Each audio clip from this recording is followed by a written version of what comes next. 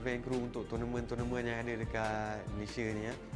So saya tak ada terikat dengan mana-mana company ke, tak kerja full time dengan orang. Saya as a freelancer je. So di mana freelancer ni saya bekerja dengan company-company yang besar, orang kata lebih orang kenal sekarang macam TGC, Orange Esport, Mushroom.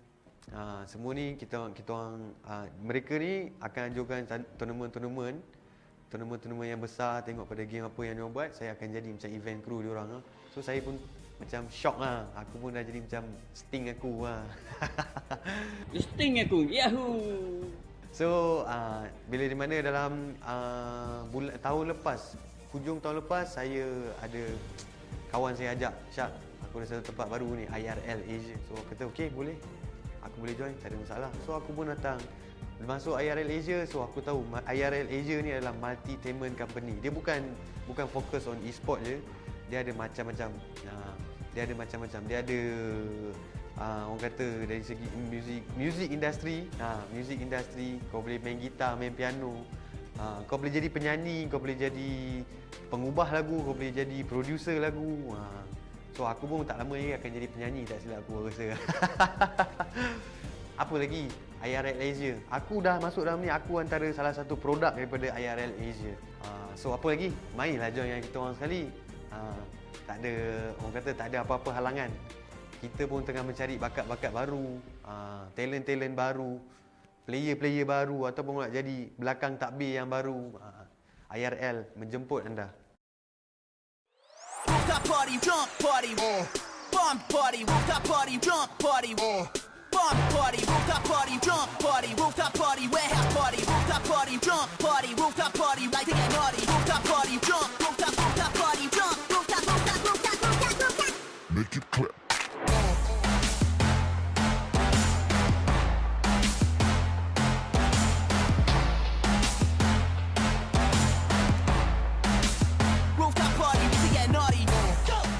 Ladies and gentlemen, welcome to IRL Asia's YouTube channel. I'm NeonFaith, and today we'll be taking a look at some of this Odysseys plays for the week.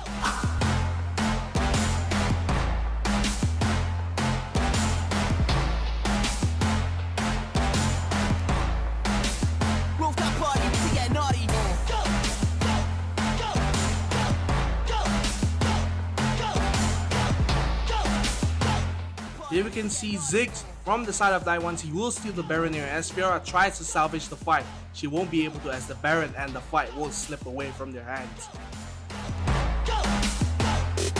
Naughty, naughty.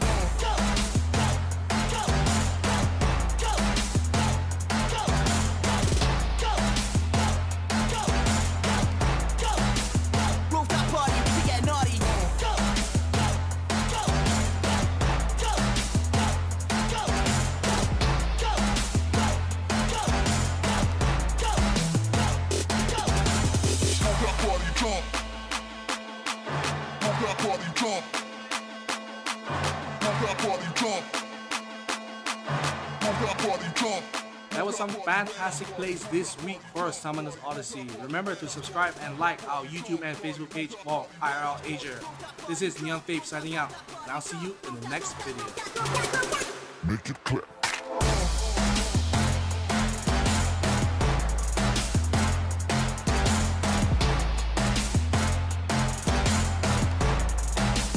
Rooftop party, we get naughty.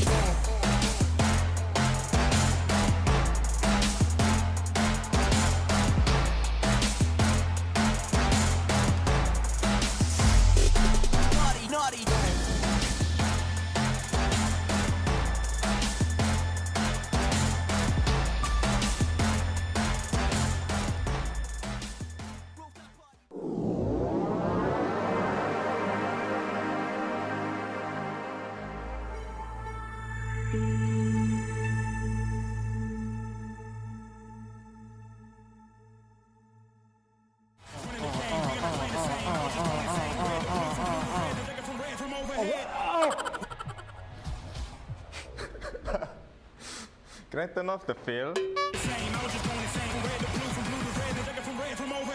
Wih, apa benda? Apa benda tu?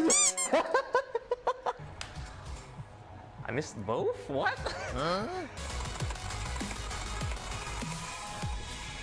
Hey. Whoa, sorry. I'm a dirty. Alright, let's play some Beat Saber. Let's go. We're playing, yo. I got the power. Itu easy lah. I got the power. I got unlimited power. Game. I got unlimited power. Running the game. We are not playing the same. I was just going insane. Red, the blue from blue to red, the nigga from red from overhead. We're playing. Habis.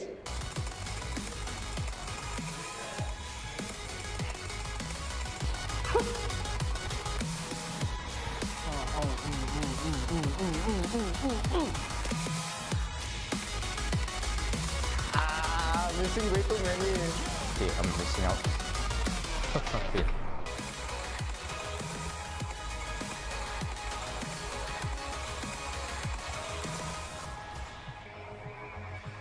I'm coming closer. Victory is mine. I'm making history this time. I'm living this moment. Living the I'm a dirty. Okay. I'm a dirty. I'm colorblind actually. That was hot, but nothing too hot. It's way too hard, man. Too confusing. That was challenging. Yeah. Good game, good game. It was good. I beat Lionel. Weh, sana. Asal aku tak lulus, Mat. Serius ah. Tapi serius, susah. Tak boleh. Sebab dia bagi aku hard. Aku tak boleh nak main. I'm a dirty. Okay. I'm a dirty. I'm a dirty. I'm a dirty. Funk accelerator. I'm a dirty. Look, mom, that's a dirty. Nah, you.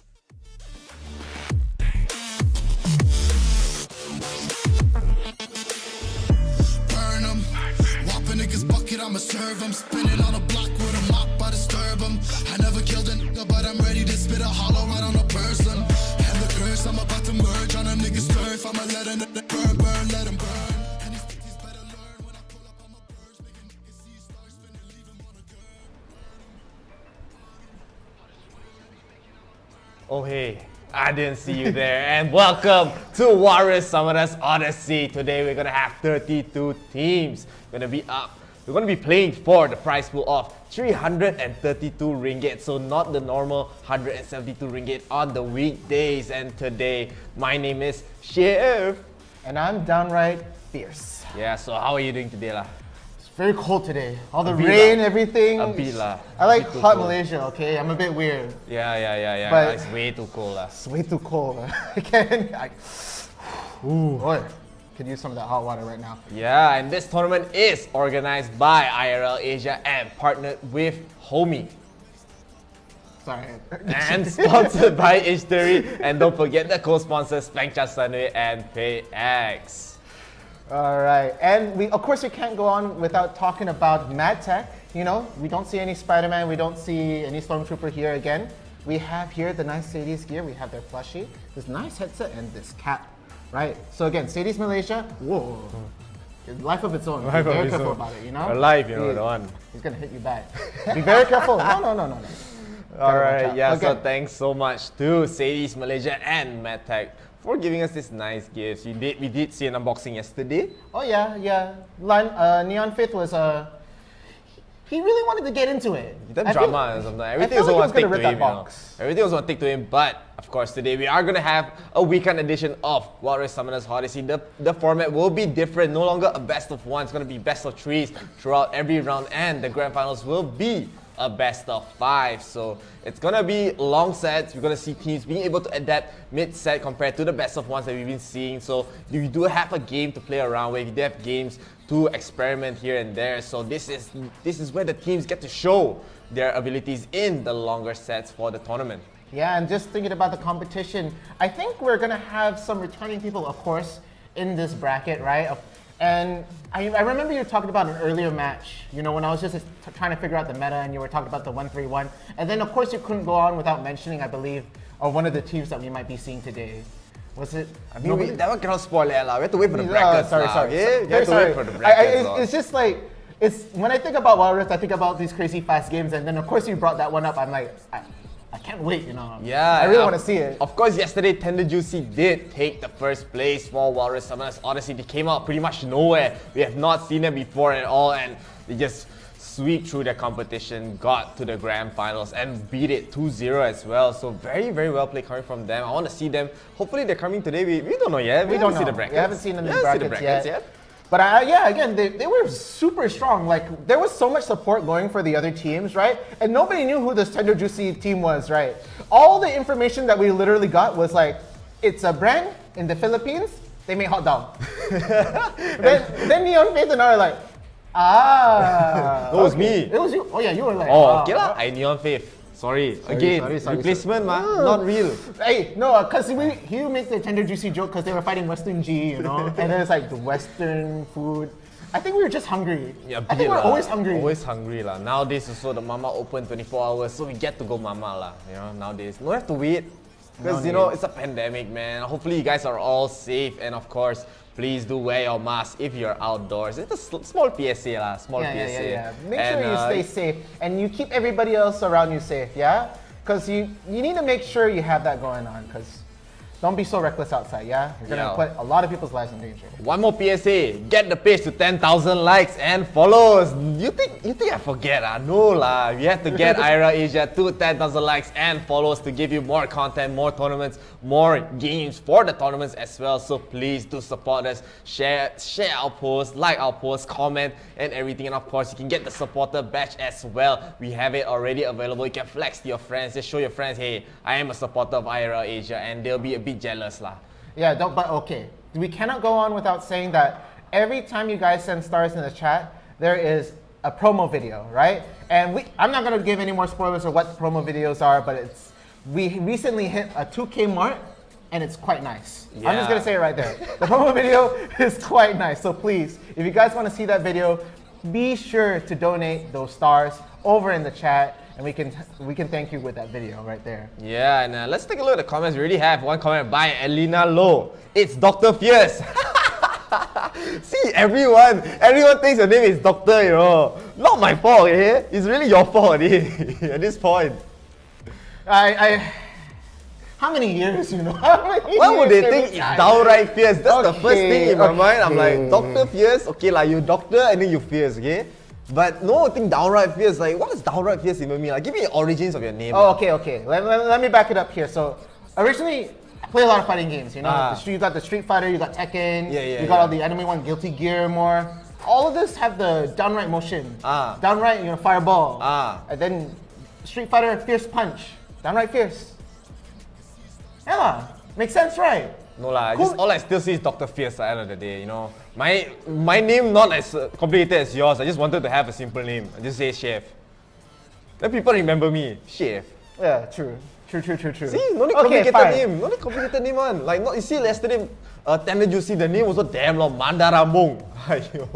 Hey, but for the fact that it means pirate, it's actually catchy right now. It's a bit catchy lah. Mandarambong, he's also a good player, so hopefully we get to watch him today. Oh, for sure. I can't wait to see them. But it looks like we got the bracket up and running. Yeah. So we'll take a look right here, see what our matches are like today in the weekend edition of Summoners Odyssey. So let's take a look. Let's see, at the top we're gonna have Noblest Gaming versus Western G. We have saw Noblest Gaming before. They are the special. They got the first pentakill of all of IRL Asia's tournaments. So the first time we got to see a pentakill and also a sub 10-minute game. Yeah, so I know about the sub 10-minute game. You were telling me about this. This is the first time I'm hearing about the pentakill now. Yeah. I really want to see this team play. But right below them we have SV Empire and LF sponsor, looking for sponsor. I mean, the first time I heard that, I was just like, oh, okay. No, there's LF manager and then LF sponsor.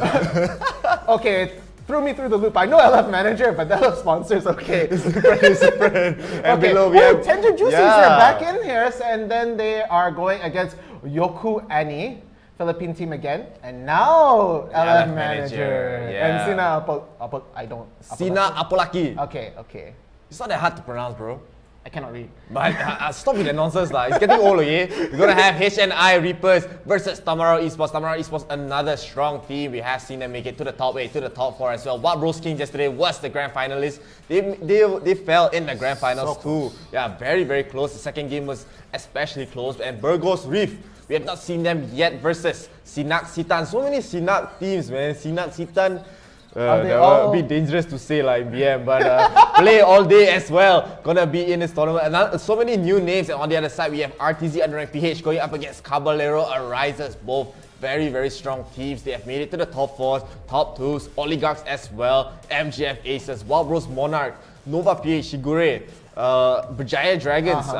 Again, they're coming in today. Steve and friends, Midshipman Esports. Yesterday, I think the acronym was like damn weird. Couldn't really read it, right? Yeah, I don't know what it was. And then they have the men esports, and then they had the Scuttlers one. So I think it might be the same team. Of course, feel free to correct me if any of that is incorrect. But yeah, Midshipman Esports, Midshipman Dragons, and then Diet Ones.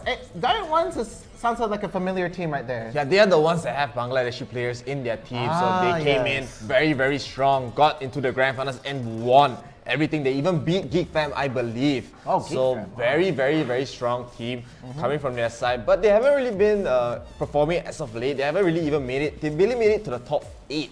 So we have because teams are getting stronger. It's not because they're getting weaker. It's just teams are getting stronger and stronger. Best of 1 format too as well. But this is what makes the weekend edition so interesting, because we'll be running best of 3s all the way till grand finals, where then instead it's going to be a best of 5. So you have a lot of time to adapt, especially right now. Best of 3s are just the best way for teams. It's basically like first game, play what you can, play your best. Second game, if you win, you have the chance to experiment. You have the chance to try out new things. And if it works out, it works out. If it doesn't, you stay at the game tree to play around with. But some teams, they don't want to go to the game tree. Nope. You don't want to go to a game tree sometimes. If you give even the opponent team a slight bit of momentum, they're just going to run with it. Yeah, exactly, and it's really comes down to the end of the day about, mental energy. People think you're just playing games, you're sitting there, you're doing nothing. It takes a lot of brain power, okay? This is why a lot of us, energy drinks and all this, it takes a lot of brain power. We need that. But it looks like we are going to go into our bans for the first game coming up right here. So Nobilis will be the first ones to go for the ban. What do you think? It's probably a Camille, Diana ban, I believe. No, Brahm's going to be banned out. Yeah, they do have the first pick, so they have the option. They have to give Western G the option here. Are they going to leave out the Akali? Are they going to leave out the Camille? Are they going to leave out the Galio even? No, they're going to take away the Graga. Still a very, very strong pick for their side. And I mean, Noblest Gaming, they have like the pentakill they did with the Akali. So Western G, they probably want to get it out of the way. No, they're going to ban Olaf. I've been seeing a lot of Olaf recently. Maybe they're thinking ahead. Maybe they fought with Nobilis before, but again, Akali's left them there unless Nobilis decides to ban them. No, Nobilis, there's no way they're going to ban it. They want to pick it up. They have the first pick, but Western G banning out Olaf is very, very peculiar. But no, Nobilis they will be banning out. So maybe they want to go for the Camille or the Galio here from the looks of it. But Olaf ban is I don't know whether that's a waste of a ban or what, because that leaves so many strong champions still left in the pool. There's still Galio in the pool, Camille in the pool, even Lee Sin is in the pool as well. Oh yeah, Lee Sin, of course, we can't forget about that. But maybe the Olaf pick is like a preemptive counter to whatever comp they want to run, Maybe Western G is thinking ahead in the bigger picture. We'll just have to see what sort of things come up when it comes to the picks, but already immediately, you said the Akali was the one who had that pentakill, right? So with that out of the picture, was there any other players or any other plays from Nobilis team, that were made with certain characters? I believe they were playing Oriana, I think. I'm not really too sure, but I mean, they can just play, for looks of it, they can play a lot of champions. They are going to be hovering over the Vi. It's very, very popular lately, but I mean, there's still, the junglers right now have been so many options. I mean, they're even hovering over Amumu. I will be surprised if they do pick the Amumu here. Vi is a very solid pick. But this leaves Western G with the option. Are they going to go with the Galio Camille here? No, they're already hovering over the Alistar. Maybe not going for it yet. See what they want to go for it. No, they're going to pick the Galio. They're going to pick the Alistar. Just very, very solid support mid laner over here. Yeah, and just yesterday, I believe we were talking a lot about how that Galio-Vi combination was really, really good. So Western G picking up Galio is a pretty good call. And oh yeah, Ziggs! Completely forgot about Ziggs being in the pool. That is explosive damage coming out. If Nobolis locks this down, that's a potential for another pentakill, I guess. Oh, I actually like the one hovering over Camille's name, Help Desk. Help Desk, IT Help Desk. Oh, that's a good one, actually. I mean, yeah, you did. I also forgot the fact that yesterday, every game that we watched, Ziggs was banned out. Yeah, like Pretty we didn't much. see Ziggs at all. We didn't see Ziggs at all. And Western G, they aren't going to be able to get a Camille here. Maybe want to go for the Fiora Darius for the top lane matchup. So they are hovering. Lucy the CC, I love that name. He is going to be getting the Kaisa. And they're going to go for Darius here. So it looks like it's going to be a top Camille going to go up against Darius. And Noblest, they still haven't picked their AD carry and support. And yesterday as well, we've been seeing so much popularity for Seraphine. Yeah, Seraphine was definitely a favorite pick in that moment. I think that because they like the resonance, they like to be able to heal up quickly and have that peel off. But looks like it's going to be Corki and Seraphine being locked into the side for Nobilis. And on the Western G side, okay, Jarvan. All right, I like this comp already coming from both teams, particularly with the Western G side. They're going to be able to have the Cataclysm locked down, and then Galio being immediately able to ult in and just seal kills, you know, together with Jarvan. It's going to be, I think that's a pretty good comp. And then you also have Alistar being able to knock up, you know, do a lot of damage right there. I like this. I like this on Western G side. I kind of want them to go past and go make it to like top 8 and beyond again. It's been a while. I mean, Noblest in general, their comp has so much damage. They have the Corki, they have the Ziggs, and Vibe engaging right there. It's going to set up a lot of kills for their side, and not to mention Seraphine. She's actually a teamfight monster from the way we've seen her. That Encore is so scary. If you get the lineup on a 5-man charm, that teamfight can just turn around instantly, just one click of a button. Yeah, it is devastating, especially when you're trying to funnel in and trying to focus on people and Seraphine's at the back. Usually, no Seraphine's going to be at the front, let's be honest, right? Yeah. Then you're trying to go in, she fires down, and it's just all over. Yeah, because when she fires from the back, even her teammates will be able to echo it with the ultimate. But let's get into the game. The first game of the day, of course, don't forget, this is a best of 3. Noblest Gaming versus Western G. Noblest Gaming are going to be on the blue team, and Western G are going to be on the red team, so we might see just a standard lane coming out from both teams, but Ziggs is very front. Western G tries to be in the bush, but I don't think they're going to get anything out of it here. Yeah, you're going to at least need 2 or 3 people. Everybody's level 1. They're not going to be able to get a pickup so early, but Alistar is moving deeper a little bit into the bush, but I feel like it's just pretty much going to be standard here. Ziggs going to be in the mid lane, top lane Camille, of course, and then Vi jungle, bottom lane playing a bit aggressively, already pushing in, doing a bunch of damage, being able to push Western G all the way back to their tower, maybe even getting that sweet fruit early on. No, the sweeper has not spawned yet, so Lucy the CC is going to be very low. He has to be careful. He does have the barrier, he does have the flash, and the Alistar as well is going to be here. He missed the kill, the first kill, but it's okay. It just looks like Noblest Gaming are going to have the lane priority in the bottom side, but I feel like this lane, as long as Western G are a bit careful, oh my god, it's just so much damage, so much poke. This is the new poke count that we've been seeing nowadays.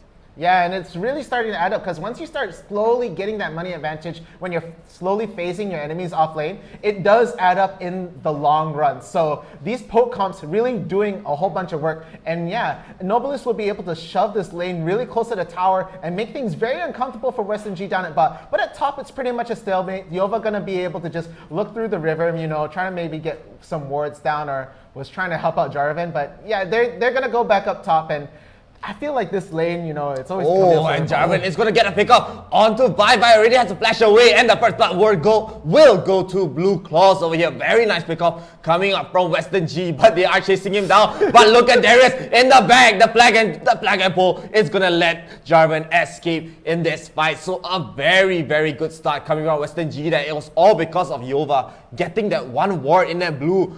Vi was able to be spotted right there. Yeah, very good eye on that ward right there. And again, Jarvan, the very good movement there. But look, another fight going on. Alistar is going to get poked out, trying to get the ward in there, and he goes down. But Lucy, the CC, will be able to go back. But overall, that is a pretty big loss coming down at the bot lane. Oh, and another fight going down at mid. Vi manages to get the Galio overextending from the mid lane, and that's another kill. Western G now down 1 kill over Nobilis. Yeah, I mean, Noblest, they strike right back. They got a very clean kill in the bottom side, and in the mid side as well. Galio a little too over-aggressive, jumping, in between the tier 1, tier 2 right there, was way out of position, so he will get caught off here. But I feel like, Nobles Gaming having this lead, 1,000 gold lead, is going to be pretty decent right here, especially having the Corki. Corki is able to hit the power spike very early on, and look at Kaisa already. One root, she has to just immediately run away. She cannot re-engage, especially when Alistar's not in the lane yet. Yeah, there's nobody to peel for Kaisa over there, so if she did try to engage and try to do an extra bit of damage,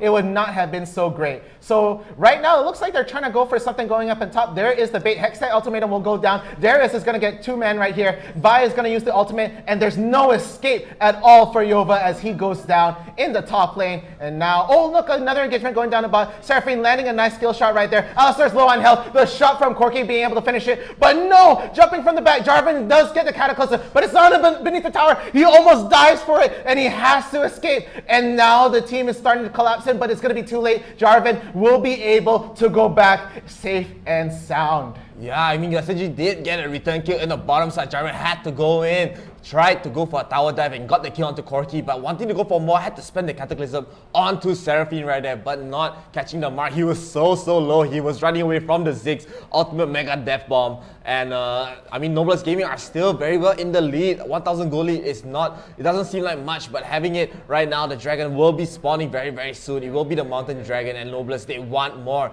Look at them, they're already grouping up, trying to kill Galio over here. Yeah, and of course, Seraphine being on the other side, that Mountain Dragon buff does help out a lot because they're going to be able to get that heal with that passive with Seraphine's skill. But it looks like Western G is going to take the initiative, and they are going to start the Dragon, but I don't know if Nobles sees this. No, the Vice spots them out. They're going to be able to hover around, and there we have Alistar being a bit defensive, creating a bit of space, making sure this Dragon is going to be taken without any problem. Jarvan seals it off, going to be able to get that, and now they're going to be able to reset. But no, they're going to jump on the Galio. The fight's going down at mid lane. Galio has to use the Q to poke out, but it's not going to be enough. He barely escapes trying to dive out, but no, looks like it's going to be a poke out right there. And there's a Hextech Ultimatum. It's going to be a lockdown, but no kills just yet. Alistar barely escaping, has to use a flash. 5 stats going down. Cataclysm is going to get procced. The 5 stat bleed going on the Vi. Vi has to retreat right there. Package coming in. Corki, gets the kill. Gets a double kill right there. Galio not looking too safe behind that tower. They're willing to go in. Corki, oh no, okay. There, Galio, okay, has to use the flash and goes back towards the base. It was almost going to be a mango situation right there. Both teams, they were just going back and forth. No one was actually dying yet, but it all started from Blue Claws going in, getting the kills at the start. We saw Vi trying to get a re-engage, but the Cataclysm came out and Nobles Gaming, they had a nice re-engage with the nice 6 bomb and Corki going in with the package as well and getting the kill behind the turret. So very well played coming from Nobles right there. And now from the 1k goal lead, it just ramped up to a 3,000 goal lead over here, even after losing the Dragon. Yeah, that Dragon wasn't a very important Dragon in my opinion. Western G didn't quite need it as badly as Nobilis did. So in the end of the day, it's a nice permanent buff on the Western G side, but overall Nobilis is coming on top in all this engages. But as I say that, the Rift Herald is going to be spawning up in the Baron Pit, so it looks like Nobilis is primed to take the scanners going down. Oh, but face check the bush. Big mistake. There are 3 people up there. Kaisa not going to be fast enough to peel, but they're going to withdraw. They're not going to go in and try to get this Alistar kill. And with that, they know they can comfortably start this Rift Herald without too much competition. Yeah, Western G, they are going to be spotting. They know that they're doing Rift Herald here, but it's only Jarvan, the only one here trying to go in. Maybe he wants to go for a cheeky steal with the Galio combo as well. The pole will be there, but they will just give it up. They don't want to fight there. The rest of the members are not there. Very smart play, very proactive right there, but we do see Yova being very aggressive onto Ares. Ares has to run away. He doesn't want to take 5 stacks there, or he will die, but look at Lucy the CC. He will get instantly rooted and re-engaged, and now Nobles, they're so aggressive. Alistar tries to get some disengagement. He won't be successful as the damage has been done. Lucy the CC has already fallen. The Rift Herald is also being dropped, so Nobles Gaming are going to be able to secure the top turret here. Yeah, and Darius is too off position to try and go in, and is now trying to battle this bottom tower, but top tower will eventually fall to this. They have to fight a full 4-man team up at top. They have to reset on some of them. So again, the first tower going down at top. Western G, a bit of a struggle here, and it's just going to be a trade back and forth between this Darius and this Camille. Yeah, Nobles, they are just playing so proactive. Any opportunity they find, they immediately go for the kill. Lucy the CC has been caught out so many times in this fight already, and he was always out of position trying to get back into the farm because he knows that Noblest Gaming are way more farmed than Western G right now. And I mean, Noblest in general, you would think that they have no frontline, they have no tank, but I mean, the Vi is just being the best frontline, the best initiator for these fights, and they're just playing this fight superbly right now. Yeah, along with that charged Q motion that Vi has, she is able to just jump in and start the fight, even from very hard positions. And of course, the follow-up coming in from the rest of the team is very strong on the side of Noblest right here. But that's not to say that Western G doesn't have any sort of engagement tool themselves. They actually have very strong disengagement tools. They've already used the Galio ult quite defensively, being able to jump in and just sort of stop the fight. Alistar already had to jump in a couple of times and just get the knock-up just to buy some time. But again, these Cataclysms, I feel, are the real game changers here. Like, if he lands another good one, it could be a great fight. But it looks like they're going to start Infernal Dragon. This is definitely a wanted dragon right here. Yeah, I mean, even though they did get a nice Cataclysm, but the damage coming from Noblest, it might be too much. Look at Alistar already in the front line, and the Galio ulti going to come in. A 4-man knockup right here. They will be engaging onto the Vi in the front line, but the Charm will be able to disengage. The blue team did get the Infernal Dragon over here. Lucy, the CC, will be able to get so much damage done, but he's left all alone. The only one that's fallen is the Seraphine, the support. The Kai'Sa will be able to run away. In the back, we have Darius getting the kill onto Ziggs. So, end of the day, Noblest Gaming still won the fight. They won it 3-2, and they still got the Infernal Dragon after that, so it's still a win in their books here. It's still a major win. Western G having to split up between that fight. Even after that great knockup coming in from the Alistar, unfortunately they won't be able to get that focus fire. Darius managed to get the kill though, but again, it's still not quite tying things up. That was a 3-for-2 trade, and it's getting tough for Western G to come back from this. They're gonna need to take down more towers for sure. Yeah, I mean, even like you said, that if they get a good Cataclysm, if they get a good engage, it will be good for them. But we even saw a 4-man knockout coming up from Alistar, and it did not work. They only got 2 kills out of it, the squishiest targets on their team. But they have to worry about Camille, they have to worry about Vi, they have to worry about Corki. So there's so many threats on the side of Noblest Gaming, and they can't focus on everything. They have to just immediately get the burst down, but they haven't found the opportunity to do that. Yeah, again, they took out a problem earlier, which was that Ziggs, but Corki, it melted them just all the same. And right now, it's just poking Galio, managing to spot the Camilla right here. Sorry, my lag between the brain, you know. My ping problem. Asthma. Yeah. Okay, let's not use that one, all right?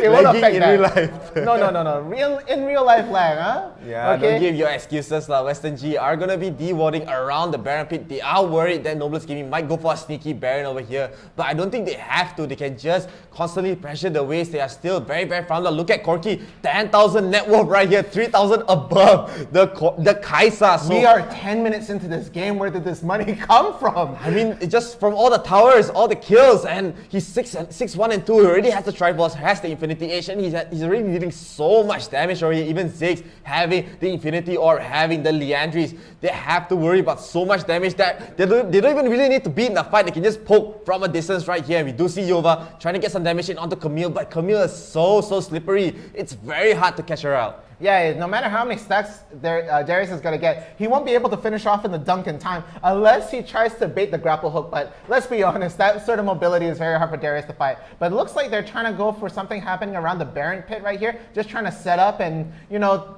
I don't feel like they won't try to go for a reset right after warding. They might just sit in this position and wait for them to find out and try to counter engage them. So they're starting to form up at top. It's going to be a 4v4. Corki's only slowly making his way up from mid. And this is definitely going to amp up into a fight as soon as someone tries to start something in the Baron pit. It might be the first one who loses, but at this point, it looks like Noblest knows they have a nice lead. So they're going to do a bit of invading right now. They're going to just, you know, sort of, they don't have to carry so much. They could just walk in there without so much as a consequence at this point. I mean, Noblest, they are just playing it very slow. They are not going for the very aggressive engage that we saw in the early game. They're just playing it slow. They know they have the lead. They just need to farm up a bit more. It will take Western G a bit of time to get back into this game, especially Yova on the Darius. He needs kills. He can't really get that farm, and to compete with Camille in this stage is very hard. the one-on-one is going to be in Camille's favor. She has the hashtag ultimatum to be able to dodge the Noxian guillotine, the dunk coming out from Darius over here. So the one-on-one, it's still in Camille's favor. Darius trying his best to get that split push in, and the dragon will be spawning as well in 10 seconds over here. Yeah, and this dragon, is this one an elder one? I sort of lost track. No. That's a dragon. Okay, yeah. Okay. I'm cutting myself ahead. I already see Baron. I thought, okay, maybe an elder dragon come up soon. But it looks like it's going to be started by the end of Nobilis, and it looks like... Okay, no, Jarvan won't be jumping in too quick, but Camille wants to play aggressive, goes really out of there and gets the Hexa ultimatum, but Galio jumping in, trying to get the disengage going on right now, but the damage, they're not going to be able to keep up. They have Focus Fire being really, really good on the side of Western G, but they're still not going to be able, they didn't get the pick off at all, and right now they might have to just run for their lives with one person down. The Galio will unfortunately be the one who goes down here. Camille was just so much of a problem the entire fight. She was just going in, focusing on the Galio the entire time. Even Galio getting the nice ultimate, getting the two-man knockouts was just not enough. The damage coming from Nobilis was just way too high for Western G to deal with. And look at them, they're still so healthy. All they had spent was 1 GA coming from the Vi. But they'll just come out basically in any time, since they're not going to be forcing a fight anytime soon as well. Yeah, we can expect that GA to be a factor again in the next fight, because I don't think Western G is in any fit form to try and challenge Nobilis in any sort of team fight. They might need to try and take a tower or an objective or split push right away to force something else happening, because if they want a face-to-face fight, it is not going to look good on the side of Western G right away. Oh, but looks like a scanner going down right now. They're just trying to get vision on here, and that's a good thing. You don't want the other team to just be walking in without you knowing, yeah? You need to see what's happening, especially in your house.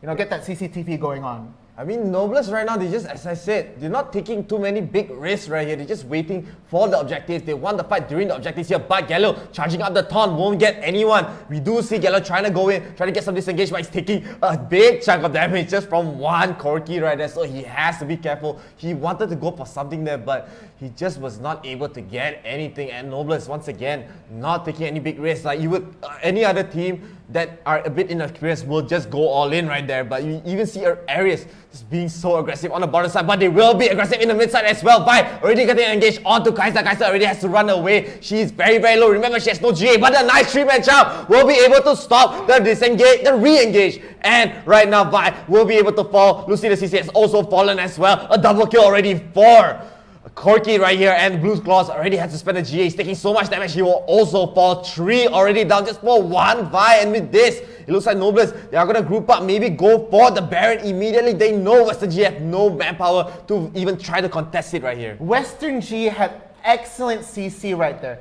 They landed the ult from Galio, they managed to get a Cataclysm, but they just could not survive the damage at all. This Nobilis lead in comp, they're just getting melted down even if they manage to stun somebody. It's just insane. Too many characters are a problem. Seraphine with the good root, and Corki just being able to melt you down. It is just an uphill battle that I just can't see victory from here. What would Western G need here to win?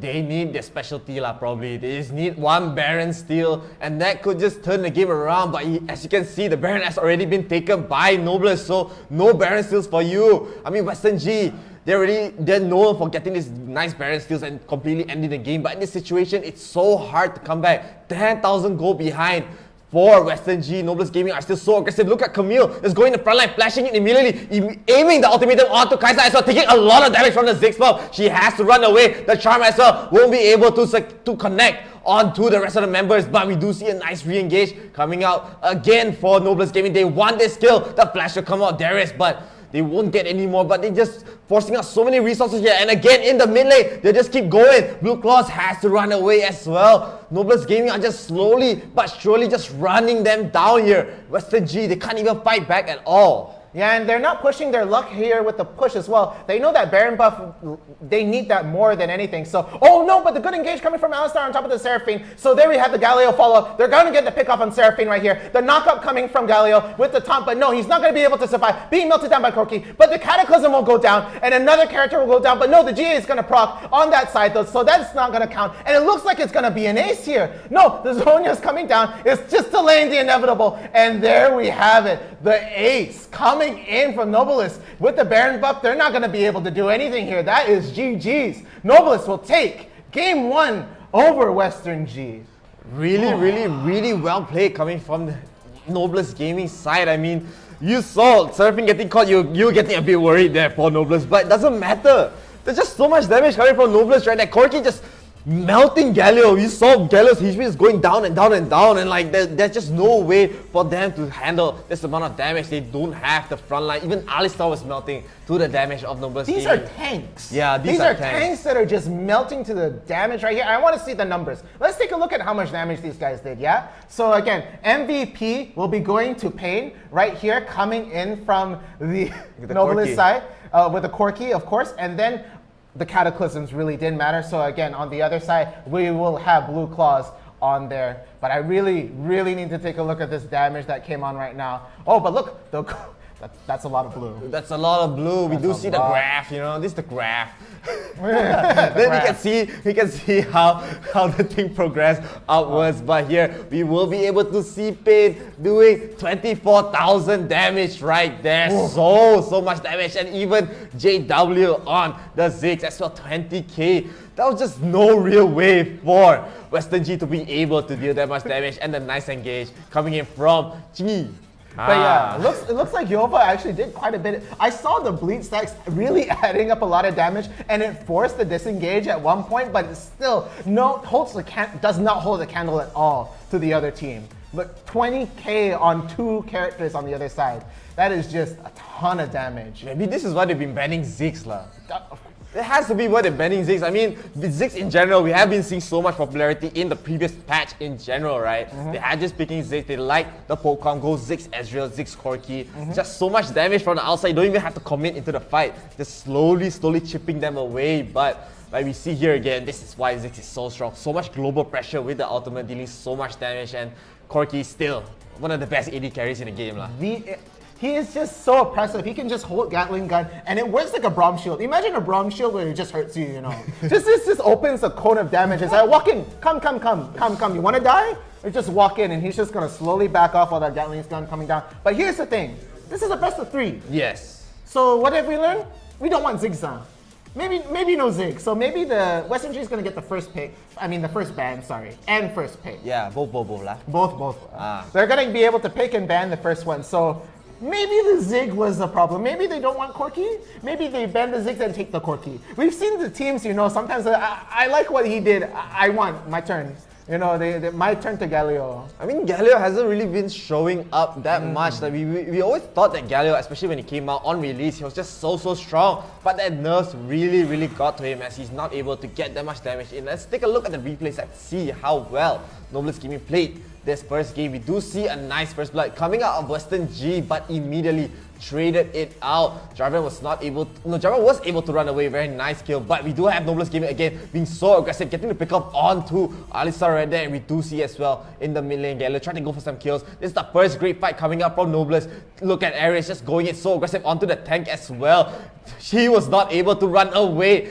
At this stage, Ares has no damage at all. He did flash away from the Ziggs bomb. It looked good for Nobilis Gaming at the start. The Cataclysm came out, the double dunk came in, but we see the package coming in from Corki, cleaning house right here. They were not able to run away. Galio as well, just barely surviving right there. Yeah, in the early parts, Western G and Nobilis were really trading kills, was fighting on multiple fronts, some at the bot lane, some at the top. But ultimately, these group fights, it was just, no matter how good Western G was in terms of landing these CCs, the face-melting damage that Nobilis had was just overwhelming. Even here, look at this fight. 4-man knockup. Galio does the follow-up. How many people are out of commission here? But one Hextech ultimatum. They're going to take out the damage dealer off in the corner. They're peeling off right here. They're not being able to fight. Corki's going to Gatling gun. Get multiple kills here. Darius going to get one pick off at the side. And still, look, it's going to be a 3-kill versus 2-kill trade. Not very good on this side. And again, okay, great engagement again. Western G being able to land the, getting multiple knockups here. But they're not surviving at all. But, okay, they get the kill up there over on the Camille, still good. But look, they're not going to be able to go in. That Gatling gun, that's a Braum shield if I'm not mistaken. No, I mean like in general that was all Camille just going in, being so aggressive, locking down the Jarvan. Right, the Jarvan had to spend the Cataclysm, not able to get any follow-ups. I even see here re-engage coming out from Alistar, comboing with the Galio, but it does not matter. The damage coming out from Noblesse is just way too high for Western G to handle. Look at Galio, has to run away. The Cataclysm does come out onto Corki, but it does not matter. The GA immediately spent out. They do get the 1 kill onto the Vi, but at what cost? The damage has already been done, and with this, they got the Baron buff. We do see here Western G try to get some engagement. They do get, I mean, Noblesse started to engage here first, but Noblesse decided, yo, we can just back off here, and after this, Western G, they were able to get the re-engage onto Seraphine. I believe you'll be able to see this right here. Yes, they will be getting the nice engage onto Seraphine, comboing with the Galio ultimate, but that's so many resources just for one Seraphine. You have to remember Corki's in the game. You have to remember Ziggs is in the game. Look at the damage coming up from those two. The Cataclysm comes out, but the GA, it's only the GA being spent by the Vi here, and with this, Noblesse Gaming were just able to clean house and take the game very, very convincingly over here. Super convincingly. Again, Western G, very, very good, you know, landing all these hard CCs and everything like this, but target priority. How many ults were fired on that single Seraphine? Feels bad to be that pop sergeant and just melt away like that. But again, the rest of the team coming back and just taking that up, finishing the game over there, it was just, all that damage. That's just so way too much damage. This is just why we've been saying Corki is just so strong. We didn't even see a single Corki yesterday. I think we only saw one Corki yesterday actually. Yeah. Like just one pick, but Corki is still such a strong champion. If you have the Corki, you might as well pick it up. I still believe he's still the best top 2. Top 2. Kai'Sa, Corki. Corki, Yeah, like, but teams have just been favoring Ezreal, Yeah, been favoring Zaya. Yeah. Like, it's not that they're weak, but it's just that Corki is such a strong piece, so versatile. He can go mid, he can go bottom. But I feel like Western G are probably going to be betting on the Ziggs here. I believe they do have the first pick. They also might want to consider betting on the Galio as well, because we don't know whether Noblesse Gaming have a Galio of their own.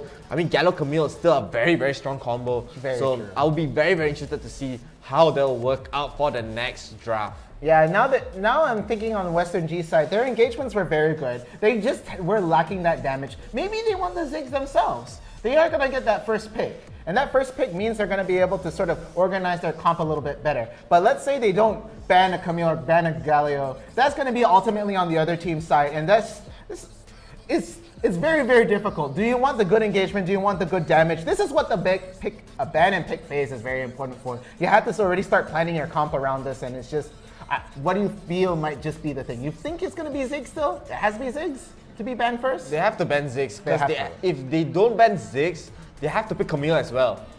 So like you have to make that decision over there. So Camille is still very, very strong. We even saw, I mean, Noblesse Gaming, they first picked it immediately right there. And of course, Western G don't want to give the Galio over. Galio Camille is just way too strong of a combo. You have to just take it away. But in this situation, when you have the first pick, you need to secure a very, very strong pick. And Camille is just one of those very strong picks here. Yeah, definitely. Like Camille has most likely been like the first pick anytime someone hasn't banned it at any point. We've always seen like the Camille being picked first, unless I believe it was Mi Jungle Feed where they immediately picked the Lee Sin. It's always been like that, right? And it looks like we're getting some updates on the poll. You know, a lot of support here. And it seems like we're getting a huge amount of support coming in from the Noblesse side over Western G. Yeah, 77% of the people that voted for Noblesse Gaming to take this set. But Western G, you cannot really forget that they are still the 3-time winners. So, I mean, it looks like Western G are the underdogs here, but Noblesse Gaming are putting their money where their mouth is, right? They're just so strong in general. They are the team that got the first pentakill on stream, and they got the first sub 10-minute game on stream, the fastest game that we've watched by far over there. But again, Western G was the team to take this tournament before, wasn't it? They were also up at top 4 for how many times? Like 3 times? 3 times. 3 times. They're a very consistent, very strong team. 4 times. 4 times. Because the 4th time they lost. Sad. Sad. They lost to Hulowski Esports, I believe. Oh, Hulowski Esports also quite strong, yeah. But like, yeah, they were Western G definitely has the potential to take this, but again, the shoutouts coming in here for Noble is coming in the chat is momentous right now, 77%. Yes, so Western G, they still have the game too, so they can recollect themselves. They can just try to readapt to the strategies of Nobles Gaming. And Nobles Gaming, again, we've been seeing this yesterday as well. The teams that have been winning so far have just been more aggressive, more proactive, and that's what you really need. Even though the meta has slowed down, doesn't mean you don't have to roam. You still can get those roams in, create a lot of pressures in the mid lane, especially like you want to get the mid priority for their side, in the bottom lane as well. You don't even need to gank bottom as well. You can still get the priority as long as you need to be just a bit more proactive, a bit more aggressive, get some warding done, and play for the objective, of course. Yeah, but okay, I think this is the problem that Western G has. We haven't seen their signature for a while. You know what I'm talking about? I mean, they already know it. The first time you see it, the first time that I just saw them on stream. For me personally, like we've just been talking about Western G stealing Dragon, stealing Baron. But what we saw was teams they didn't even go for Baron. Yeah, they just they don't have to go for Baron. They don't need to. If you go for Baron, it's gonna get stolen. So what's the point? Yeah. What's the point, lah?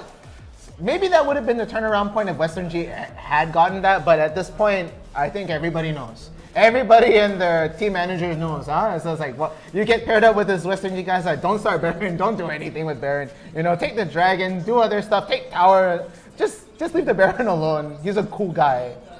I mean, even you're ahead, you don't really have to rush these objectives, right? Especially if you know you are gonna. I mean, if you're a little bit unsure, but you're gonna win the fight, so there's no point hesitating. Like we have been seeing teams just hitting the Baron going out, hitting the Baron going out. You don't have to do that if you're not confident. If you only go for it if you're 100% sure. Even if it's gonna get stolen, and then they're 100% sure you're gonna win the fight, and that's what really matters. Like you have to be able to win the fight, even if you lose the Baron. So, like if in this situation, I mean, and that. Nobles Gaming, they killed the junglers off, so there was no chance for the Baron to be stolen there. So, still, Western G, they have a chance. I mean, they're still a very, very strong team. Let's see them adapt. They have been, I think they've run also. I want to see them maybe go for a different draft. Maybe let the Gragas through, get the Gragas for themselves. Maybe just for a nice, great engage, great tank. Like maybe ban out the Camille, ban out the Ziggs. And maybe if Nobles Gaming, they're not really able to leave out the Akali as well, so they probably have to ban out the Akali. They probably have to ban out. They might just straight up ban out Camille here, honestly. Yeah, for that Camille was definitely a problem throughout that whole game. But yeah, I feel like if there was anything really working out for Western G, it was the Jarvan. Jarvan was very, very strong in the entire game. Very, very good cataclysms. Very, very good initiations coming in from the Jarvan. So I feel like Jarvan would definitely be a definite character to stay in the comp right there for Western G. But again, you were mentioning Gragas. I saw immediately when the other team locked in Gragas, it was going to be a big problem, right? But Camille, do you think the Camille would also be better on the Western G side? They might want to take it? Yeah, that's why I mentioned at the first, they have to just make the decision. If they want to ban out Ziggs, they have to immediately pick Camille. The first pick, she's just way, way, way too strong to give it up, especially when you have the second pick, you have two picks. So you can immediately lock in Galio Camille. At that point, it's really like, okay, what are we supposed to do here? Galio Camille ultimate, Galio ultimate come in, you're dead. That's just the combo. You cannot really do anything about it. But I mean, so there's still some options. If they leave Akali in the pool, they have to pick the Akali lah. No choice. Akali does lane very well against Camille. She lanes very well against pretty much everyone. Even Fiora, honestly. Like we have seen sometimes Akali beating the Fioras. But it's sort of even, but Akali is still very, very annoying to deal with. That's why teams are still banning her. But I feel like Yova, I've seen Yova play a whole bunch of Darius. I know Darius is definitely a comfort pick coming in from Yova. So does Yova have a lot of experience playing a lot of Camille? I mean, playing at this level, obviously, you would need to play all the top laners. You know, you need to be able to figure out how Fiora works, you need to be able to figure out how Camille works and all this. But whether Yova can really work with Camille, that might be another thing. So they might just lock in a Darius as well just for top lane. Nah. That's not going to be a priority though, of course. They're not, you cannot really underestimate Yova. We have this, before this he hasn't played Darius at all. Before this patch. Okay. So, I mean, Darius has just been popular recently, only the last few days, the past week after the balance changes to Darius. But before this, the top laners were just Camille, Fiora. That's it. Gragas. That's it. Yeah, Gragas, of course. So, like, having Fiora, Camille is just very, very common for the top laners. So, let's take a look at the bans right here. Western G will be having the first ban right now. So Noblesse are gonna be banning out Braum over here. So it looks like they're gonna go for the same bans from the looks of it, and Western G for their side. What are they going to ban? Yeah, okay, so the Ziggs is gonna come out, like just as you said, it was a major problem coming in from the last game. So damage is gonna get toned down significantly on the Noblesse side. But who is their second ban? Is it gonna be that Akali again? Are they gonna ban out the Camille? Because that was a huge problem and leave the Akali down. Again, it's gonna be the Olaf. Again, you felt like that was a wasted ban in the first game, but they must know something about Noblesse that we don't, because maybe they're just so afraid of Noblesse being able to run it down with Olaf. I mean, we have seen Olaf being so annoying to deal with, but Noblesse, a very interesting ban. They ban out the Jarvan. They want to keep Western G out of their comfort zone. So that leaves Vi in the pool, that leaves Gragas, Camille, and Wukong in the pool. So a lot of still very strong junglers in this game.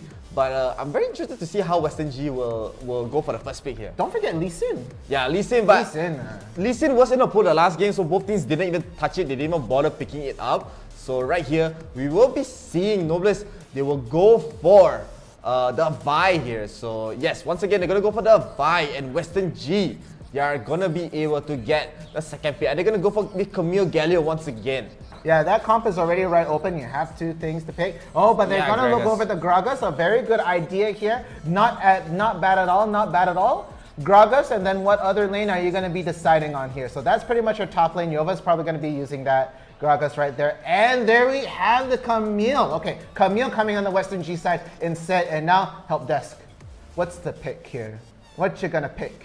It might be just Gragas Fiora, maybe. Not the Gragas Fiora, Galio Fiora, maybe. So Camille, Fiora just so good against Camille in general. So getting that pick just very so. Oh yeah, I forgot about that. Akali. Akali's in the pool. So it's gonna be Akali +1. Might be the Galio, might be the Orianna. They will go to Corki here. So Galio, Orianna, Aurelion, so still in the pool for the mid laner. So let's see what Western G will go for. They're gonna go for maybe the Alistar once again. And Galio is still in the pool. No, they're gonna go with TF Camille. We have not seen this in a very long time, actually. Yeah. And this is a very big I got beaten. I beaten like you. This time we switched roles, okay? I switched roles. I couldn't beat it. TF would have been such a great pick there. I wonder why they didn't want to go for it. They want to go for something, I guess, safer with the Ahri, easier to execute, but kind of questionable. I feel it's a wasted pick right there. Honestly, I do want to see the TF is just so good with the Camille. The combo is just so effective. But Noblesse Gaming, they are going to lock in Kai'Sa Seraphine. They're going to have Corki going to go in the mid lane this time. So Kai'Sa going to be in the bottom with Seraphine once again, and Xayah going to be picked up for the AD carry Western G. Ezreal not being picked for the Xayah. Okay lah. Okay, I can sort of digest this, but it feels like the Noblesse side is scarier now. Maybe because I just see the Akali there. The Akali and Kai'Sa really scare me right now. Corki, I feel like we just traded problems here. Yeah. I feel like it's just traded problems. Again, Western G very good with the Alistar. They got the Gragas though, so that's working out really well. Camille, again, Yova's going to be using it at the top. But again, it's just, I'm very scared of the Noblesse side. This is a lot of damage coming in again. And with a great engage coming in from Vi. That draft now is a little bit more squishy compared to the last draft, because they have, they have to use Vi. Vi is not really the best frontliner in the game. She just has good engage, but they're gonna have the mid Corki. They're gonna have Kai'Sa, as you said, a lot of damage, right? But they still need to be very ahead. Corki mid, we haven't seen something just run it, but if you don't get the farm, you don't get the priority, she's not really able to come online. And I still favor Western G's teamfight potential. They have the Alistar, they have the Gragas, so with this, we're gonna be able to go and do the game 2. Noblesse Gaming just one game away, and this is the Akali Ares. Is he gonna get a pentakill again? Oh, we're just hoping. I hope we get to see another pentakill here. I'm actually very excited if that does happen. But again, I feel like Ahri might do decently well against the Corki just because she just slightly outranges Him? I called Corky at her. Sorry, I don't want to assume. Huh? Yeah, I mean, you can just say the thing. The thing, yeah.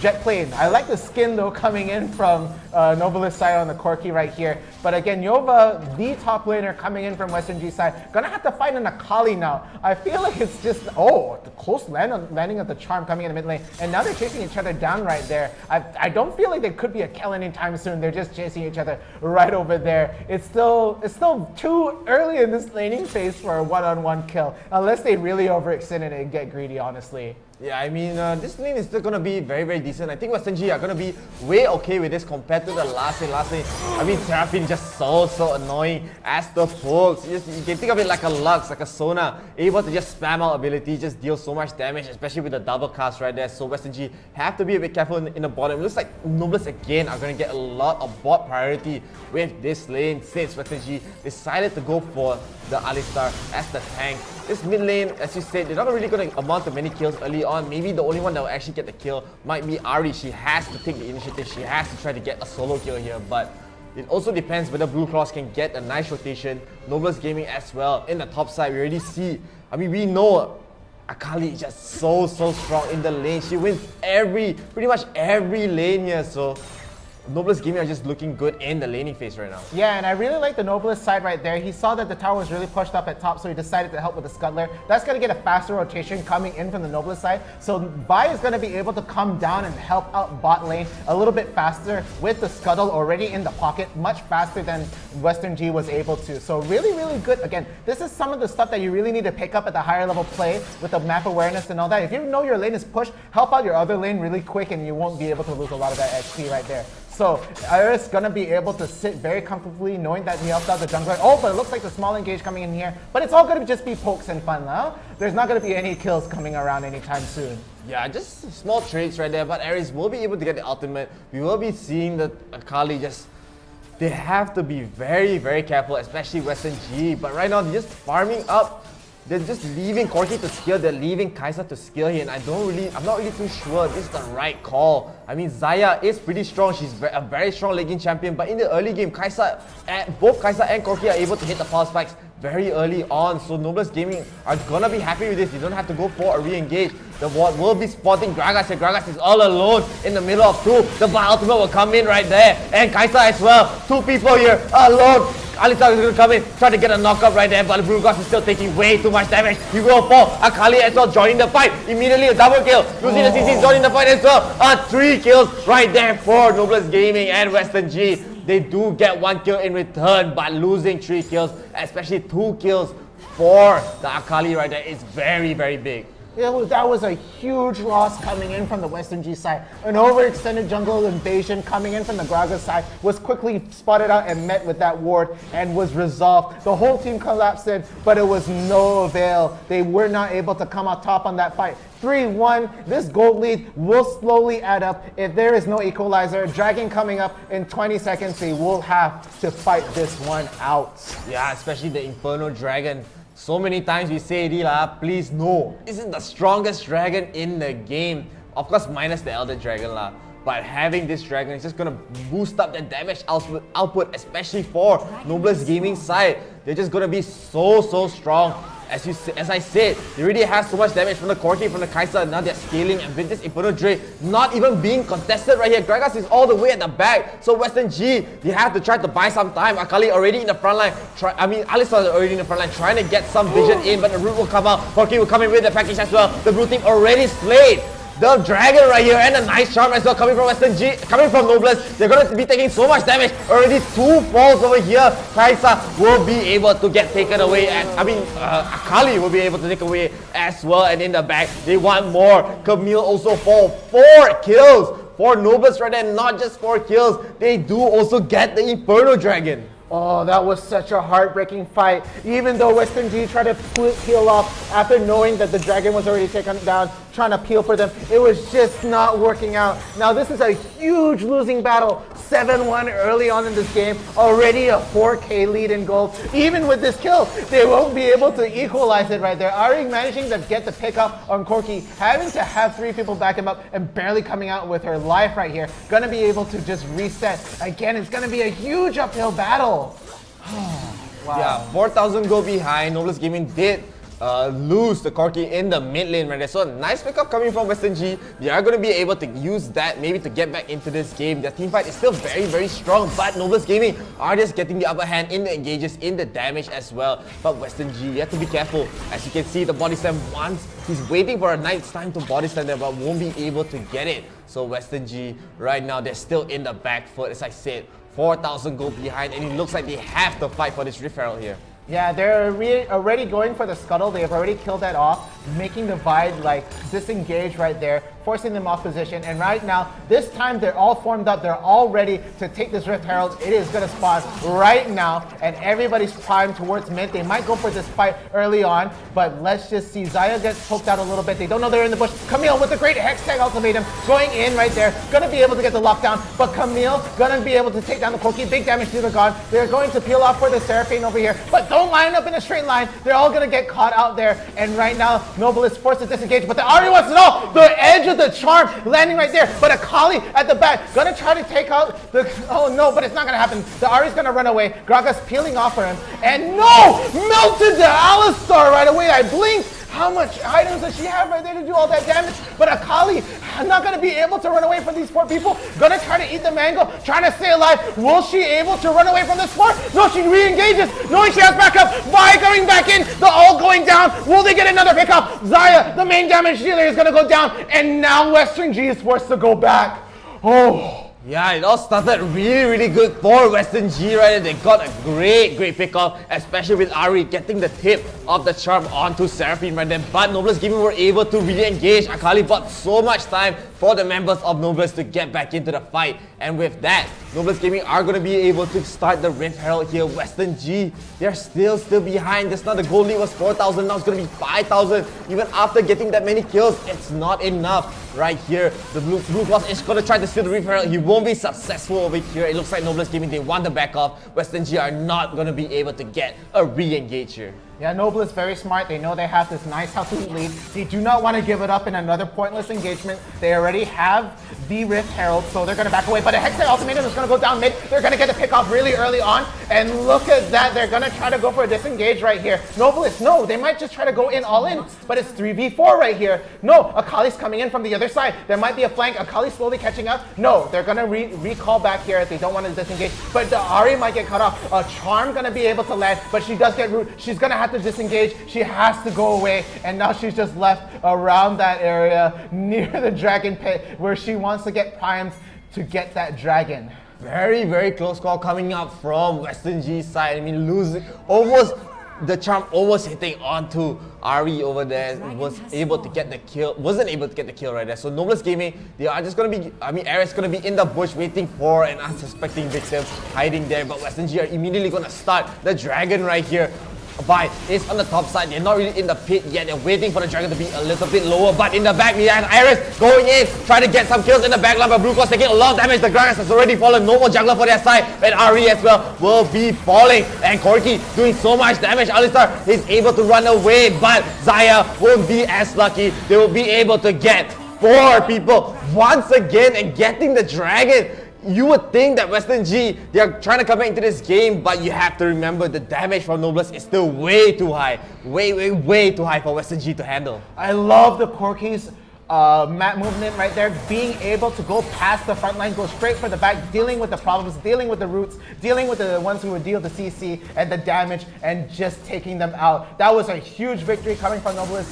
Gonna be able to take that objective and sit on a very nice and healthy lead. They're gonna be able to push mid tower all the way towards the inhibitor. And it's just gonna be really tough now for Western G. Almost a 10k lead, almost in gold. Yeah, we do even see Akali having 9,000 net worth, right? The highest net worth in the game, has the Infinity Orb, has the Liandry's Mask, and has the Rabadons as well. Very strong. We even saw she was just going in the backline, trying to get some pickoffs, and she was able to deal so much damage. Even though she didn't really get the kills, Corki was able to clean up over here. We do see an engage onto Ares. He's all alone, hiding in the brushes right there, but look at the damage he's doing. He's getting the kill onto Camille right here, and now he might be able to get re-engaged. Alistar has to be very careful. One hit away. Ares gonna be surviving it. The rest of the members of SNG are gonna come and get the kill, and he will be traded out. But a very nice kill coming from Akali's side, but with this gives Nobles Gaming the opportunity to get the Baron for themselves. Akali bought so much time for them, and with this, they're gonna be very, very happy. Yeah, the whole team needed to help peel for the Camille earlier on, but melted by Akali right there. Alistar almost barely escaping, even though he tried to peel off for Camille, and it was just not enough. The superior movement there, even landing the Hextech ultimatum, was not enough to escape the Akali right here. And right now, this is a huge deficit. A Baron buff on 4 of the players coming in from Nobilis, and now they're just gonna be able to run it down. They're gonna be caught off position. They have to disengage from the Scuttler. They're gonna have to give it away, and they will have to return back here. That Baron buff is just gonna be a threat overall in this game. They're going to be able to push all the way past the inhibitor towers at this point at the momentum they are carrying at. Yeah, I mean, Nobles Gaming, they're just able to, if they group up right here, they're just going to be able to siege the inhib turret in the mid lane. They have the Baron buff, we just see. I mean, Nobles Gaming, they just need one big fight right here in Western G. They cannot afford to lose even a single fight. And right now, they are going to be grouping up in the mid. Gragas will be farming up the Raptors over here. Akali might be caught out in the top side. We do see Alistar trying to go in, but they won't be getting a kill over there. And this gives Nobles some more time to get the re-engage. And Camille's all alone in the bottom side. She will be able to escape, but she won't be able to save the bottom turret right there, and Nobles Gaming just slowly pushing it down.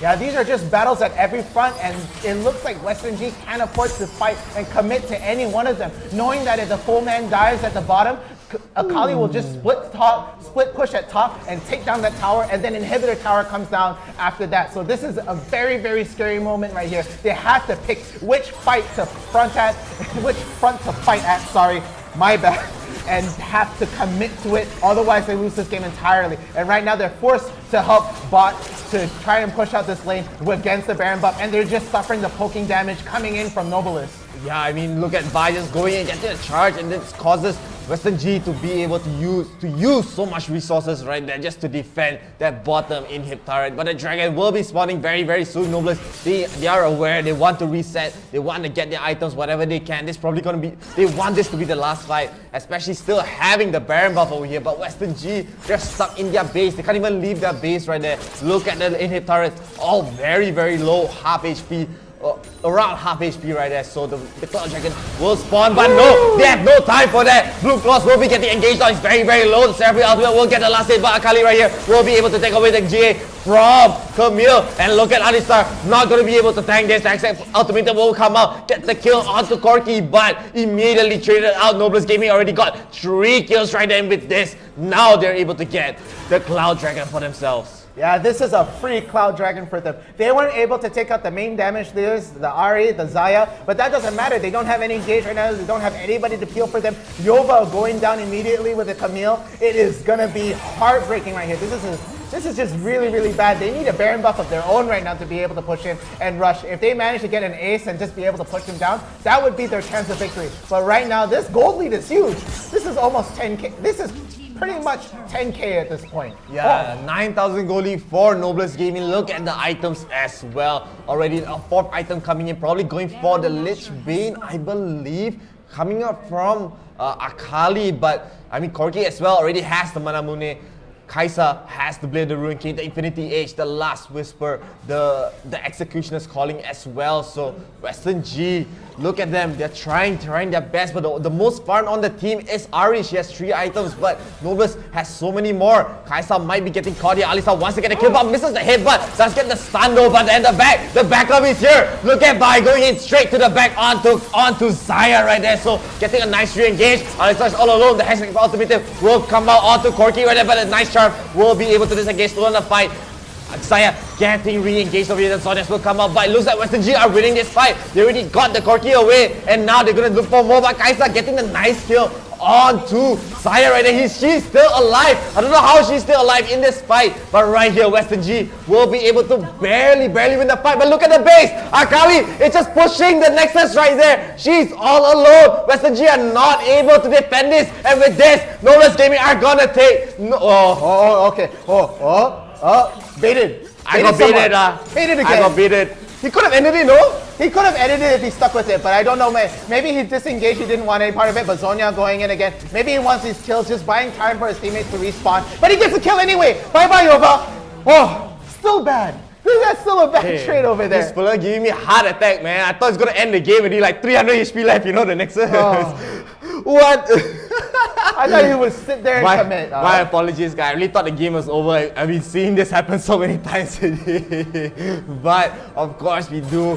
Western G are still gonna have some life left. They won that fight barely, right? They're getting 4 kills, only losing 2, actually losing 3 at the end. Alistar was, one person was taken out in the base, Yova actually, so Akali is still so much damage. Luckily, she's the AP champion. She's not able to deal a lot of auto attack damage to end the Nexus right there, but that's so scary for Western G knowing that they can do that anytime. Yeah, any engagement there, they're willing to even just lose the fight to just have Akali just walk in. It feels like the Fiora situation all over again. We see this a lot with a lot of top laners, especially Fioras, who will just go like, you guys fight, I'm gonna do my own thing, I'm gonna play my own game, you guys have fun, I'm gonna win us this. Alright? You just because Akali was like, already the Nexus that way, I haven't made it this far before. Hey man, I haven't got this far before. Am I supposed to end the game yet?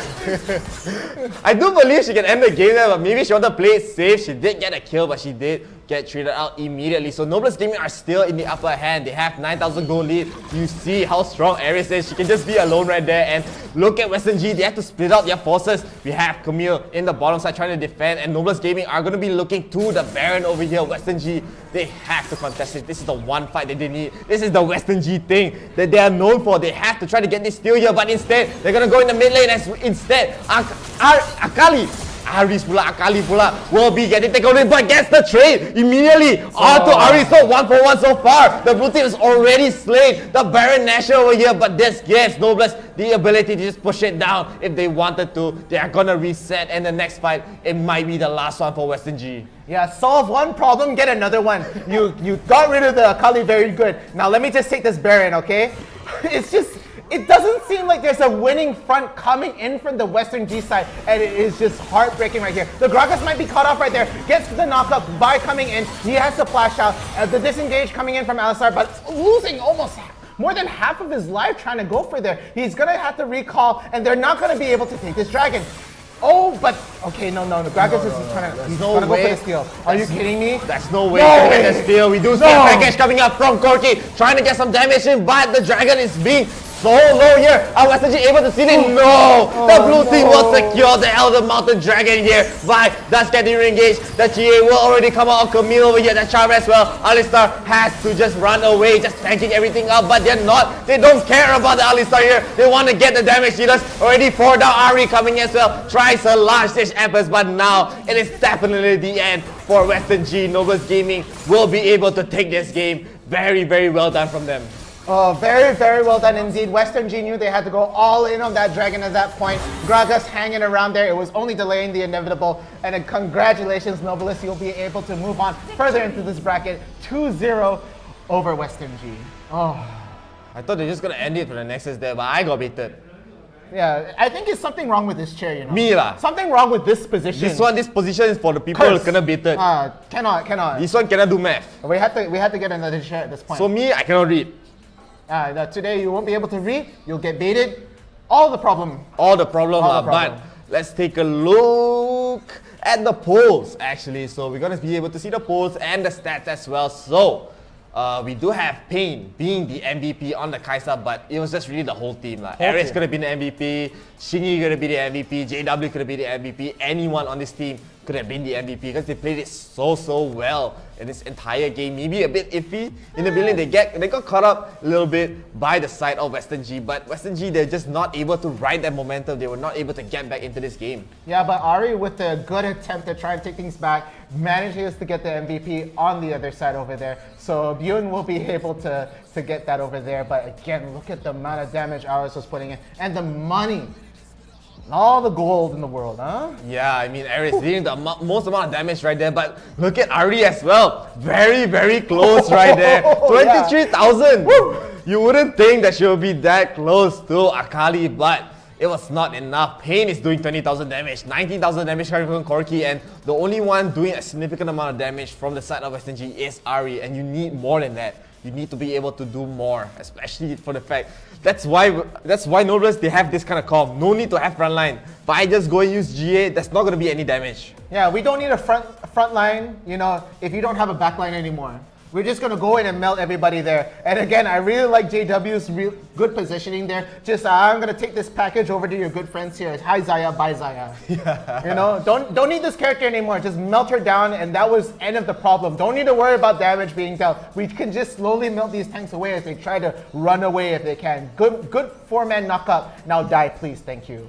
I mean, this whole game was just, it was pretty much like we thought Western G were able to come back, right? We thought they got some pickoffs, they got the swing, but the goal lead didn't really change. No. The goal lead didn't really change because Nobles Gaming were able to keep up in the farm, they were able to keep up in the macro, getting the important objectives. They got 4 dragons that whole game, they got all the barons, no opportunity for Western G to come back into this game. And let's take a look at the replays and see how this game went down. And first, we do see Chingy catching out Blue Claws over here. Blue Claws taking up so much damage, but Nobles is just so strong. Look at that pain, taking up so much damage, gets the barrier as well, will be able to survive. And Akali coming in for the dunk. One by one, Western G are falling, and very great rotations coming up from Akali there. We do see Western G trying to contest this Inferno Dragon. They have to contest it here. They were very late, like surprisingly coming from a very well established team right there, and the nice 2-man charm will be able to slow down the fight.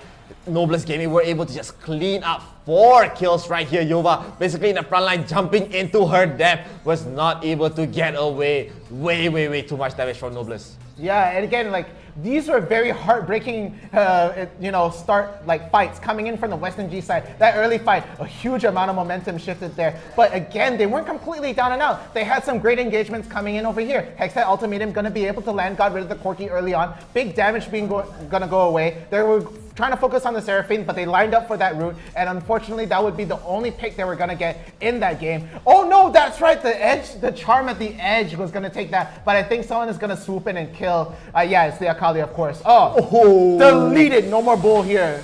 Dude, he had like a 30% HP, man. I don't know how you died from that. One ultimate coming up from Ares right there. Ares will be able to barely... Does he escape? No, he does not escape. But there's no way he does not escape, Look at the Corki, look at the... Yeah, look, right over there at the back line. And then what was looking like a losing fight suddenly becomes really positive up for Nobilis. And they're going to be able to... Oh, no. Western G tries to start this dragon. They really wanted this Ocean Drake right here. But I think Nobilis comes in, swoops in, and yeah, see, look, they're gonna try to straight away peel for their backline, not even going at the front, not trying to fight face to face, because they know they won't be able to fight there. Again, Akali gonna be able to take out Yova right there. And look, the front line has to run away. They're not gonna be able to peel off there. And what was supposed to be Western G's dragon ends up being Nobilis's right there. Yeah, it's really because of the fact that Kaisa and Akali are just so good. I mean, they're such good backline assassins. They're just able to go in the back, just get the priority targets down. And Alistar has to be in the front line. He's not able to save here,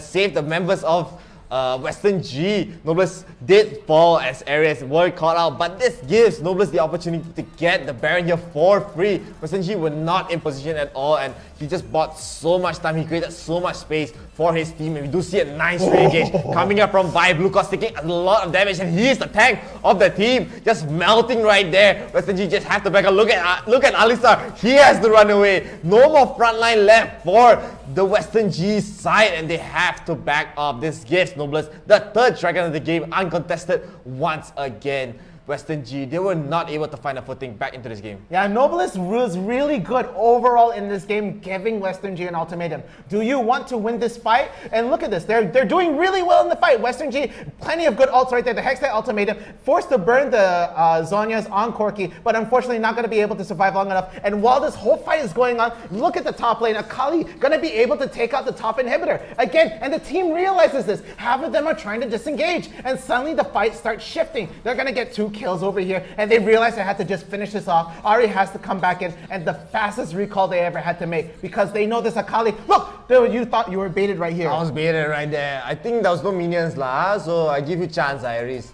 Thank you for not ending the game yet. We got more action over here. He does get a nice kill onto Yova. He was all alone against 3 people and still able to get a kill. Look at that damage coming up from Akali. Immediately traded out, but at what cost? Noblest Gaming are still so strong, and they get a nice pick up onto Akali right here, but no, not gonna be for free. They will get the Ahri as well, and with this, Noblest Gaming, they got the Baron, immediately engaged onto the tank, the front line. They don't care about the back line here. They want to go onto Gragas, and the damage taken by the Alistar just so much. The small combo almost left at 30% health, and over here it was a huge struggle. This was an Elder Dragon, a very important objective to take, and they knew this. This was the last fight to make it or break it. They had to do something here. So Yova tries to go for the slow, tries to go for an engage, and no, the dragon will go down before everything starts, and he has to burn the Hextile Ultimatum to stay to survive, and the Guardian Angel will proc, and they try to re-engage on top of there, but Yova gets melted again really quick. Alistar forced to run, can't do anything else. Zaya at the back, not being able to get in and do the damage to anybody who's important. And then right here, Ahri, last one alive, knows she can't do anything else but fight,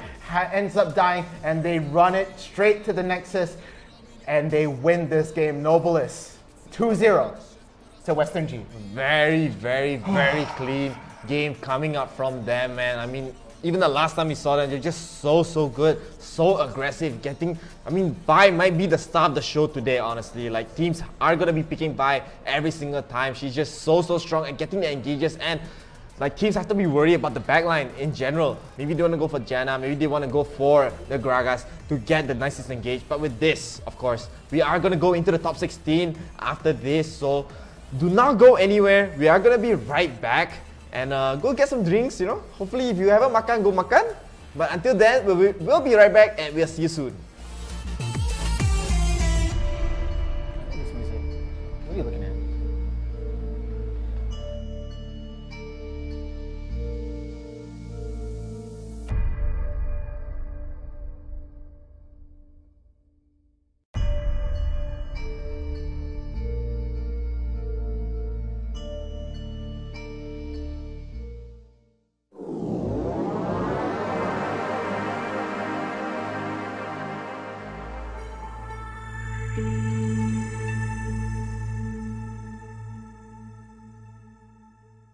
Hai guys. Hai semua, apa khabar?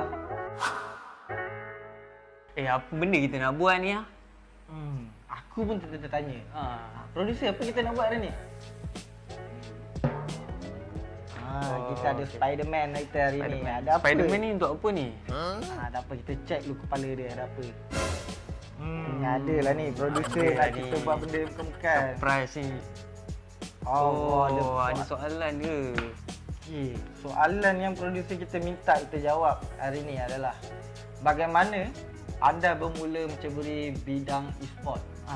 Peace, macam mana kau bermula dengan bidang e-sport ni? Bidang e-sport ni secara tak langsung lah aku masuk dalam bidang e-sport ni. Masa tu aku still kerja as a sales assistant dekat Orange Sport. And then one day tu my friend ada seorang kawan saya, which is Zava kan. Obviously nama Zava. Dia ajak aku, time tu dia dapat job, and then he need more people to work with him lah. Time tu kita orang handle qualifier untuk Galaxy Battle untuk 2 hari. So that time aku macam rasa aku best juga ni kerja dalam e-sport ni. Sebab kau boleh buat apa benda yang kau suka dalam masa yang sama, kau earn money. So how about Zam? Aku sendiri pengalaman dalam e-sport ni sebenarnya agak lama lah. Aku bermula first sebagai trader Dota 2, dan dalam masa yang sama juga aku buat freelancer untuk company-company seperti TGC, Orange Sport, Genesis, dan setelah beberapa tahun aku berkecimpung dalam bidang ni, aku rasa macam aku boleh buat lebih lagi daripada tu. Dan kemudian tu aku dapat tawaran daripada seorang kawan untuk menjadi Fire Dragon FIFA Division as a manager. Dan start daripada tu aku merasakan yang aku boleh buat lebih. Oleh itu aku cuba je untuk mencari kembangkan lagi kejayaan aku dalam e-sport ni, di mana aku mendapat tawaran untuk bekerja di Matchroom. Dan daripada situ aku dapat belajar macam mana nak uruskan tournament, macam mana nak anjurkan tournament, macam mana nak handle player-player di Malaysia ni. Dan pada masa yang sama juga setelah bekerja di situ beberapa tahun, mengambil pengalaman, dan aku mendapat tawaran untuk bekerja di IRL Asia di mana aku berada sekarang. IRL Asia ni dia bukan sekadar e-sport channel. IRL Asia lebih pada multi-tainment channel, mana ada music, talent, ada pengurusan e-sport, ada penganjuran tournament yang di mana hari-hari ada. Daripada situ aku dapat belajar lagi banyak benda. Okay, why not kita tengok apa lagi yang ada dekat dalam kepala otak Spider-Man ni. Okay. Dia macam-macam Spider-Man kita hari ni. Second soalan, bagaimana anda boleh join IRL Asia? Zam boleh jawab dulu. Okey, kalau aku sebab aku dah merasakan aku dah hampir 2 tahun di Mushroom, dan aku rasa aku perlukan pengalaman baru, environment baru. Oleh itu aku cuba untuk mencari pekerjaan baru sementara masih bekerja, dan aku jumpa IRL Asia dan aku terus jatuh cinta dengan IRL Asia. Bagaimana pula dengan kau, Fiz? Macam mana kau boleh berminat untuk join IRL Asia? Saya terjebak dengan IRL Asia ni melalui Zam lah. Obviously lah, melalui Zam sebab dia persuade saya untuk masuk dalam IRL Asia ni sebab dia pernah bekerja dengan saya sebelum ni. And then banyak benda lah saya belajar daripada Nizam ni, daripada management skill, daripada production. So saya rasa saya boleh grow more lah with him. Aku macam kembang pula sekejap. Kita pergi ke yang seterusnya. Apa yang ada dalam dia ni? Spider-Man pun ikut SOP. Kita ni macam mana? Macam mana ni? Yang ketiga, alright, kita ada apa nasihat anda, kita punya nasihat bagi yang berminat untuk join IRL Asia? Apa pendapat kau, Fiz? Aku rasa lah, siapa yang kat luar sana dia rasa dia ada bakat dalam e-sport ni, tak kira lah daripada apa-apa bidang, management, production or anything else lah. Sebab e-sport ni kita tahu lah, dia makin lama dia akan makin berkembang. Sebab dia dunia IT. Sekarang orang lebih menggunakan IT daripada sistem-sistem yang secara manual ni lah. Oleh itu, pada siapa saja yang ingin join IRL Asia, layari Facebook kami dan kami akan cuba yang terbaik untuk membantu anda terus berkembang di dalam IRL Asia.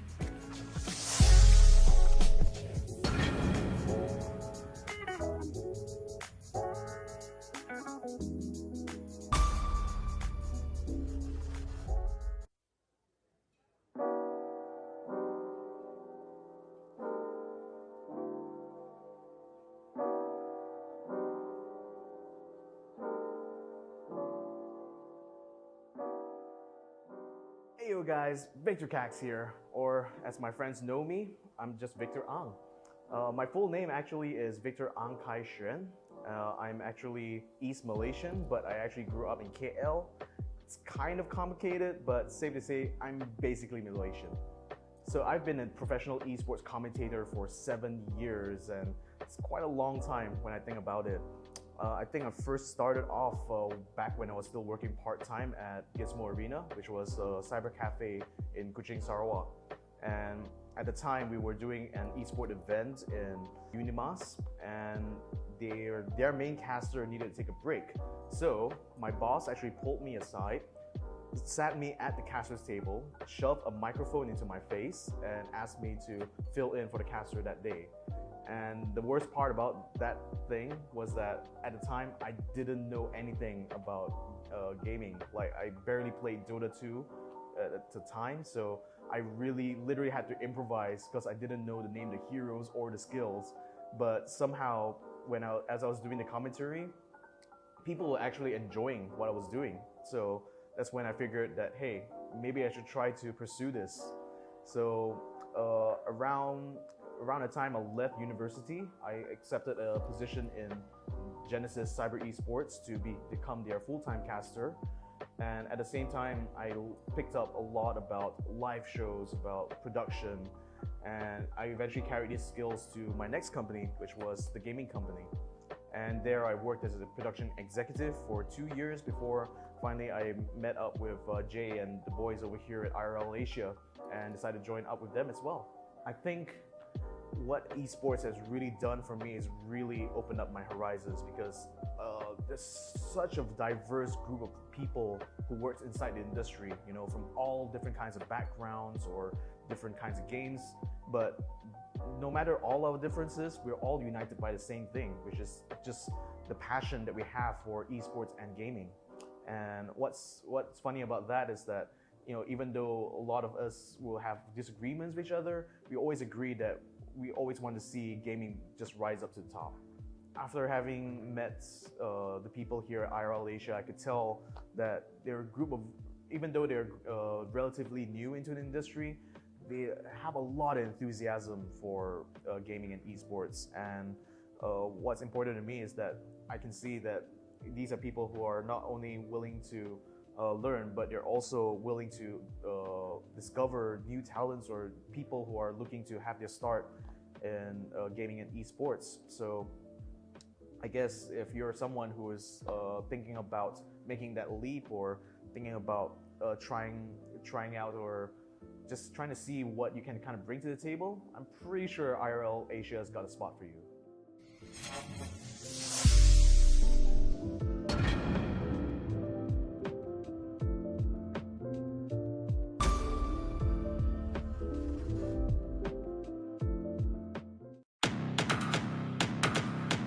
Welcome to Wild Rift.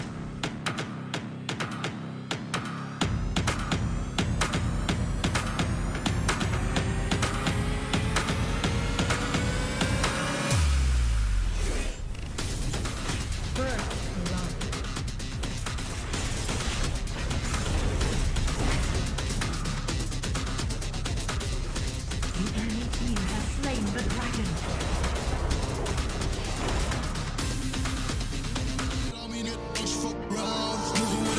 In the whip, not the shift, but I switch it to the beam when I'm standing on your ground. You should know to never come around my town.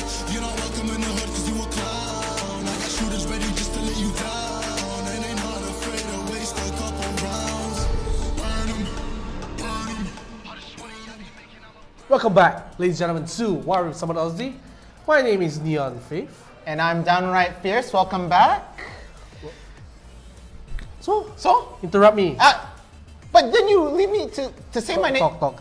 Oh, okay. First of all, I want to thank the organizers for Summoners Odyssey. We have IRL Asia. Thank you so much for organizing this tournament. We have the partner Homie, followed by the sponsor Inch Theory. Then we have our co-sponsors Fengcha Sunway and PayX. Yes, we do. So, what a good match it was. It was a wash. Nobody's just ran through Western G. Even though Western G did really strongly, it's just too much damage. You know, I gotta correct you there, okay, Mr. Doctor. Mr. Doctor, again. So, it's pronounced noblesse. It's a French word. Oh, pardon-moi. I thought you knew French. Parlez français petit peu. I speak it a little bit only. S'il vous plaît, what does that mean? May I, s'il vous plaît? It's like, may I noblesse you? Please. Noblesse me. See? It's a French word. No, s'il vous plaît is please. Yeah, so please then it's like noblesse very, like, okay. Please noblesse you. So, 2-0? 2-0 to Noblesse. Okay, so they're gonna move further on. S'il vous plaît, 2-0? S'il vous plaît, can I please have Yeah, can I please? Hey, you're not wrong, okay? But for anybody trying to learn the French language, we are not the teachers, we are commentators. That's not our job. Okay? But I learned a new word today. I fall again. Sorry, okay? But guys, in the comments, we are really looking for 10K follows, so be sure to like and follow IRL Asia. And again, guys, if you want to show some support to this site, be sure to get that supporter badge. I did not see what your hand motions were. Just guys, that supporter badge is available right now in the group, so please, if you guys want to show some love to IRL Asia, please be sure to get that badge. Yes. Of course, if you send the stars, how do you make a stars symbol with your head? I think we can do it to him. No, that's a shuriken. I don't know. We need another hand. Grace. Put my foot in there. Okay, so Let me do it. Okay. We're not even close. Wait. Something like that lah. Something like that lah. Star lah. If you send the star to the stream, of course, we'll play either my promo video or Shark's promo video. Maybe even many promo video we got. Too many already now. I think over the budget already. Over budget. You have to send more stars so you can go back under budget. Yeah, but okay, another thing I forgot to mention is, you see these products up in front here? Thank you so much to MagTech and Sadie's Malaysia for bringing this in. And again, that's a really nice looking hat over here. You have this plush coming over here. And Sadie's Malaysia, this is a headset going on right here, but they also do mouse, they also do all sorts of peripherals right there, and looking good. Sadie's gang. Sadie's gang. Gang. All right, and so we saw again, Noble is coming up. You know, this is the weekend edition, so this is going to be over 2 days. This was a best of 3. The next match will be a best of 3, okay? And we're still waiting to see the brackets. I don't know who else made it past the top 32, but do you have any speculations or anything like that on that side? Who made it through? Yeah, and who made it through? I think maybe. I gotta say maybe I think Oligarchs made it. Oh yeah, of course. Oligarchs has been super consistent in this. They've been coming in almost every day for these tournaments and all that. So Oligarchs is a good guess right there. Maybe some of the bigger team names. You know, I think there's like. What? I'm agreeing with you. Yeah, yes. I'll be agreeing right there. Okay, another thing I forgot to mention is like within this post, right, within this live video, I think we're doing some new polls right here. So we asked in the chat, tell us what is your popular food from your country, right here. So let's see here. Okay, so we have Penel Jechuran Pamaswaran said nasi lemak, Singapore food. Say that again. Say it again. Again. Ask me say again, I say again lah. What this guy want? My fault again.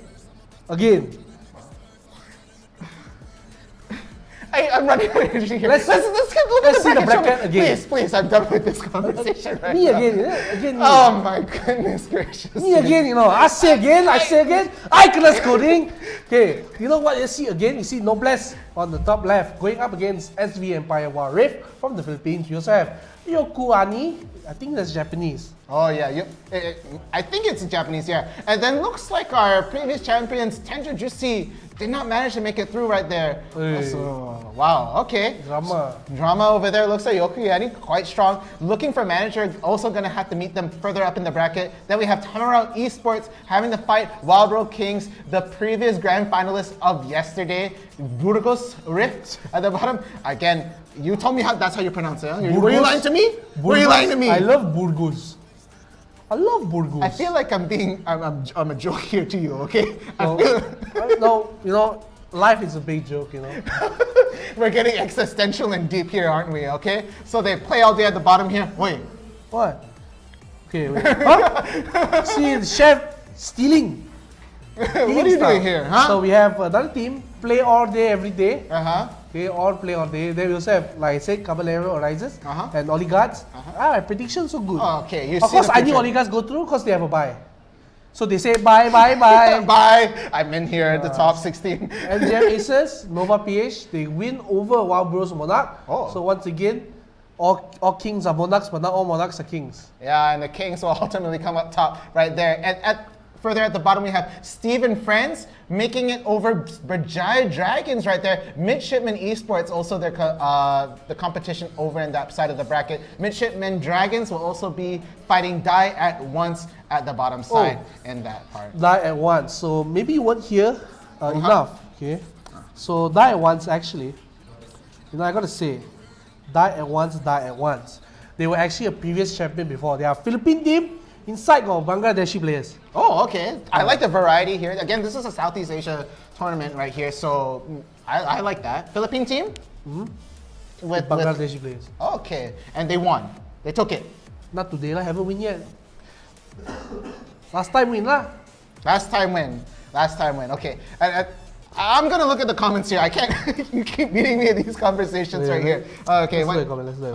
Okay, comments right here. These two so random. My fault. My fault. Okay. Okay, it looks like we're getting ready into the ban phase going on right now.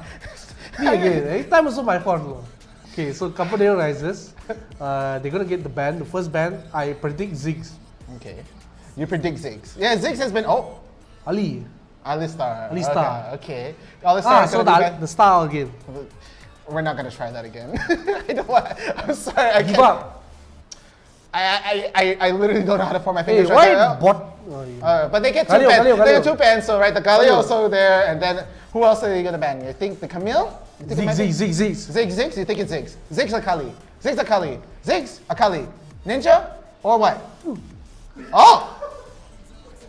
There's something wrong with this chair. Something is wrong with this side of the chair. I swear. No, whoever's on this side of the chair always like having problems. I don't get it. Why do? No, it's not your fault. It's the chair. It's this position. My fault again. Don't look at Ziggs. Ziggs? I don't like your odds right now. It's last one. Zig.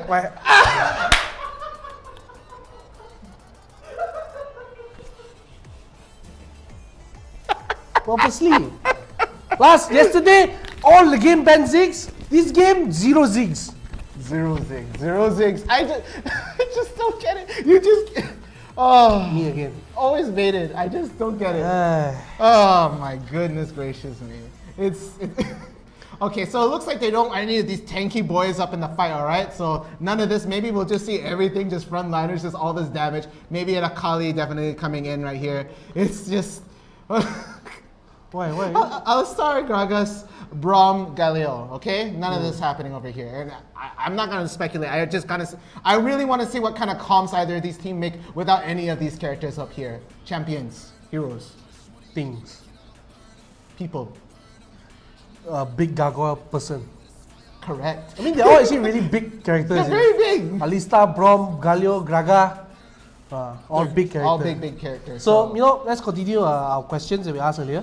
Popular food for your country. So, you say Api Zoots, my idola. You say Rojak Buah and Cendol also. Balut. Hey, Balut is Malaysia, meh? How many different countries you're I going to think put in Api there? Zoot what's this? Intercontinental? No. Okay.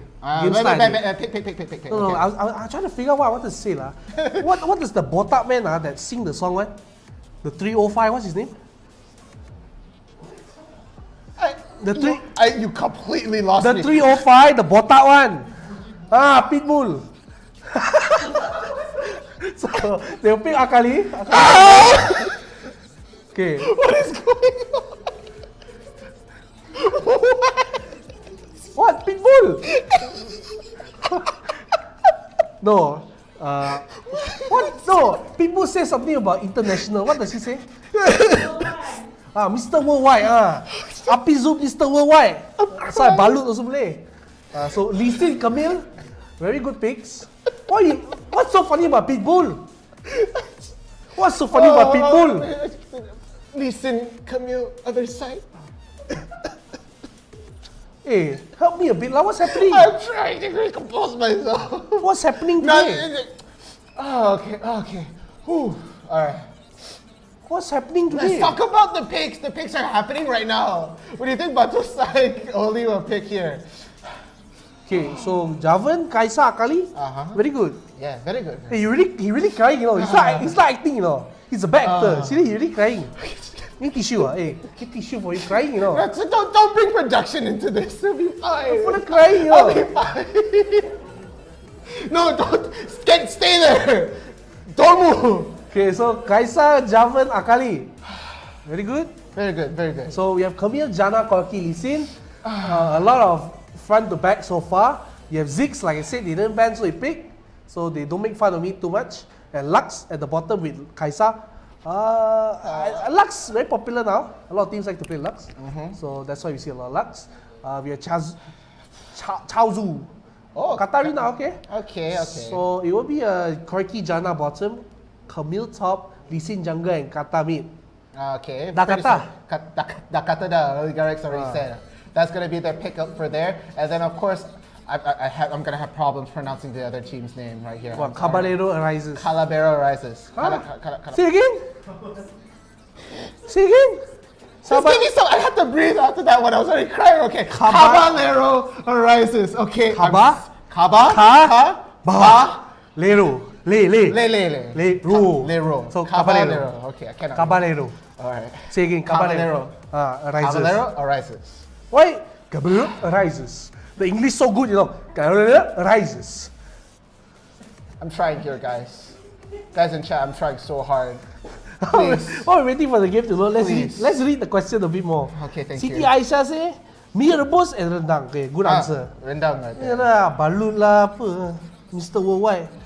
Jericho Matthew say balut. That is Filipino. That's Philippine, yeah. Here comes the tissue. Give me the tissue. The tissue is here. For you crying, baby wipe. Wipe the baby. Good lord. So we're gonna start the game. So blue side we have Caballero Risers on the Philippines and also Oligarchs, your previous grand finalists both of them were. Hey, actually, I just realized this. Both of them were in grand finals and they lost. So this is the redemption arc for them. It's the hyperbolic chamber arc. I'm wiping my face. You keep. Hey, I'm serious. He's really crying. You guys alone. I'm serious. Leave me alone. We have a game to commentate, please. Why you want me to commentate? They're doing red buff. Okay. They're doing red buff. Okay. All right. Fine. Fine. I'm getting some breath here. Okay. Just production is looking at me like I'm so sad. Please. So. Okay, let's commentate. Stop crying like a baby.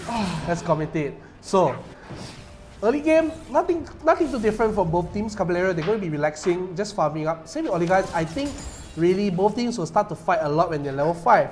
So, it really depend on both teams when they want to engage early. So, I would say maybe Caballero has the advantage later the game goes because they have Akali, they have Ziggs, they have Kaisa scaling very well in the late game.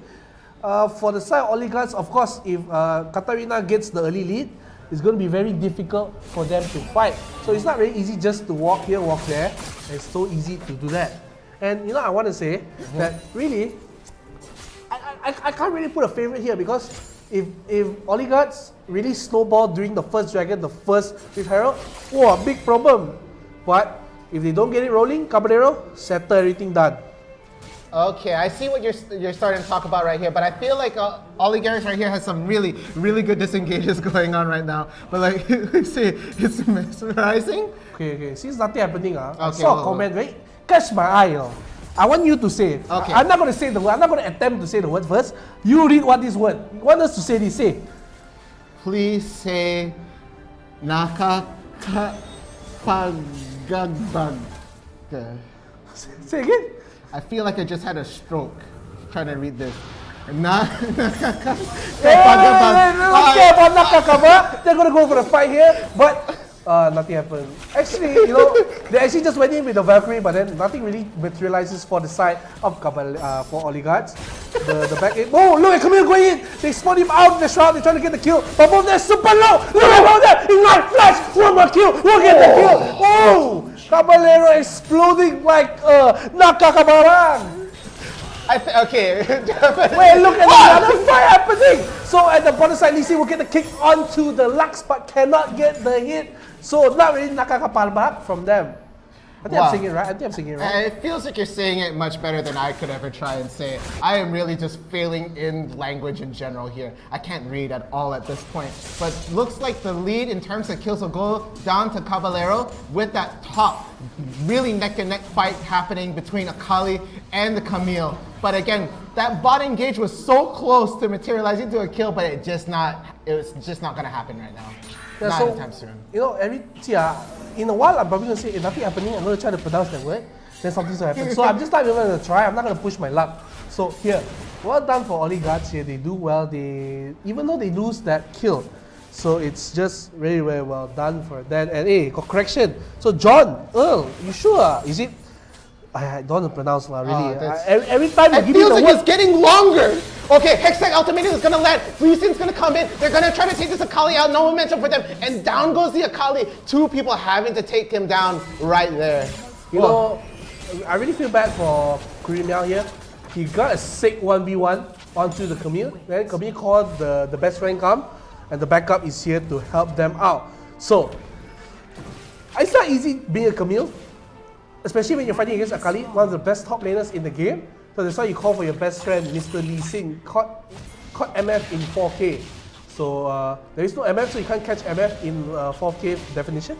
So too bad. I feel like you're referencing something I just don't understand here, but yeah. Typically when top lane's having issues or you don't want the other guy to get any momentum, you go, the jungler comes in and says, I'll help your butt out, and just tries to get the kill here. And it looks like Oligarchs will try to get the dragon going on early on, but it looks like Caballero's getting the initiative here, and it's gonna try to go and steal this dragon right now. Oh, the Cataclysm is gonna be able to land, but it looks like Oligarchs is gonna be able to take this dragon, and they're gonna be disengaging from the Caballero side.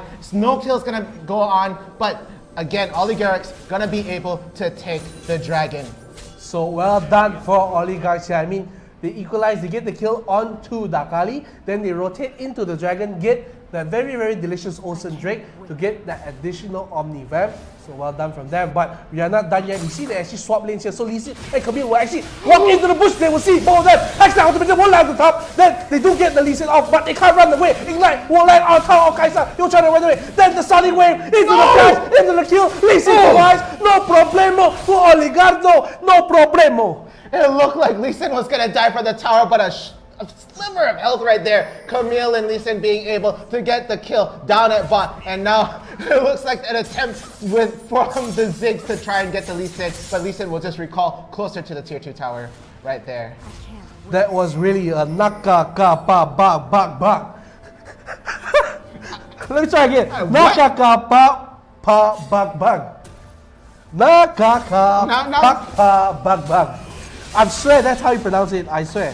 Okay, okay, Camille a bit too close in there, gets a few tower hits. Is gonna have to recall straight in front there. Jarvan not gonna be able to try and get a kill, or not gonna even try at that point. But looks like Oligarchs is now trying to go for the early Rift Herald right here. They are three-manning it right now, and it looks like the Lux may have spotted them out. Yes, she has, but I don't think they're going to be there in time to be able to take this. And Oligarch comes out with another objective. The Rift Herald coming down right now. And looks like the Corki's going to be able to engage on the Corki. On the Lux. Sorry, trying to read that word is really throwing out. I can't read it anymore. Excuse again. It's gone. Excuse again. Reading word now. Corky Lux, very different, is it? Corky, it became Corky. Oh, Corky, very multiplied. Corky. Okay. Forgiven. So, now, you can see the back of that bomb does drop on the top side, but they're going to siege onto the tower. You can see Kaisa will try to cut out with the ultimate, but he's blocked away. Jala Aldi won't hit this team up, and there's going to be 2 kills. The J will be blocked away from Jarvando, and he cannot do any Caballero rises. They will not arise, but they will fall here in this fight. The Rift Herald is going to be stunned up, but he'll be looking to push onto the tower here. Corky will stick around, get a little bit of extra gold for himself. They will just hit the Grom just to piss him off just a little bit. Then they just leave him. See, very rude, you know. Very, very rude. Why? We already took the tower, you had to do some more pain like that. Why is this? They just pass the Grom, like, hi, good morning, how are you? Then they go. Yeah. No dinner, no nothing. They actually missed the kill at the bottom side. Once again, Camille getting a sweet revenge onto Akali for getting that early first blood onto him. And he didn't even have to burn his flash or ignite. So Akali burns the barrier, doesn't even survive, and all is good for Oligarchs. Yeah, very good trade over there, but again, it's 1-7 right now. Caballero, this is an uphill battle already, but they've taken every objective very early on, and wow, it's just annoying. Camille right there is gonna take a few bits of, okay, no.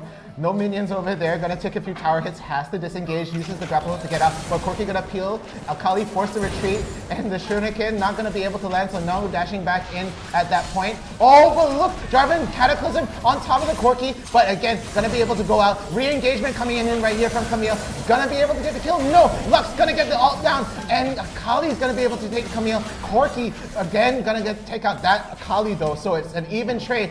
And now Corky and Janna are still left in this bottom. Yeah, and even though they do get a 1-for-1, they still have lane priority at the bottom side. Hey, Ziggs, you are caught out, my main man. He has to flash away. But the binding won't land on the Corky. Goodbye, my good sir. You were too cocky in the front there. Cloud Drake will spawn at the same time. So they are down the Corky, but they do have initiative in the river. Lee Sin is here. Caught them in 4K. So no problem for them. Also, they do have a 7,000 gold lead. So maybe you should change the name to Caught in 7K. Caught him 7K. But okay, looks like again, Oligarchs is gonna try to go. Oh wow, did he manage to bait the Ziggs ult right there? Managed to hit the dragon. And yeah, it looks like Oligarchs is gonna get the start on the dragon here, pulling it a bit out so they don't get any vision in there, doesn't see any wards. But it looks like the Jarvan is gonna eventually walk into this lane and find the team going in on this. But no, not fast enough. Lee Sin is gonna be able to take the dragon. The engage goes down. Corki going with the Gatling gun, pulling them away. And Caballero forced to disengage in that fight, losing this dragon. So they lose the, technically, mathematically, the Cloud Dragon is the most winningest dragon. So the people that get the, Corki. I think really he almost got caught a lot of times in this match, but the Valkyrie really saved him there. So no issues for him. Janna just Batosai. Yeah. I think it's a really nice name to say, Batosai. And then the guy's name Sai. One Batosai, one Sai. Is it brother or something like that? I don't know. Brother in arms, Yes, but it looks like the Baron is gonna come up here, and Oligarchs already killed the Scuttler, so they're gonna get vision on top of that. I don't think Caballero should even try to fight for this Baron. Maybe try to go for a steal right here, but they just have the sight on top of the Baron. This is gonna be really tough. They might just wait out for Oligarchs to try and start on top of this Baron before they try to go for anything. Because if they start it right now, they better have to end it really fast. Otherwise, Oligarchs is just going to sweep in and kill them all. Yeah, I mean, the lead, like I said, if you give Katarina the goal, she will make you go cry. I tried to relate it, guys. I really do. Yeah, I really tried to fight the game. But at the same time, we get the kick. But look at the damage onto Katarina. Look at the Mega Death Bomb. Really just sliced her up there, just surviving a little bit of HP. So you gotta be careful with Ziggs. We always say Ziggs.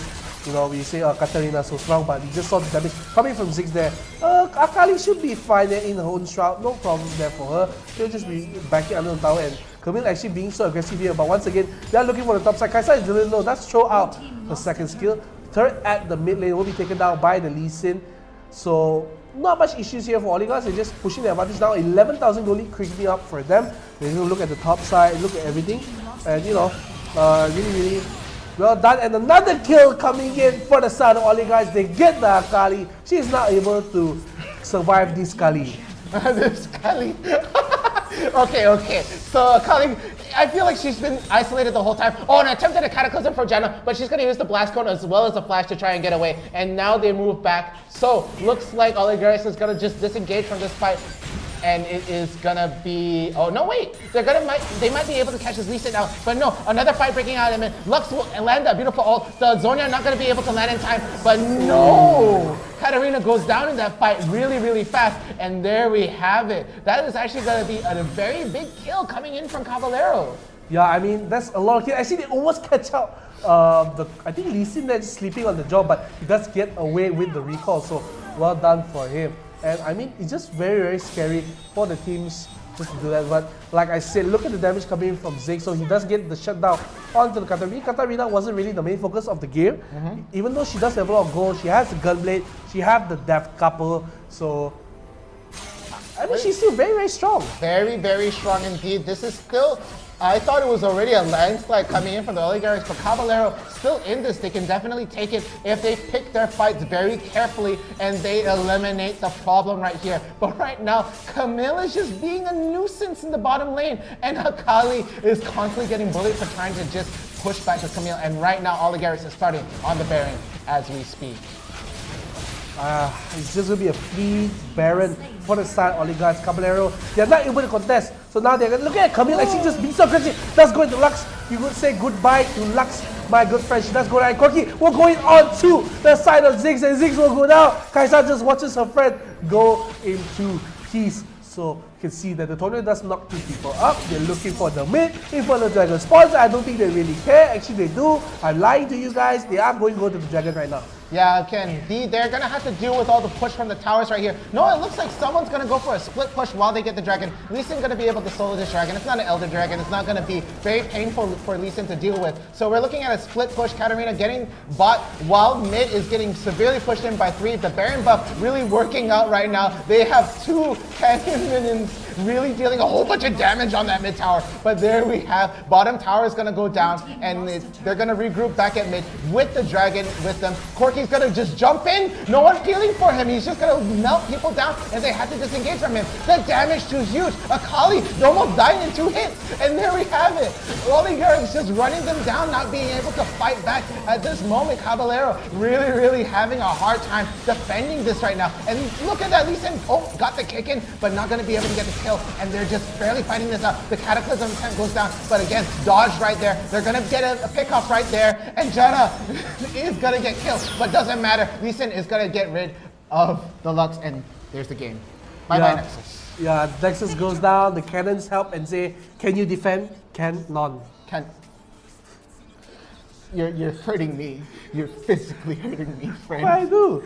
Cannot lah, cannot defend against the cannon. So, I really like what Oligarchs did. They snowball early, even though we thought Katarina will get the snowball, but actually, I mean, there's no Nunu, so you can't snowball here, but you know what I mean. So, they get the very nice early start on the Corki, they get the kills onto the, I mean, of course, they die early. They die early, yes. Yeah, just notice I'm wearing a cap.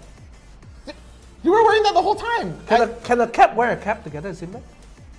You think a cap can wear a cap? Yes. Apparently you've managed to do it right there. But again, really good job right there. We're going to take a look at the stats and see exactly what happened in terms of the numbers. Yeah, so it looks like for MVP, it's going to go to Caught MF in 4K.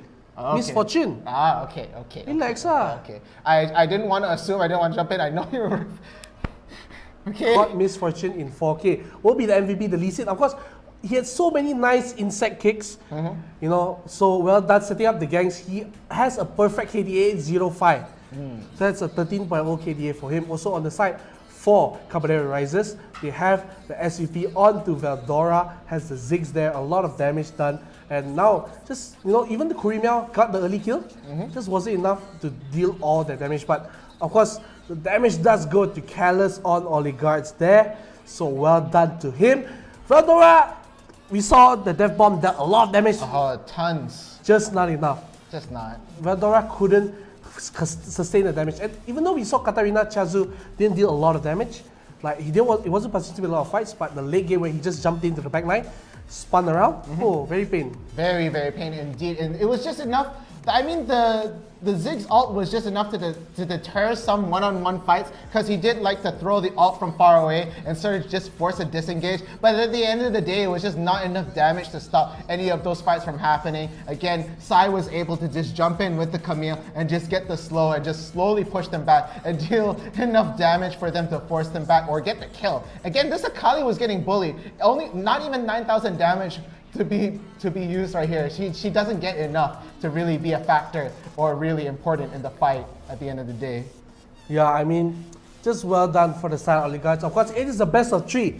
So, only one game goes to Oligarchs. So for Caballero Rises, they have the time to regroup. You know, they are knights. Caballero does mean knight it means knight. You're teaching me all these languages, right? It's just blowing my mind right now, okay? I mean, I figured out, like, I think it was a week ago where I remembered Caballero. But you know what is very nice?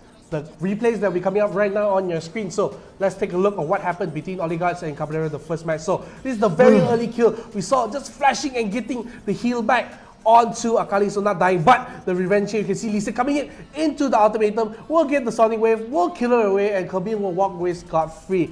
At the same time, I mean, look at the Dragon started up by Oligarchs. They do get the Janna in position to get the Tornado off. Jarvan does come in for a try to get a steal. He doesn't get it. Actually, the Corki gets the Dragon, so he will disengage.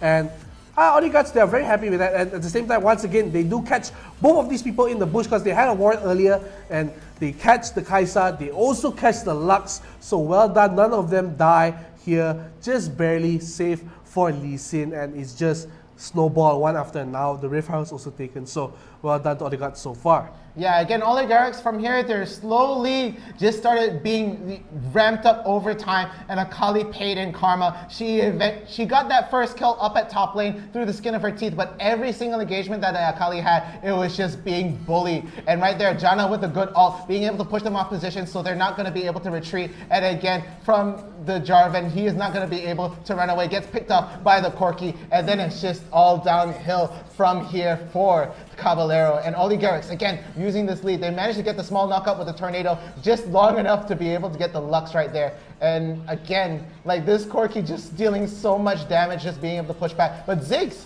got caught out, trying to go in for the flank, almost gets killed. But Corki is going to go down from Kaisa right there. And the tornado almost hit Lux again. Okay, and then this is the fight coming up at Dragon right here. Oligarchs, again, they managed to get the Dragon, and the disengage going in right there was just enough to pull back. Again, Katarina, this was a beautiful kick right there, and Katarina almost died. It was a beautiful kick towards the Katarina ult, but it almost costed her life right there.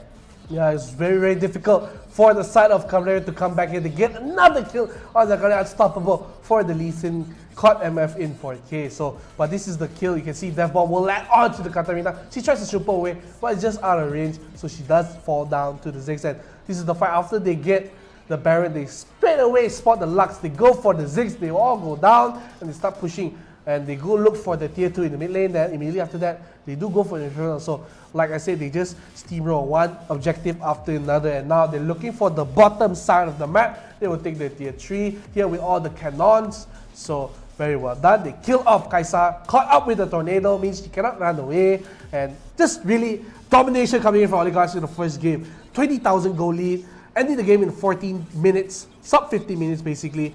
And you know, what can I say? Almost a perfect game for Oligarchs. Yeah, Oligarchs doing very well, and the amount of support these guys are getting in the chat right now. Again, we have a poll available online, and it just says that there's Oligarchs is getting a whole bunch of support. 68% of you guys have said that they want Oligarchs to progress further in this bracket, while Caballero, again, 32%. Now, I mean, if you watch the match, you'll probably be swayed too, I guess.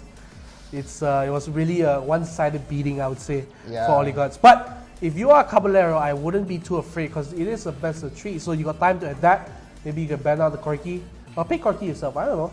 Yeah, pick Corki yourself. And again, the ban in this first game really threw us through a loop. We were not ready for the bans. Again, you were trying to call out the Akali, you were trying to call out, I think, a Galio or anything like that. No, the Galio did get banned, but not first. It was always the Braum or something like that. Big DPS attempting to get called out, but again, it was all the big people there. There was the Galio, it was the Braum, it was, who else was it? Gragas, Alistar. So usually all 4 of them could play in the support. So the support role was really diminished. So basically the only things were left open is the 2 things that we saw. Yes. We saw Janna, and then of course he did so well, Janna there. And just really nothing else could have been done for the side of Caballero. It's just unfortunate really because even though Katarina didn't get the early lead, it didn't matter. Caballero, they couldn't sustain Corki's damage. Of course, Janna just boosting up with the shields, everything, no problem. No problem at all. Janna as well, with some really good ult, some really good disengagement, managing to just peel off with the rest of the team and just really just say, no more fighting today, yeah? Everybody go home, everybody go back to the Nexus. We're all done here, yeah? Everybody just go back. All done. Yeah, I mean, all done. But you look at the comments, guys. Thank you so much for the support. Look at how many Oligarchs fans there are. I can, 2 hands also not enough. So yeah, okay, so wow, I think that's like 8. Okay, I think enough like 8 can fit in my hand. So 8 supporters here, Oligarchs, just in the span of 2 minutes, all of you just commenting hashtag Oligarchs. So a lot of Oligarchs supporters, but where are the Caballero Arises supporters? Last time I remember we had Caballero on the stream. Wow, so many supporters. Yeah, again, like all you guys, if you want to show some love to your teams, be sure to go into the comments, hashtag Oligarchs, hashtag Caballero. Please show some love in the chat, and we would love to read some more of these comments coming up for some love in these team fights, you know? Again, this is not the first time Caballero has been on the stream before, right? And you said a whole bunch of support. Again, 8 in a row, Oligarchs. Momentous here. So while we're waiting for the second game to start, so both teams are just probably banning what to do. Let's read a little bit of the earlier the question we asked. What is the most popular food from your country? So we have Aces Solot. So I always see him in chat. So welcome back, my buddy. He says Odobo. I remember Odobo was I can't remember what it was. I remember it's a very popular food in the Philippines.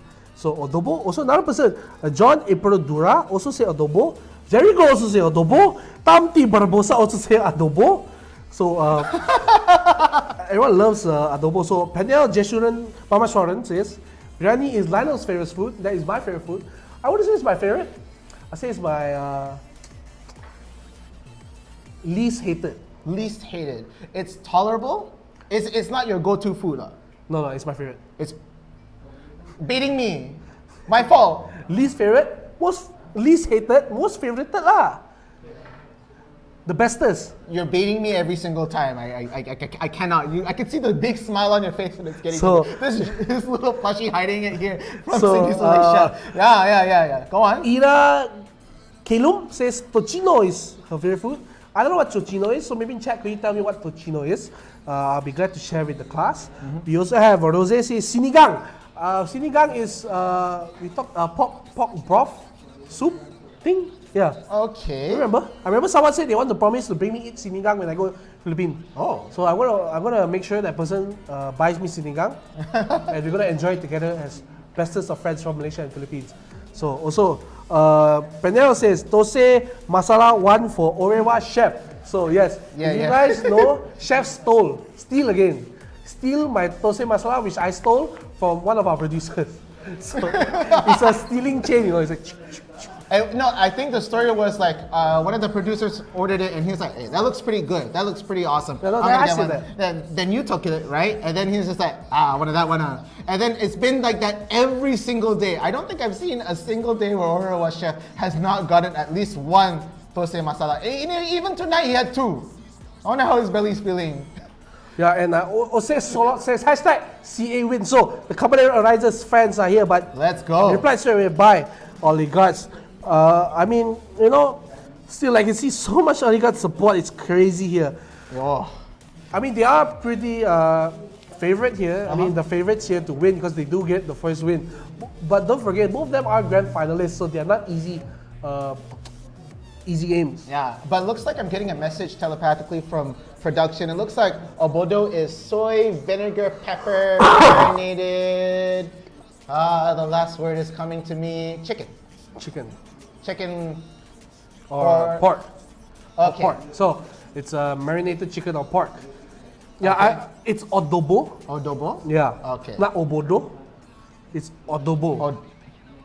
Okay, and Tom T says Nando's chicken and chicken liver medium. Oh, you know, actually, are we ordering food here? What's happening? Maybe Tom T think this is Nando's Food Panda. Don't worry, I will pass the message on. So both medium flavor, no problem. Okay, write that down. We'll send it over. Send over to the Philippines. So much love to our Philippine fans all the way in the Philippines. So hashtag Philippine Pride. Yes. Here. I mean, we're still waiting for the second game. They're taking their time. I think after that last match, I think everybody has to really rethink what their bans were and what their picks were. Because, like, again, Oligarchs just ran a storm down through and it was just ruthless at that point. So I would take a lot of time myself, try to figure out, like, what did we do wrong? Was it our picks? Was it our draft or anything like that? And really use this time to readjust. This is all about what the best of 3 format is. You have to take that time. You have to really think about it, you know? I agree. I mean, if I'm Caballero, I would take my time because I just lost in a pretty convincing fashion. It wasn't a close 50-50. It was like we got stomped. So we got to take our time. We got to rethink our strategy. Adrianes James and Alcala says Kinilau raw meat with vinegar, so good. I want to eat. Ow! Boom. Okay, let's not get copyright strike with that song right there. I don't know how I could go there. Raw meat with vinegar. Uh-huh. I think I ate something similar to that in Japan. Oh. I ate raw chicken in Japan. Oh, tell me about it a little bit. Okay. It was a very scary experience. The chef assured me that chicken sashimi is safe to eat. I trusted the man with my life, and I'm still here, so I'm fine. Okay, there you go. You always put your hands in, and you always shouldn't be afraid to put your life in the hands of a good chef. Isn't that right, chef? Okay, he just gave me a little wave over there. But again, I think it's such a Southeast Asian culture thing where we just can talk about food so freely and all this, and everybody has, I think, like, there's not been one person that's like, hey, not this food or anything like that. Everybody's just like, yeah, good food. Mm-hmm. Always good food. There's no argument over there. Can't disagree with good food at all. I really love Southeast Asian food. Mm-hmm. It's such a blend of so many cultures here in Southeast Asia. So having food influences from, from Northern Asia, Southern Asia, Eastern Asia, Western Asia, it's all combinated into Southeast Asia. Yes, but okay. For some reason, I don't know, we are like the cooking pot of all the food lah. Like the testing, they throw inside here, then Ooh, yeah, we keep this one. This one's ours now. I mean, okay, you know, how did you find? How did the person that first ate durian, right, thought it was delicious? Open, oh, delicious. Maybe he couldn't. No, if he can't. Maybe he was smell it, he hungry. can't. Maybe he was hungry. Yeah, fruit from tree. You know, the fruit. You know, help me. You know, that gets rid of hunger and all that. I'm just gonna eat it. You know, it smells bad. Maybe it's off. I really need to eat. Ooh, delicious. So, Daniel asked, what other questions can we ask the casters? And someone replied, favorite role and hero to play. So, Mr. Doctor. Oh, me first? What is your favorite role? And talking about our favorite role, let's go to the bands first. While we talk about bands, we will talk about our favorite roles and heroes. So hopefully our favorite heroes are not banned away. So we will see Oligarchs will be on the left here and Caballero will be on the right. So FYI, for this you don't know, if you do lose a match in the series, you get to choose whether you want to go blue side or red side. Yeah, so you get to choose and all that. Only if you lose though in the first game. Again, best of 3. You're gonna have to see that there. Oh, sorry, excuse me, right? Talking all about this food. Give me a second. Yeah, I mean, okay, Brom, once again from Oligarchs. Okay, they really don't like Brom. Yeah, they don't like the big boys. Yeah, are we gonna see almost the same bans again? Caballero maybe not going to ban the Akali. Maybe they like to pick Akali again. Well, Caballero, I think they'll probably ban out Camille, I think. Yeah, they don't want that fight again. Camille and Akali. It was again really close early on, but it looked like Camille just washed them down. But Alistar again. All right. So it might be the same bans over again. It might be. I'm not 100% sure. So, so 2 supports already banned out. So it means the support pool has shrunken down to probably Janna, Lulu. You could probably go Rakan. I haven't seen Lulu at all, actually. That would have been interesting. Yeah, Lulu, maybe not as strong now. Okay, same thing, Gragas again. Okay. So, 3 big boys already out of the picture. Do we see a Galio ban coming from Oligarchs, or will they pick the Galio themselves? They have so much, actually, they have a lot of good first picks. They have Akali open for them, they have Galio open for them, they have Diana open for them, they have Ziggs open for them, Corki, you know, the possibilities are endless. But that also means that there is to be 2 good picks coming from Caballero. Yeah, again, the first pick can be really big, can be really important, but leaving the 2 picks on the other side happening right away might be bad. And then there we have it again, as you called it, the Galio will be banned on the Oligarch side. So nobody's gonna get Galio this game again. It's gonna be the same 4 champions again. Nobody wants this on either side. Yeah, so the bans are the same.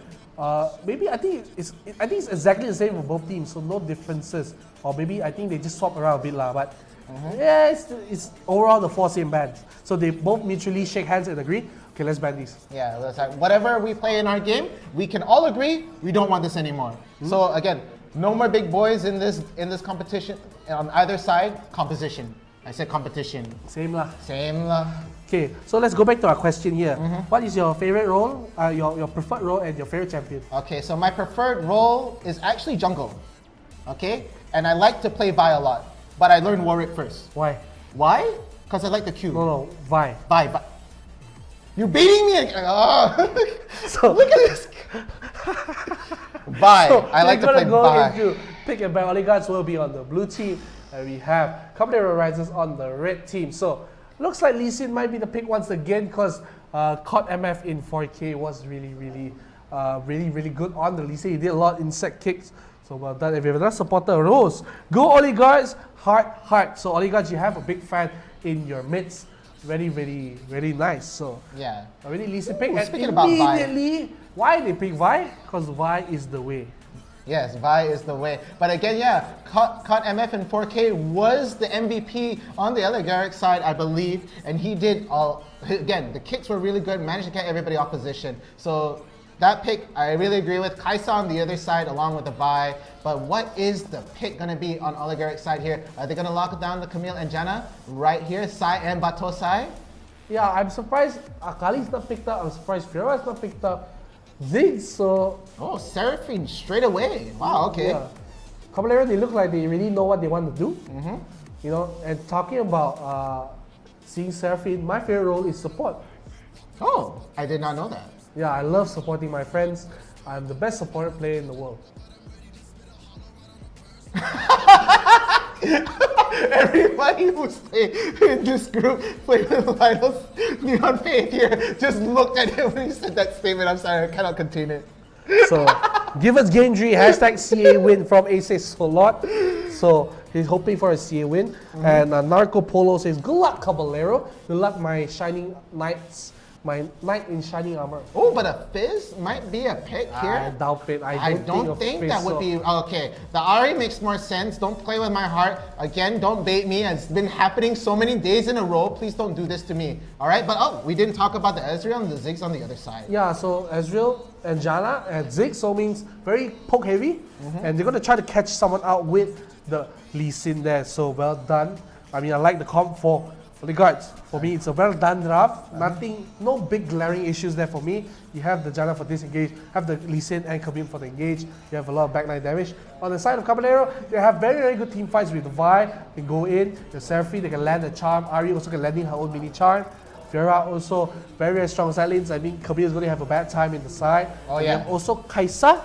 So Kaisa is one of the best AD carries in the game right now. She's actually, I think, 100% pick rate in most of the Icons series tournaments. Oh yes, for sure. But again, it's just such a glaring thing for me. I just cannot get over it, right? There is like basically no peel besides the Janna that. There is no big tanks at all in this game because of those bans. So like these fights will be fast and furious. I feel like with just all the damage on the table right here, any focus fire is going to be melted champions right there, and it is going to just be utterly painful. There's just no tank, like barely anything. Yeah, I mean really. It's gonna be go big, go home. So one of these will go home today. I mean, I think they're probably at home lah. Stay home, please. Social distancing for everyone's health. Yeah. Stay safe. So they're both gonna go home, and they're both gonna go big. So go big and go home. But only a certain amount of teams gonna get the big prize pool here, huh? Yeah, you know what I mean, lah. You know what I mean. Okay, sorry. My fault. Yeah, so Batu side is actually creeping up onto the Ari. They do see her now. Ari will be just staying at the side there, so no problems there. Now they're gonna actually look for the red buff. It will be taken away. Just Lee Sin just starting on the red buff. No issue there. Also, we can see that Fiora is gonna be just fine up here against Camille. Camille will be shoved out of the lane, so no issues for her.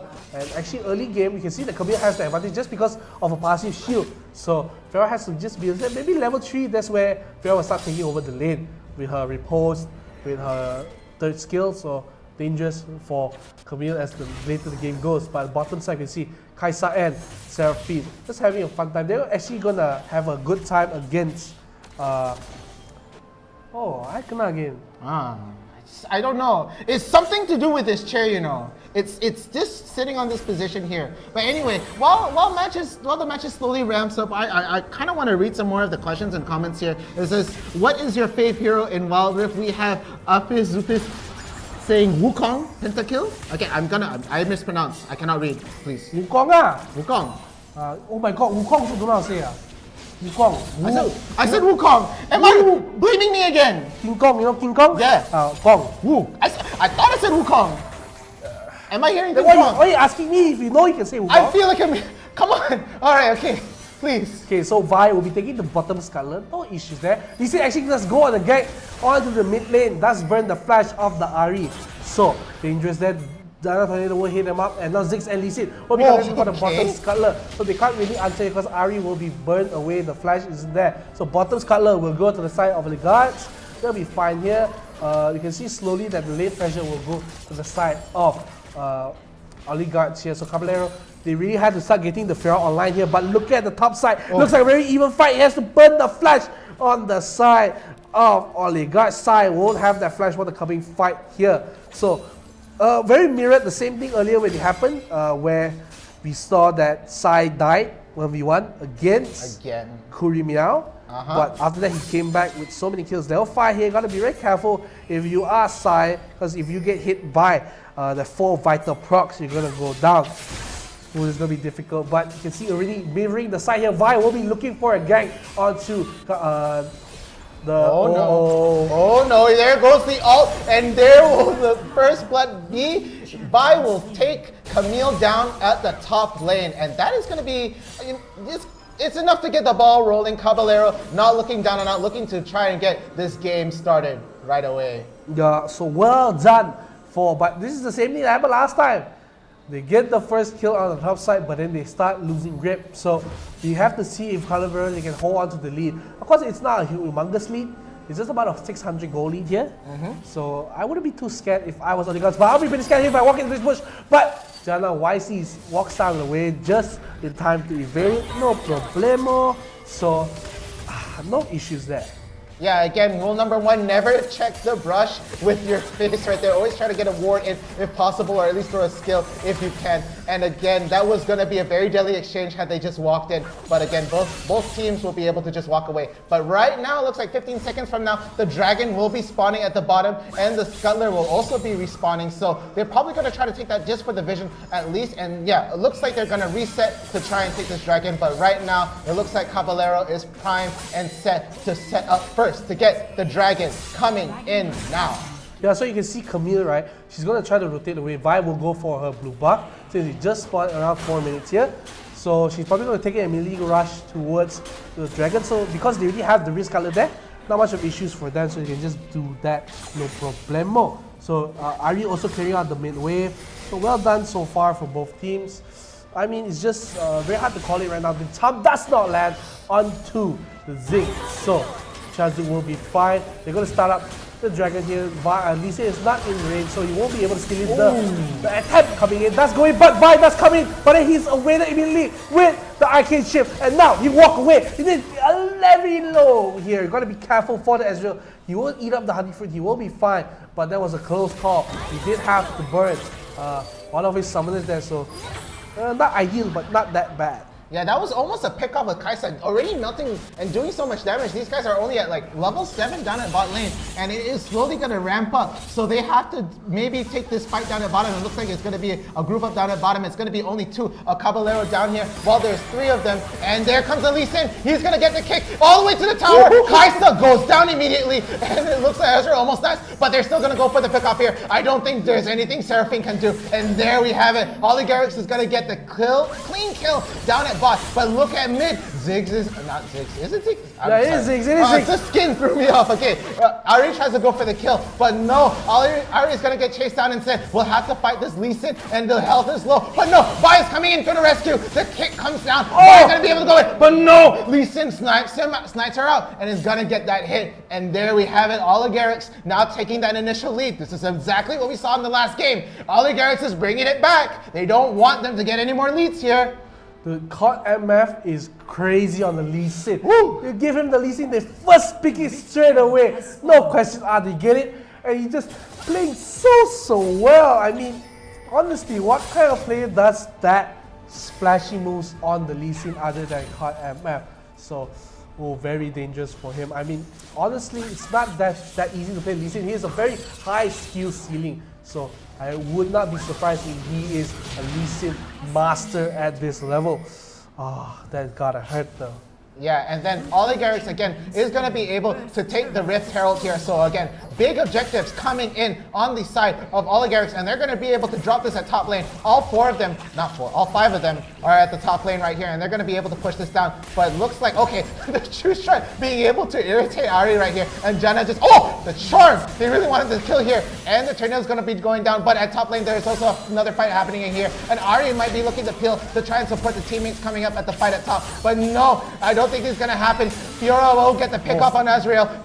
The death bomb coming in from Ziggs, doing a bit of damage but not being able to secure a kill. And there we have it, a tie-up between Caballero and Oligarchs in terms of kills for these 2 teams. So a 1,500 lead for Caballero here. Well done for the Knights. They do get a little sizable lead. They're able to transition into a kill onto the Ezreal. I mean, Arcade Shift is really weird. He just evades Y ulti just like that. So maybe that's the reason why they picked Ezreal. Just to invade. I think it's the second time I saw the Arcade Shift evading assault battery, a battery charge, I'm sorry. So, what a weird direction. I've never seen it before. Okay, I play Vi a lot in the PC League of Legends. It's like, I know that when that ult is pressed and you're in range, that you should go down, but just the fact that Ezreal has been able to just go, no, not happening. They see the Vi charging, they don't want any part of that. It's a very interesting interaction right over there, for sure. But it looks like Vi might be getting caught out around the Dragon Pit. Janna does see her, and oh wow, stopping the Q right there. And no, that's just gonna be the disengage. But Ziggs, all alone at mid, two of them are slowly piling down. Okay, no fights happening here. It's all gonna be prepped in order for the Dragon coming up in approximately 20 seconds. So 20 seconds till the Cloud Dragon was born, like I said. The winningness Dragon. So bottom lane will be cleared away. That's for 10 seconds. So they're gonna reset on both sides, top and bottom. You can see Ari already trying to hold the shove wave all the way there. Ziggs will also shove the mid wave. That's why their comps are so good. So Lee Sin will get the early pressure, will clear the wall away. They'll try to group onto the Janna, knock back, but the charm will come in on the Lee Sin, but here's the J. And Vi has to flash over into the Raptor pit, and he does burn the flash. So Janna does burn the flash too, but that's just a flash on Janna, but a missing flash on the Vi is a big deal. Even though she does still have a J, she probably don't want to burst because if she died, then you probably don't get the Dragon off. But now, the fight will probably break out. Ari will not let the top big barrage in the back line. Janna will try to heal everyone, but Camille already go down. They will take the Dragon for the side of Odysseys and then look into back off. They look at the back line. Kaisa does jump back, but does not get killed away. Missing shot very low. And look at the back line. They don't get two. Off, picked off. Ziggs will get the kill. And now Ziggs and Ezreal is surviving in the back line. They're trying to get the kill on the fail. She tries to reinforce here, but she will go down. Look at Lee Sin still in the front line. He'll get the fight. He's getting the starting wave. Oscar Seraphine will not survive that. But look at Ezreal. She has to burn the flash just to escape from this mean man. He will try to actually ship over the wall like a mystic shot, but he will survive with just a little bit of HP. But overall, a win for Odysseys as they go up ahead 4-3. That mystic shot was crazy. I thought for sure Seraphine was going to be down and out, but living on a pixel and then eating the fruit to just stay alive. She is going to have to recall though and wait for the rest of their team to pick up the slack. Now it's 8 seconds till the Rift Herald. The Baron comes up. Rift Baron. So Baron has just spawned on the Rift here, and you know, the later this game goes, I always like to say the later this game goes, won't favor the side of Cabrera, but we can't even talk about the later game as there's going to be a fight for the Risk Color happening here. They won't take the Risk Color away for the side of Odysseys.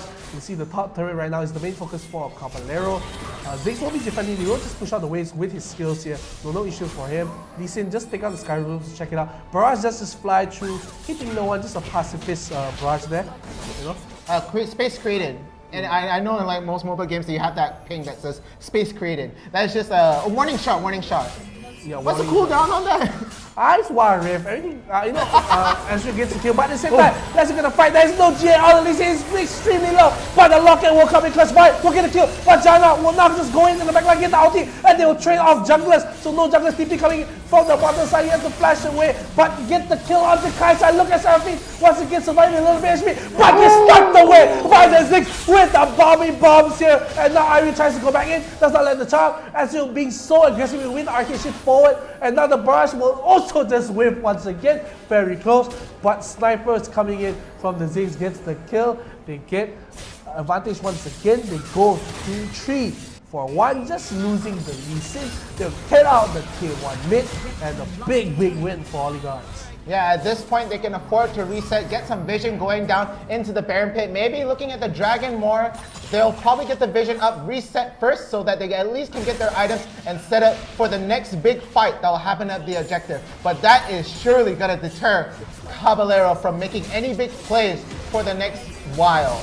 For sure. I mean, they also take the tier 1 at bottom, so all tier 1s are gone for the side of Caballero. They still have the tier 1 at top and mid for Odysseys. It's only still, that means they have a lot of pressure near the river here. So no tier 1s mean you're losing pressure on the river, no tier 2 means you lose pressure in your own jungle, and no tier 3 means you lose pressure in the whole game. Okay. But, oh, look at Lee Sin, sneaky there. He didn't catch the Kaisa in 4K, so he's just to be chilling inside the bush, but now they will start the Risk Color up. They see, hey, there's no wards here. Maybe they go for a cheeky Baron start here. No, they're going to play a little safe. Camille will be on the bottom side. She does have the TP available, so does Fiora. So maybe they bring a little cautious here. Again, Liandry's, Luden's Echo out for the Ziggs. We have Muramana, Trinity Force, and Executioner Blade onto the Kaisa. But on the side of Caballero, we have Enemy Caballero, they have the Ari with the Luden's Echo and the Rabadon, so that's a lot of damage. And Vi, very standard build, going for the Guardian Angel, Trinity Force with a lot of burst. Yeah, junglers will tend to really rush that Guardian Angels right there. So pretty standard builds coming all around here. And it looks like the Dragon will be the more contested thing over the Baron Pit, as both teams are primed to try and take this Dragon. Again, Infernal, very, very important one. And the fight's starting to break out right now. Seraphine gonna be able to get an early loot, but no. Israel with the True Strike Barrage gonna go in, and look at the health, very low on the Caballero side as they try to go for this fight. But look, red team is gonna be able to get the Dragon, and they're gonna have to pull away. But no, off position right there, Lee Sin will fall over from Caballero. Yeah, but now Vi actually does go in, but at the same time, Ziggs does get a double kill onto the Seraphine, once again sniping out, and the Jay will be procced. The Kaisa will try to go in. Ziggs once again. I mean, he just landed at the back of the backline, killing 2 Seraphine and also killing away Ari. So a lot of sniping going on here for the side of Oligarchs. So well done for them. But I gotta be a little cautious if I am Oligarchs, because if you give away too much dragons, especially now you have the Mountain and the Inferno, means fighting capability is at the highest for the side, and he's just gonna solo out even with the backdoor protections. He doesn't really care, doesn't want to wait. Kuri Meow, not a very patient man, it seems. Yeah, getting that tower gold definitely seems to be the more important thing to go for right there. So we'll be able to just tank the tower and take it down, and that's gonna be their second tier 1 tower going down from the side of Oligarchs. So again, it's only their mid tower that's still standing when it comes to the tier 1 side. And now looks like the ping for Baron is starting to happen, but I doubt they're gonna start it right away. Janna is just going to be able to put some wards down, and they're just going to set up for vision right here. It's whether the other team can sniff this out, that they'll stop this Baron right here. But again, it doesn't look like they might be gonna, I don't think they're going to fight for this one at all. Yeah, it's difficult, but at the same time, we do see an attempted steal onto the blue buff, which will actually not go away because he doesn't have the smite. So he will spot the Fiora here. Camille doesn't win this, she has to get away. He will try to hook shot away, so burn the ultimate from Fiora. She tries to follow up, but won't be able to get the Scar's Bloom here. And so not really much happening. She will try to take away the Raptors, but also won't do that. So wave here for the side Oligarchs is very, very strong. Ziggs also starting to scale up with a lot of damage on the side. They do have a ward in front of the Baron Pit. So if I'm Oligarchs, I wouldn't be too worried if they will start it because I can just poke them away. So, okay, for Caballero, it's more like you want Oligarchs to start it, and Oligarchs want Caballero to start it. Yeah. It's like, no, you first, no, you, sir. I want to steal the Baron and all that. But no, it looks like they are trying to just get vision down. Both teams do have quite a bit of vision going onto this Baron Pit. This definitely looks like this will be the objective to fight over. But both teams are so apprehensive about it. Again, they're looking for their power spikes. They're looking for their items before they probably get disengaged. But no, it looks like Oligarchs is going to try to start. But no, they disengage. Okay, they're very hesitant. Both teams are just unwilling to start on this Baron. They just want to get their items. They just want to scale up. And again, this is at a stalemate right now. Both teams pretty undecisive on what they want to do at this very moment. I mean, they're going to have to do something because the Elder is coming up. It's going to be Ocean Elder, so a lot of Omni Web healing there. And of course, the most important thing is the true damage burn per second from the Elder Dragon. So you got to be very careful here. I don't really like how Oligarchs are just buying their time here, because if they buy too much time on the side, but at the same time they will get the catch onto the Lee Sin, and he won't just bury up, he won't try to run away, he will be caught away, he will actually survive, he will go back into the fight, he will go down to the Kaisa. So 1-for-1 here, they will get the jungler for jungler, and look at Ezreal. Oh, that's gotta be careful, but Ari, oh no, the charm hits the minion! Alright, minion! Oh no, not like this.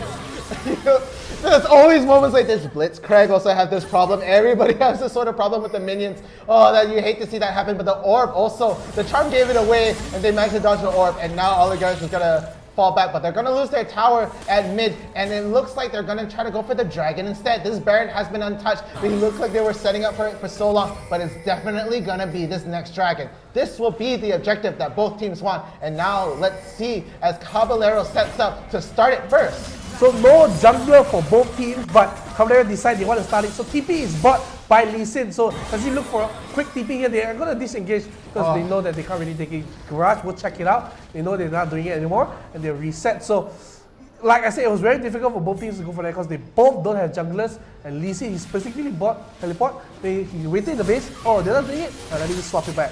So he does swap it back, and now they're going to start it on the side because they know that Caballero reset it, and by you wouldn't want to walk there, buddy. He's actually walking very forward there, and now actually they're going to go in onto the side of the Vi. He's going to be locked up in the Ultimator. His GA won't be procced here. He's already down. Ari in the front line. Look at the damage coming in from Camille. Look at that. They're going to the front line, but then they're going to still hitting the Elder, and now it's going to be very low. They do get the Vi once again. Kaisa will jump in the back line with the thing, but they don't get the Elder. They goes to Oligarchs. They will clean up the fight. They have that damage. They have so much power. They're going to kill him away. Kaisa will go invisible, but he will go permanently invisible for 50 seconds as he will respawn in the base. So shut down and another kill. So that's going to be 4 dead, and the Baron is open, but they don't care about the Baron. They want to end the game. The TB coming in from Mr. Caught FF in 4K. I told you he bought the teleport, he sold it and bought it again like a madman he is. Don't care, it's a bargain still in the base. They're going to open it up. Fiora can't do anything. She's going to watch. She's going to try to do her best. Kick things to the side. Flow all the way back. Now she's going to be invisible like Kaisa too, and all of them are dead. Aced away, and now all in Grudge, they will take the game 2-0 against Caballero Arises. Oh, that was an explosive turnaround in this game. Again, congratulations to Oligarchs for taking that one 2-0. And again, it looks like the patience wore off. They were very hesitant on taking the objective. But at the end of the day, it was the turnabout point on the Elder Dragon that Oligarchs took that game and finished it straight away, rushing to the base. Oh. I mean, Oligarchs, they saw the opportunity, they got the kill on the Vi, so no smite means that they're not able to do that, and the stats here coming in. We have the MVP for Careless Oligarchs. So he will get the MVP on the Ezreal, but for me, the MVP for me, okay? Caught MF in 4Ks again. Really like these Lee Sins. All these Lee Sin players in all these games so far have been so wonderful. But Caught MF in 4K was definitely a great Lee Sin to watch so far. But look at the damage. You're out damaging the 634K. Woo! A whole bunch of damage. You gotta feel bad for Vi. She dealt less damage than the Seraphine support. That's gotta hurt. You know, that's gotta hurt. She got a lot of gold. Doesn't matter if you don't deal the damage. So she did die earlier in the fight, so they didn't get the smite onto the dragon there. So very well done for Oligarchs. They capitalized on. Like, it was pretty shaky for them because they really couldn't scale into a Kaisa, Fiora, Ari. So they got the good fight. They see that Vi was out of, she tried to just walk in. She thought that maybe the dragon was a little lower than it was. She thought maybe it was there at 5,000, 4,000, but actually it was still at like 9 or 10,000. It was still very, very healthy. She didn't know that. They had no vision there. So kids, lesson learned, always ward the dragon bush. Always ward that bush. I remember, like, you were also talking to another team just talking about how important wards were, and just right there's also your proof. Wards, please. Wards win games, wards win games. Lee Sin kicks win hearts. Say that again, really fast. Lee Sin kick wins hearts. Okay, I did ask them. Very good right there. Okay. Right. So again, you really like that Lee Sin play over there. Again, really caught them off position. The kicks were very, very clean and really just picked off people right there. Why don't we just take a look at the replays instead of me talking about it right here? Let's take a look at exactly what happened. Yeah, so this is the early kill. Once again, they do get the first blood on the side of Caballero. I mean, they always get the first blood on the top side, and then really they couldn't contest the Mountain Drake. The Barrage does come in to try to steal it away. But not enough. The Vi ulti cancelled away by the Arcane Shift. Very, very interesting phenomenon. I have not seen that before. So I thought maybe that was a maybe visual bug or something. But they looked at the bottom side. They thought Ezreal was free food. Kaisa thought he was going to get the Ezreal with the last hit, so he tries to get away, but he survives. Lee Sin follows up with the Sonic Wave kick, and they also get Seraphine, so double kill for him. Then he just transitions into the mid lane. He says, Ari, you're so funny. Just sudden change right there. But okay, that Lee Sin snipe right there was so clean. Again, I could see why you really like Caught MF and 4K right over there. And again, this is why engagement really good. Again, the weird interaction right there with Ezreal being able to disengage, even though Vi is ulting right there. The Ziggs ult not being able to do so much damage. And here we have Caballero attempting to take down this dragon right here. This fight really, really clean. Getting the engagement, going straight for the back lane. Hextech ultimatum will drop in the back. But sadly, the Camille falls to the Kaisa. But that doesn't matter. That buys enough time for Oligarch side to be able to take the dragon. And there we have it. This fight just sort of fall apart though. And it looks like Caballero is doing really, really well here. And there we have just Fiora not being able to escape there. and I thought he was dead. I thought he was dead for sure early on, but Seraphine just manages to survive right here. The Mystic Shot, the first one missing right here. Azrael gets a bit here, and ooh, so close. The extra shield was so important for the Seraphine, but another fight will break out, and you can see Lee Sin will be caught, but he will just survive with the locker and the healing coming in from Jana. He will also heal Anifruit, even though the execution plays on him. They will trade junglers away, and this is the sniper coming in. They do try to get the kill onto Camille. She does walk away, and this is the first snipe coming in onto the Seraphine, and you know, just many of sniping coming in here. So it's just very nice to see the Ziggs popping off. But look at the goal; it's relatively even here, so it's not easy to just do that. But you know, they start the Infernal Dragon, they weren't able to finish it off, and just Caballero, they come back into the fight. They were down a little bit of gold, but they get the Infernal, they kill it away, they get the kill onto the Jana, and they just had to disengage from the side of Oligarchs. Yeah, and this is where things slowly started to become into a stalemate right here. It was 11-9. Again, Oligarchs did have a lead, but they were just unsure of engaging any further and trying to extend their lead. They might have been able to lose it if they had just constantly went for ganks. So they were just waiting for the other team to open up and try to do an objective here. But look at this great engagement coming in from Vi right there. Oh, but not being able to get the kill on top there. They're going to be flashing away. But no, Vi will go down. Lee Sin goes down.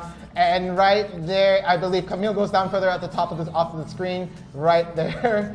It's just trade for trade. And Ari, so close, but the minion, you know, looking out for a home bro right there, just gonna get the charge, just gonna eat it, and then not another kill secure over here. But then again, this is the Elder Dragon that really turned around this game. They were at a stalemate for so long. 13-11 right here. Oligarchs with a slight lead, but there we have Vi, caught off, slightly positioned, a bit too far off, tries to walk in towards the Dragon Pit, but no, GA will proc right at the center there. The Redemption gonna be going down. The shield's up on the Caballero side, but it's not gonna be enough as they get melted down by the Oligarchs team right here. Ari trying to get the charm, but no, not gonna happen. They go on for the focus fire on top.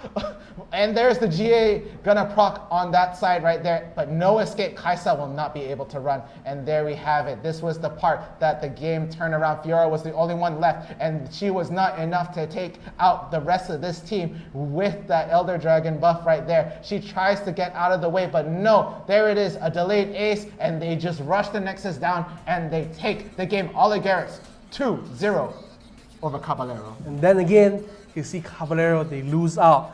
I mean, it's sad to see a very, very strong team fall out of the tournament here. So you hate to see it, but it has to happen. There only can be one champion in the tournament today. So we're going to go up to our top 8 in a while after we go for a little break. I can't cast, straight like 2 hours. Yeah. I don't think anybody can. Too much pressure and all this stuff. But again, I just want to go through a little comments. There were so many coming in during the match. And again, let's just take a look here. What is your favorite hero in Wild Rifts? I believe, okay, you read the name first. I don't want to embarrass myself. Api Zoops, Wukong pentakill.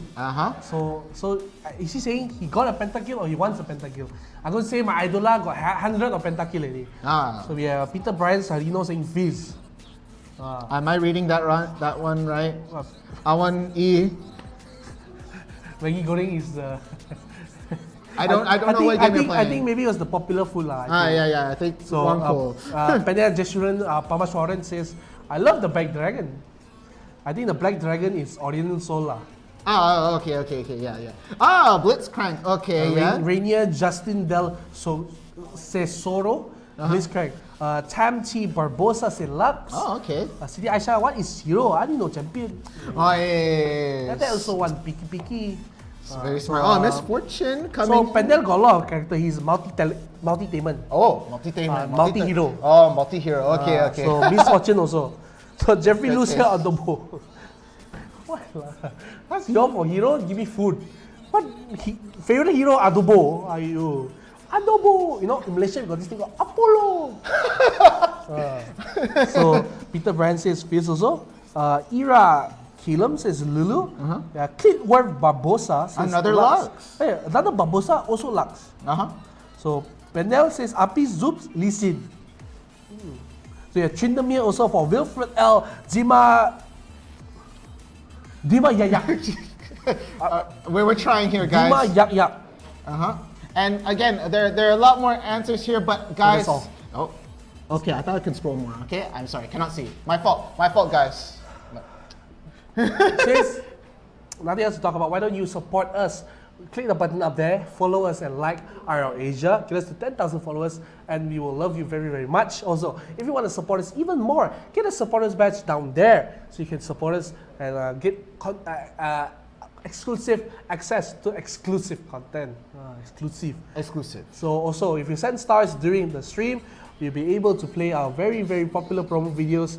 So thank you very much. And I got something Api Zoop said, please shout out Wild Bros Flaco. So okay. Wow. So shout outs to them and shout outs to me going on to the break right now for a while as we go back. We're gonna come back to the top 8. So don't go anywhere. Don't be square, be a circle. Okay. Alright. We'll see you. Try to do the song again?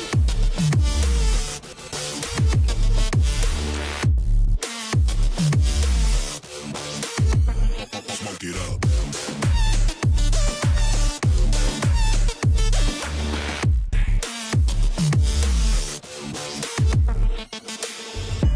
Burn 'em.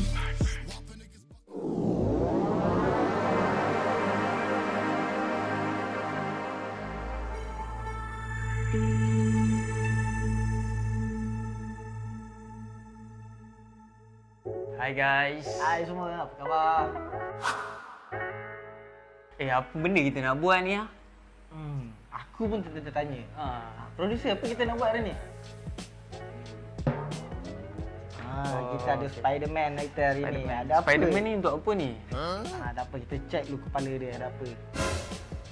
Ada lah ni, producer nak kita buat benda bukan-bukan. Surprise ni. Ada soalan ke? Soalan yang producer kita minta kita jawab hari ni adalah bagaimana anda bermula menceburi bidang e-sport?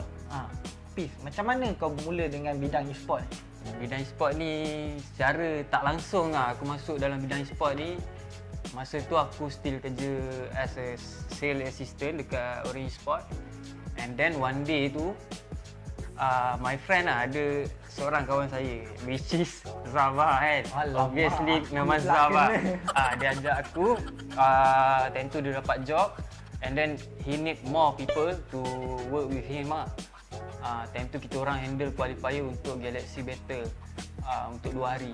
So that time aku macam rasa best juga ni kerja dalam e-sport ni.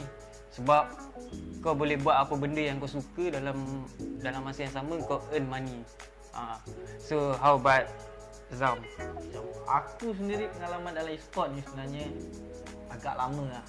Aku bermula first sebagai trader Dota 1 dan dalam masa yang sama juga aku buat freelancer untuk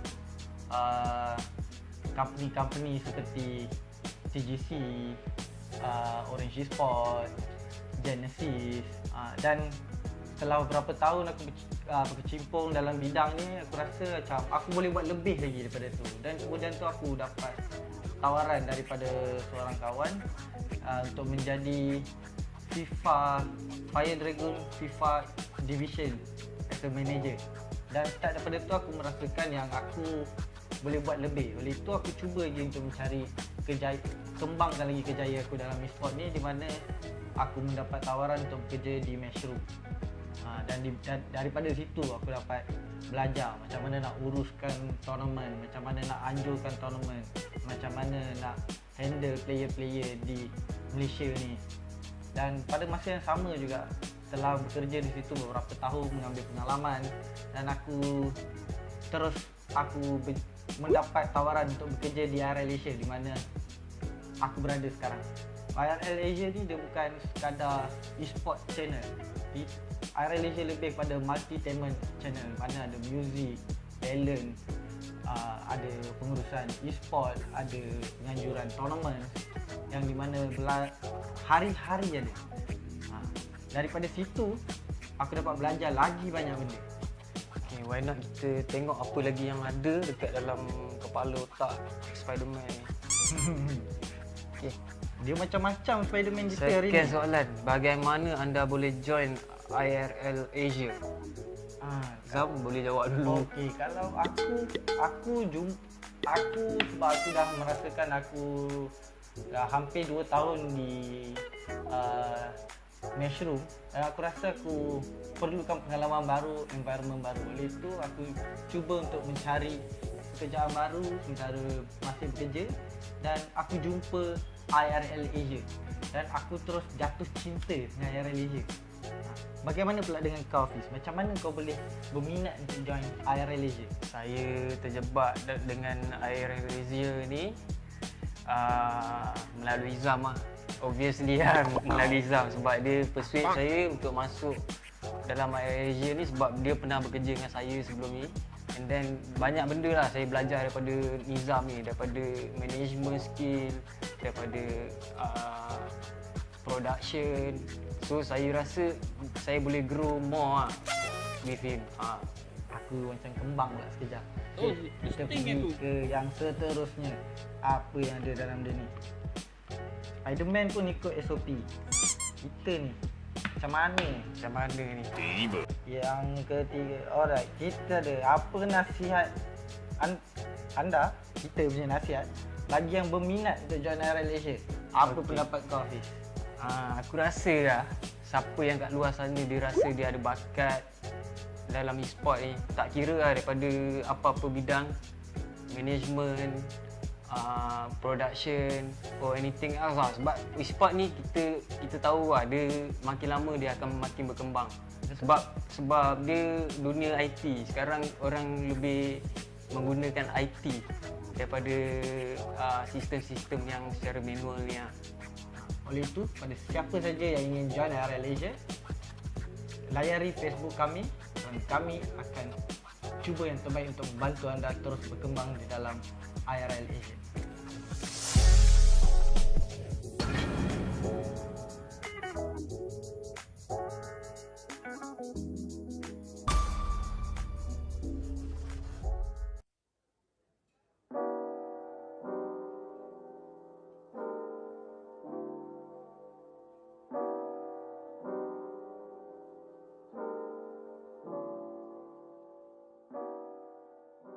Hey yo guys, Victor Cax here, or as my friends know me, I'm just Victor Ang.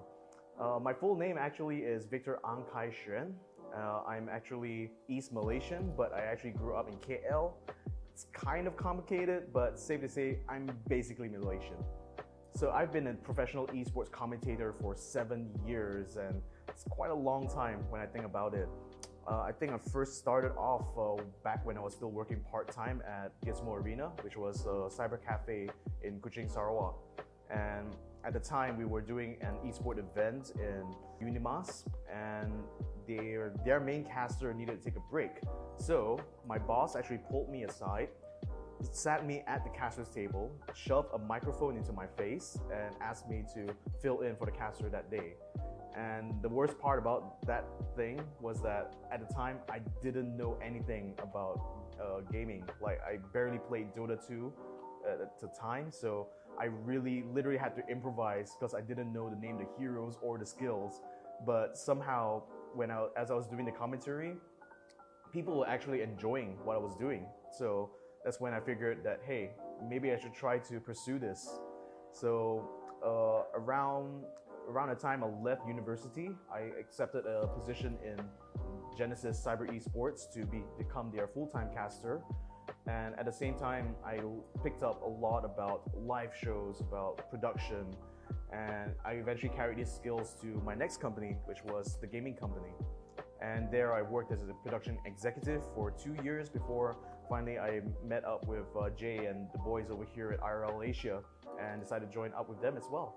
I think what esports has really done for me is really opened up my horizons because there's such a diverse group of people who works inside the industry, you know, from all different kinds of backgrounds or different kinds of games.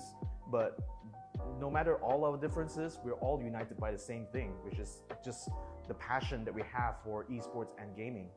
And what's funny about that is that, you know, even though a lot of us will have disagreements with each other, we always agree that we always want to see gaming just rise up to the top.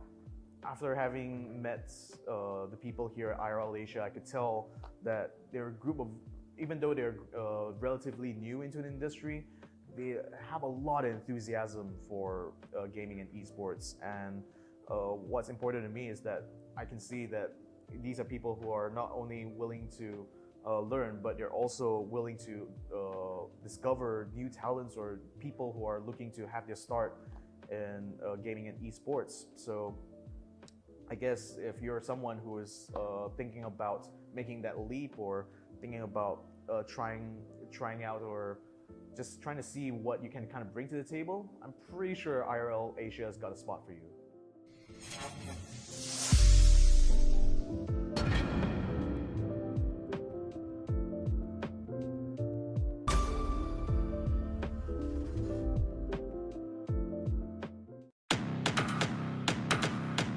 Welcome to Wild Rift.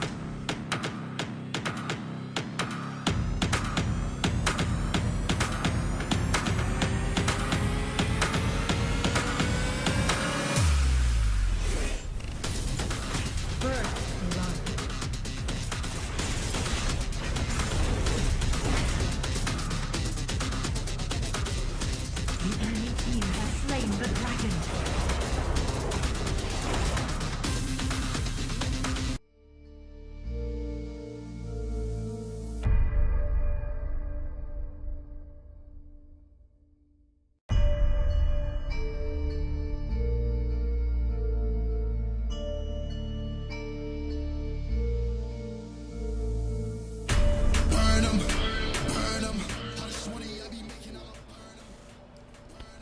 Hey. Welcome back to Warrior Summoners Odyssey. My name is NeonFaith. And my name is Chef. Yes. Is that your name? Yeah.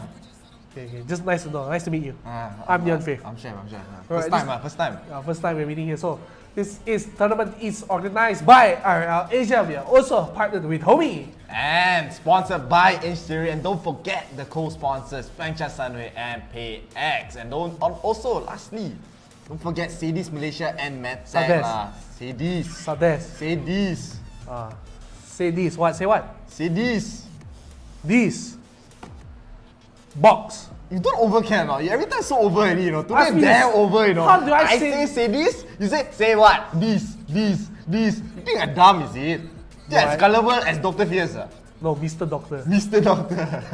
Mr. Doctor. So we've got a new question up for I think it's somewhere up here. I think it's up here, right? I think it's just up there.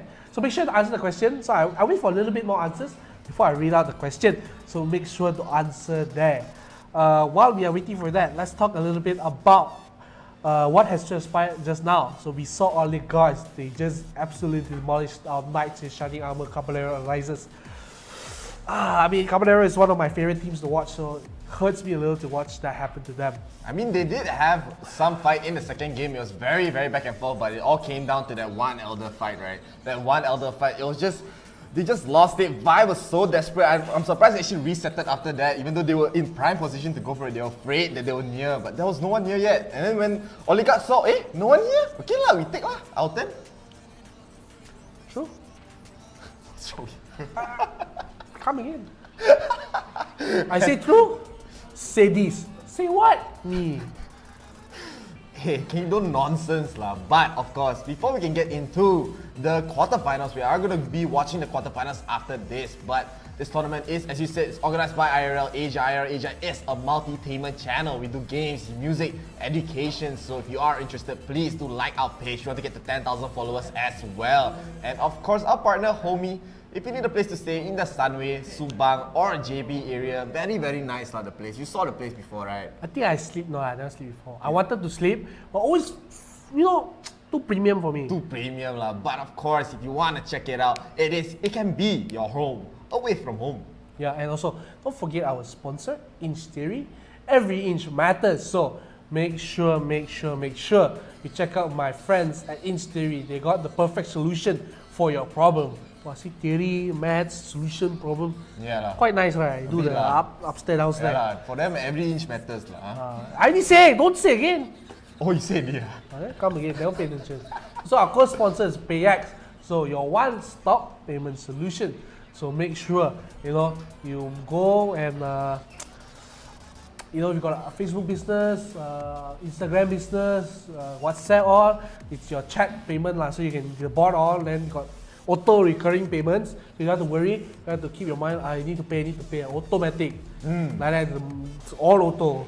And also, you have our next co-sponsor, Feng Cha Sunway Nadayu. So if you're thirsty, go get yourself a Feng Cha to drink. Very delicious, very nice, also very healthy for you. So make sure to stop by Feng Cha Sunway. Yeah, and that will be everyone that's helped us out for this tournament. And of course, you guys can help out as well. As I said before, we want to get to 10,000 likes, so please do follow the page, like the page. We can give you more tournaments, more games, more content. We have so much content already up on the Facebook page, so do check it out. Got podcasts lah, got a lot of spotlights on all the members of IRL, got this fella also on the Facebook, so please check it out lah. A lot of my idola in the Facebook. Yeah. Got the Api Zoops, got the Shark 420. Api Zoopis. What? That's not D.R.Fierce say. Api Zoopis. I give up lah. Then I quit tomorrow already. I quit! Don't want already, over already. But you know what's not over? The brackets. So let's see the brackets for the top 8 participants left in the tournament. As we can see right now, we have on the top side of the bracket, we have Noblesse Gaming all the way from Singapore going up against Looking for Manager. We're also going to see Wild Bros King Philippines and Play All Day from the Philippines. And we have Oligarchs against Nova PH. Shigure. Shigure. Shigure, ah. Ah, Shigure. Shigure what? I don't know, so another one. Well, of course, last but not least, yes, Steve and friends. Who is Steve? That's a really bad joke I want to do, but I knew what joke you're gonna make. But they'll be going up against Diet Ones. Diet Ones, of course. They're only. Hey, calm down. Diet Ones, of course, the only returning champion left in the top 8. So it's gonna be a very, very exciting match. The next game we are gonna watch will be Wild Bros Kings versus Play All Day. All night lah, actually. They only play all night lah. Stop! I know what joke you're gonna make. That was a very good joke, but not very appropriate. Steve, you know. Stop, Steve!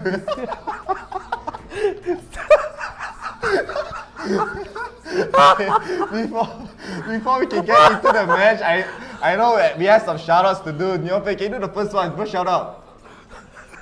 Oh, okay, wait.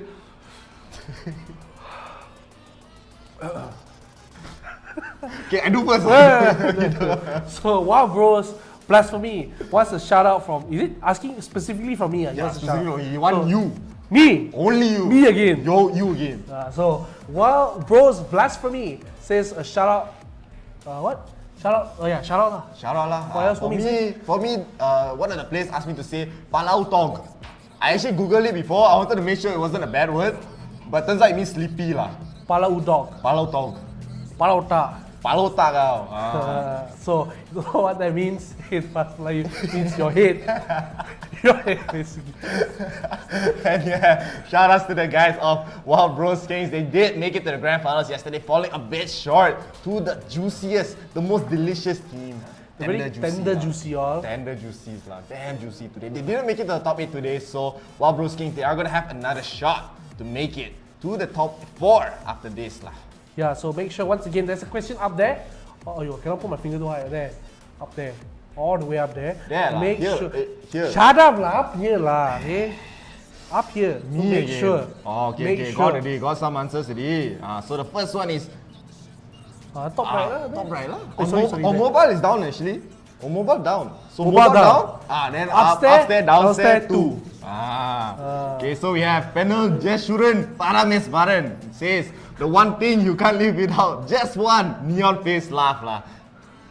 But I never laughed. You never hear my laugh before this. So how You just laughed just now. What you mean? No, before like before I come here. Maybe he watched the stream a lot lah. Sometimes we also laughing. So Right. very funny. Popular streamer. I'm NeonFaith. I'm damn funny. Laugh at my own joke. Me and my 100 followers, we are the very popular kids. So Clint, Worth, Barbosa, think very funny fella, you know. What thing can live without? Very funny lah. Actually quite funny lah, I'm not gonna lie lah. Quite It's funny. true lah, technically true lah. So we also have Siti Aisha saying the one thing you can't live without is... Penny Jeshuran Pabaraswan. You should pronounce that correctly, you know. Later he tapau you, you know. Tapau bungkus mamak nasi goreng. Then Api Zoop say he can live with Warif. Kena ni, the panel just shouldn't come whack me ni. And also another shout out. I need to say I love WB Anito. Huh? I love him also lah. I love Anito. Yeah, so Pandela Jesuran says, my idola Api Zoops. You cannot live without his idola. I also cannot live without him lah. Every day Api Zoopis. Api Zoopis. Too much already. Api Zoopis, Zoopers, Doopers. So also Api Zoops talking about Api Zoopis. He say he cannot live without Warif. I say that already. I say again lah. Just now you say every each matter. Now I say Warif. Okay lah, okay. Me again. Let's say this. Shut up. we also have two more. We do have Jamie. Jamie says myself. Correct lah. Me, myself, and I. And are we going to get into the game? Let's take it into the game. Make fun of me. Make fun of me. Okay, empty Barbosa. I love Barbosa. Are you guys family or friends? Or is Barbosa like a very clan, common name? Like a clan. Naruto, the Hyuga clan. What nonsense clan? What the fuck talking clan? Naruto Kagebuchi no Jutsu. Don't make fun of me. The bans has already started, okay? Wild Bros Kings, they will be banning out the Gragas first. I mean, Gragas, of course, lah. Good pick, lah, huh? That's a Jiraiya. Why is that Jiraiya? Jiraiya? Okay, lah. Jiraiya, lah. Okay, now play all day. They've been playing all night. And they'll be banning out the Katarina. Scared, lah. So, Time T Barbosa says, yes, we are a couple. If you're being serious, Congrats. Love is very important, as now we are loving the Katarina's band. Why you love the Katarina band? Because play all day, they want to play all day, they don't want to play all night. But the hard day already gone. How? Me again. My fault again? So now play all day. They were, as you said, they are banning out the Katarina here. Let's see what's the other bands. The Camille. Yep, Camille is going to be banned out here. Very normal. Why Why things to be banning Camille so much? So, you are serious or you playing a fool? I'm not playing a fool. Serious, huh? Hey, damn over this fella. Please tell me seriously. I want to hear analysis. Okay, so basically, Camille is a very strong pick. And it's because she has a lot of combo potential with her ultimate in the Hextech Ultimatum. You're able to lock down a target individually. They cannot escape from the Hextech Ultimatum. There's no way to escape. There's actually a very funny interaction with Galio, you know. So, of course, Galio is banned, but if, let's say, you lock someone, you lock Galio, okay? You lock Galio into your Hextech Ultimate. He tried to ulti, what happens? I'm not joking, I saw the interaction with my own eyes. He goes up in the sky, he flies at the speed of light, but he just hits an invisible wall. He's serious. Seriously? Drama lah, you know. A bit over lah, maybe. You want to blaga, you know. Hey, I'm coming in. Hey, wait a minute lah. Yeah, so. Sorry lah. You know, they say Camille has chicken legs. Chicken legs So chicken leg ah. Chicken leg quite nice. KFC, you know KFC sells chicken legs? Really? Yeah. The whole leg lah. Drumstick lah. Drumstick. I don't know. And of course, we already have the poll up. We do have the votes for the watchers. They be voting for Wild Bros 83%. And of course, we are also gonna get into the game, the first game of the quarterfinals. We have Wild Bros Kings having the first pick here. Yeah. So. Ziames is picking it, and looks like a Lee Sin pick will be coming in. Lee Sin very, very strong so far in the tournament. It's not easy to just pick up Lee Sin like we saw just now play caught MF in 4K. Played so well. So Miss Watching caught in the 4K, probably the resolution, you know. So Olaf is picked up immediately again by Play All Day. So they're getting that big angry Viking as their backup. And Pat Rain, looking for the Malphite. I haven't seen a Malphite in a long, long time. So Malphite, your big stony rock. Is it rock? Yeah lah, it's a rock man. Mountain lah, Phil. Hey, mountain made of what? You tell me? Mountain made of stone. Oh, rock and stone different. Don't know the difference in rock and stone. I think I really quit this job lah. One say Api Zupa, one say rock and stone same. He said Api Zupis, okay? Don't get it wrong. Api Zupits. Api Zupits, he's not stupids. Oh, very rude, huh? Call people stupids. But of course, Wild Bros King will be picking up the Fiora here. Very, very safe pick. And the Braum. We haven't really seen Braum a lot, been banned a lot lah. Don't want to see the Braum anymore. Hey, they also pick Corki and Sona. Whoa. Okay, so very weird, huh? They get the Malphite, they get the Sona. Not very unconventional. Hey, Seraphine also. So Seraphine mid maybe. Yeah, it's 100% a Seraphine mid. Sona, Corki bottom, Malphite top, Olaf jungle on the side of our bros. Very similar picks. I mean, not similar. Very normal picks. They have the Kai'Sa, they have the Lee Sin, they have Orianna, Braum, and Fiora. So very front to back, very well done. But play all day. If they land that wombo combo upstairs, downstairs, you're gonna deal a lot of damage in the team fights. So I mean, I mean, I actually saw Western G today. They've been banning out the Olaf like every game, right? Like, why do they do that? Don't look at that one. Like, Western G, they've been banning out the first game that we watched, right? They banned out Olaf for the first 2 bans. Like, very interesting to see, like, just immediately banning out. Maybe there's something about Olaf that we haven't really known about. Maybe mental trauma. Mental trauma. Olaf walked into the pit, still Baron. Maybe lah. A lot of teams actually experience the Olaf. I don't want to answer that question. What question? I never asked you a question. Oh, never mind. There's a question there I was supposed to answer, but I'm going to keep it up for later. Don't pay attention to me. Make fun of you me. also don't pay attention to me. I say Olaf ban. Ban what? Ban what? Olaf. Oh. Who? Laugh. Ask me to laugh what? So, we're waiting for the game to go for the first game against... What team was it again? Wild Bros Kings. And then? Forget. See, forget! It's gonna be against Wild Bro Kings at Play All Day from the Philippines. Right. They don't play online. I thought it's play online. Come already lah. Excuse. Asma lah. Finesse come already. Nobody there. Nobody there. They did try to go for the finesse here. So Wild Bros, as we say, they are gonna be on the blue team, the left team, and Play All Day. They are gonna be on the red team lah. So Play All Day, they're gonna go for the Corki mid actually. So wait, we're actually gonna see a Seraphine bot. No lah, it's a player, it's not a bot. Are you serious a bit really in the game, you know. I tried to be serious all you. Hey, don't, I'm going nonsense here. I'm NeonFaith, I'm Nonsense Kings. See again, me of my fault. So we see already a small goal lead. I'm surprised they actually have a goal lead already for the side of Wild Bros. They have about 300 in the bank here, but it's going to be equalized early because Lee Sin did invade. He did take away the blue red. What did he do? Oh, I think he tried to go for invade, tried to go for the blue buff, but Olaf actually started the blue buff first, so he can just continue throwing out skills early on into the fight. So well done for them. They will equalize the goal. Just about 500 difference here. Will be equalized when Malphite catches his wave, when Melee catches the wave.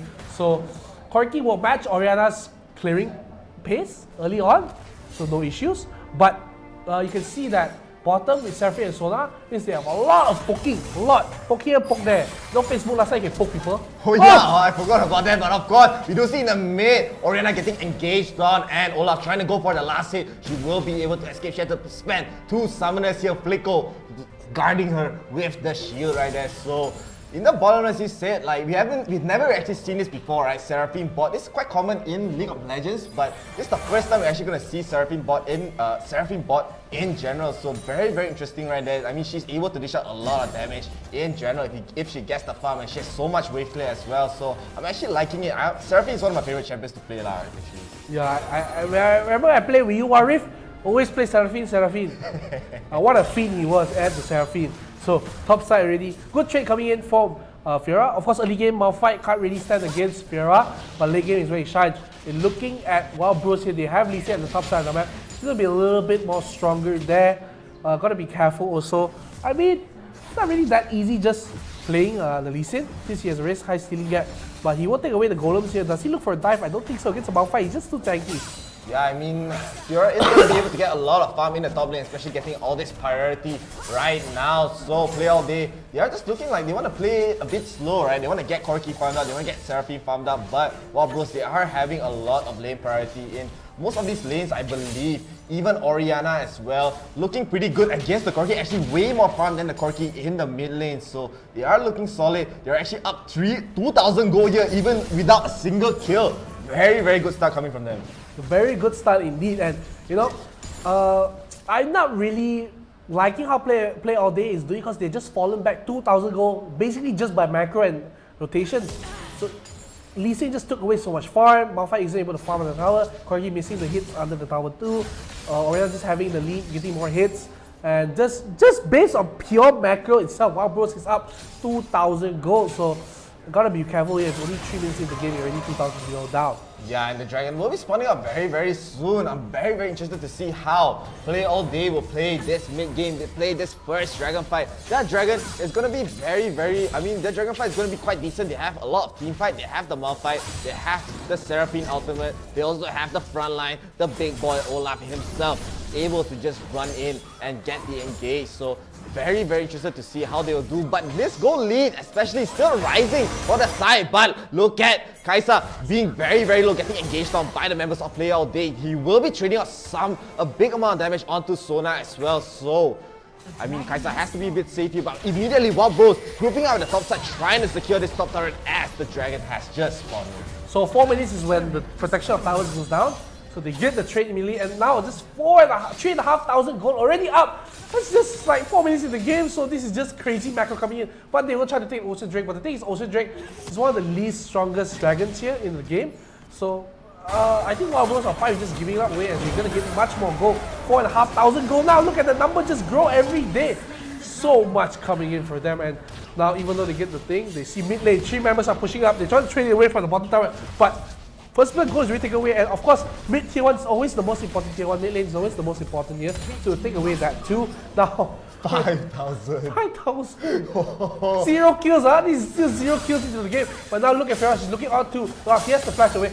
They just basically reached the bottom, and look at Olaf, how low is he? He's going to be shielded up by the Seraphine, by the Sona, and now they all have to flash away, as now Lee Sin gets a land on it. We'll get the inside kick on the side there, we'll kick back the Sona, he'll be knocked away. Down, 2 members already dead for the side of Play All Day. So they're not able to play all day as they will be knocked away. And already 7,000 go down. They're looking for the third tier 1. It's 5 minutes into the game. This looks like such a clean play coming in for Wild Bros here, and they're gonna be up 7,500. That's so amazing coming from Wild Bros, as you said. Even before getting the kills, they're already up 5,000 gold. Then they come down, look for more, and now they're up 8,000 gold, almost 8,000 gold here. So Play All Day, they're just losing in like every situation right now. All the resources are gone. Lee Sin has just been invading the entire time. Olaf is not even able to get any farm in this game, so Play All Day, especially in a comp like this where you want to get Seraphine online, you want to get Corki online, they are not going to be able to as Wild Bros. They are already hitting the power spike here, and the Rift Herald is also spawning, but they're going to group out onto Kaisa, and Kaisa is all alone, taking a lot of damage. Will be able to dodge the Sona ultimate, but will be taken down, so Play All Day get a kill under their belt right here as they look like they want to contest for this Rift Herald here. Yeah, but it really started away by Wild Bros. They just start the Rift Herald away with no respect. Coming in, they see Seraphine at the bottom side. Lee Sin will start it up. There's still a tremendous amount of gold, 7,000 still. So even with the Kaisa down, no ADC, mind you, they're still getting the initiative in the Rift Herald, and they're probably gonna get it for free as they're not able to contest it. So my goodness, how is Wild Bros just out macroing Play All Day so hard? It looks like kids against big beefy Marines here. So. What is that simile that you use? What, big beefy Marines? What's wrong with big beefy Marines? I mean, Wild Bros, they're already up almost 9,000 gold here, 8,000 gold already for their side, and they are going to get a kill onto Malphite. Malphite getting chased down very clean. The flash will miss over the wall. He will get taken down. It looks like Wild Bros, they are not stopping. They want to go for more. They're already trying to clear the top lane. They still have the Rift Herald for use. The Twin Shadows will come out. Will be spotting 2 members on the top side. Lee Sin just going in and out, not really getting out of it. But instead of top, okay lah, we go for mid 1. Mid 1 is open.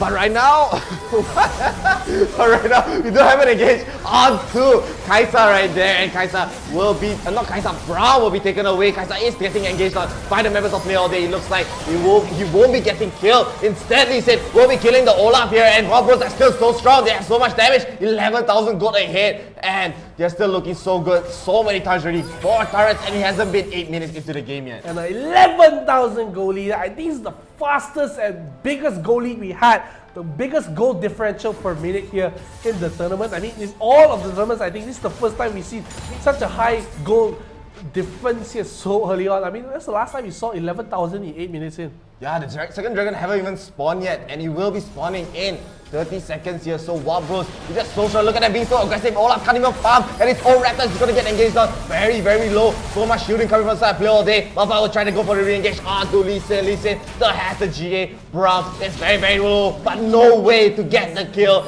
as Orianna comes in and swipes and gets the shockwave vessel onto the Seraphine. Seraphine has to flash away, but it's very, very low. Sona getting the heals, but it's not enough. Now Sona also has to run away. The top side Rip Herald will spawn, and with this, Wild Bros are looking so good. They're gonna get a free dragon here. Kids and kids. What? What? Kids and kids. Kids and adults? Is that how you say it? Adults and kids. Adults and kids. Ladies and gentlemen, this is how you out-macro a team. Just walking around the map, just having the proper rotations coming in. That's just how you do it. Just out-macro the enemy. So they do get the Red Herald on top, they get the Battle Dragon, they get everything. Even they lose the Ocean Dragon, they don't care. They're up 13,000. So much stronger, and that is just a big, big thumbs up for them. Yeah, how is Play All Day gonna really come back into this game? I mean, Seraphine does have a way to clear the minions a lot, but being this behind, she's not even able to deal damage. She's getting bursted by the members of Wild Bros. They can't even get into this fight by sheer force. Wild Bros are just so much stronger, especially with the 13,000 goal lead. They're gonna be way, way stronger and Play All Day. They are grouping up for something, but it's kind of scary. Even Braum is just in the front lines. They're just trying to spot out any engages coming from the side of Play All Day here. Yeah, and really look at Braum just walking so confidently into 3-man, and look at the damage on the Zona. He's already going to go down. Seraphine will try to do something, but again she'll be taken down already, and this just looks like a formality. 14,500 here for Wild Bros. They just play the food at this point. They could basically just walk down a lane and end it here. But you know, they are trying their best for the side of Play All Day. They want to continue playing all day. You know, but even if they win here, they don't play anymore because, you know, it's the end of the day. No more day, lah. So this one, they have to try to get back into this game, but the lead is very, very insurmountable. 16,000 gold now, Wild Bros. They are non-stop aggression. They're playing so clean right here.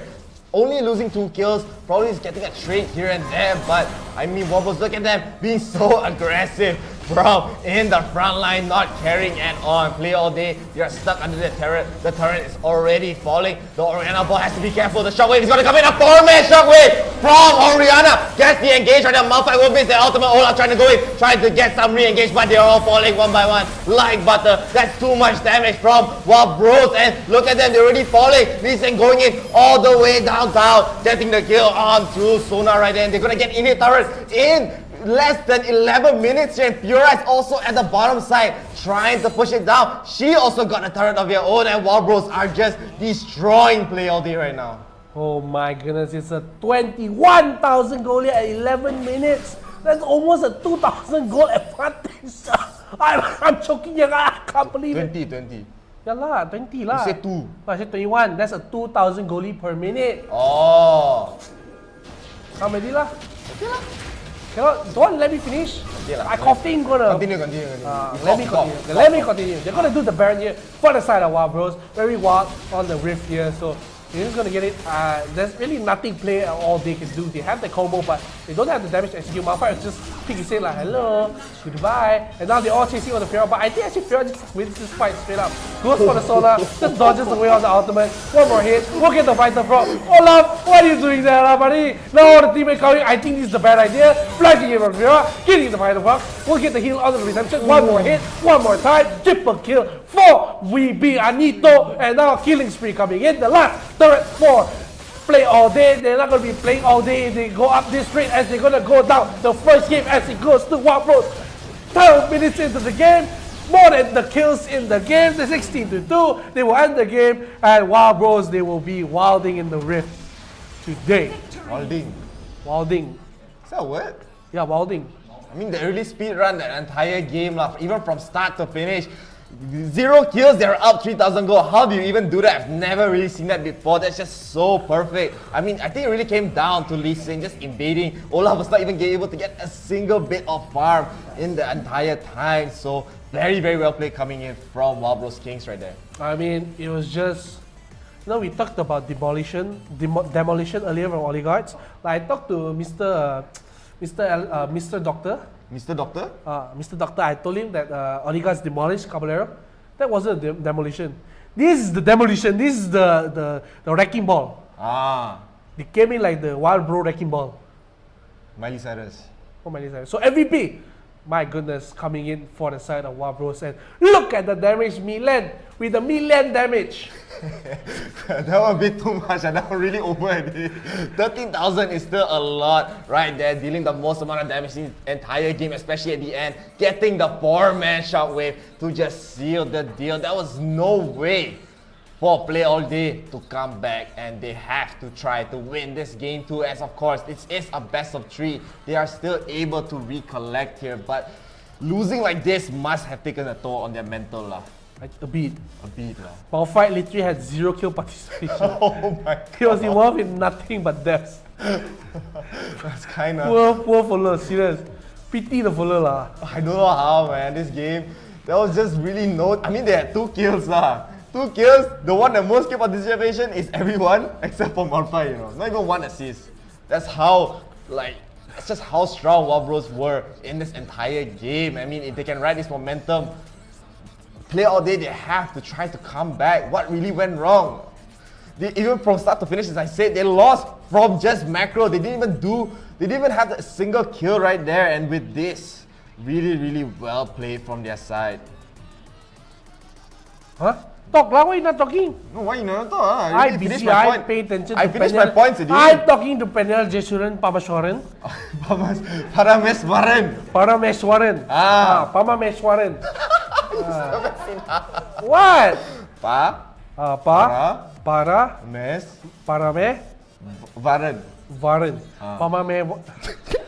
I'm legit, I'm not trying to mess it up. I legit cannot say. Say again. Parameswaran. And that's why I say Parameswaran. You did not say that. Parameswaran. Can we get a replay on him saying that? Enough. And actually we are actually gonna get replay. Messing up my words lah. Shut up, man, shut up. Let's go to the replay. Go to the replay. I don't talk to this guy anymore. What you mean? You talk, I don't talk. You say this.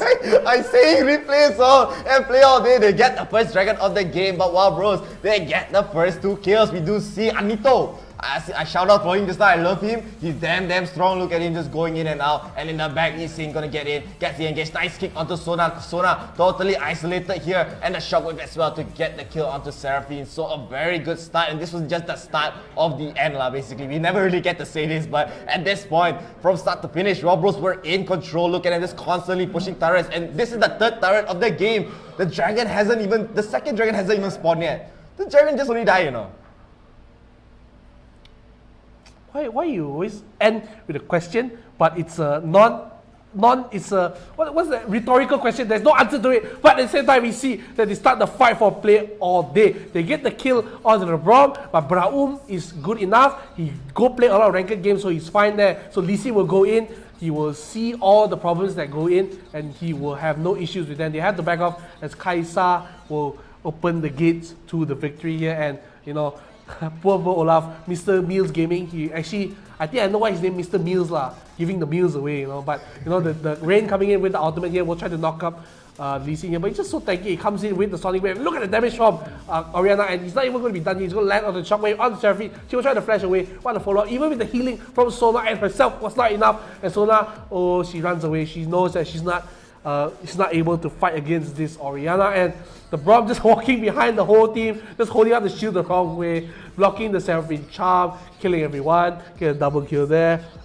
It's just utter domination coming in from Wild Bros. Yeah, I mean, look at that here again. You're getting the 6th turret in the game actually, so no more turrets left at this point. A nice 4-man shockwave from Milan. Getting the engage right there. Olaf tried to do something, but he was not able to escape. And one by one, they were falling. Wild Bros non-stop aggression right here. Look at Lee Sin just going in from downtown, getting the kill onto Sona as well. They get the inhib turret. They get the one on the bottom. They get the one at the mid.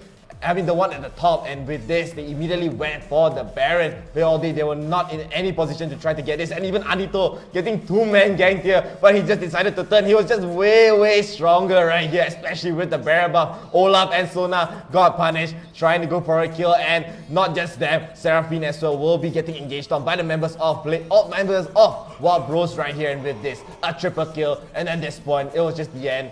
For Play All Day, they were not able to defend this. They were just way too strong, even without the Baron buff. Yeah, you know the funny thing is, right?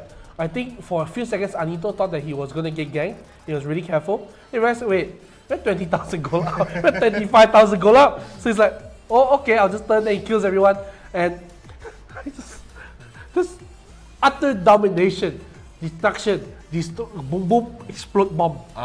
No zigs lah, but got bomb. So, you know, there's a new question. You can answer it up there. Make sure you answer it. What would you like us to cosplay during stream? So we already got some answers. Let's go to the first one. Kirk Barbosa says Pikachu. Which kind of Pikachu lah? You know, like the first Pikachu, very chonky one, and they got thinner, you know. What are you trying to say? Pikachu used to be chonky. What's chonky? Chonky. Chonky, Sades. Sades, Sadies. Sadies. Say what? So, penalization, I don't say it. No, he says, what you want to cosplay? Gragas, NeonFaith, and Twisted Fate for me. Why me Twisted Fate?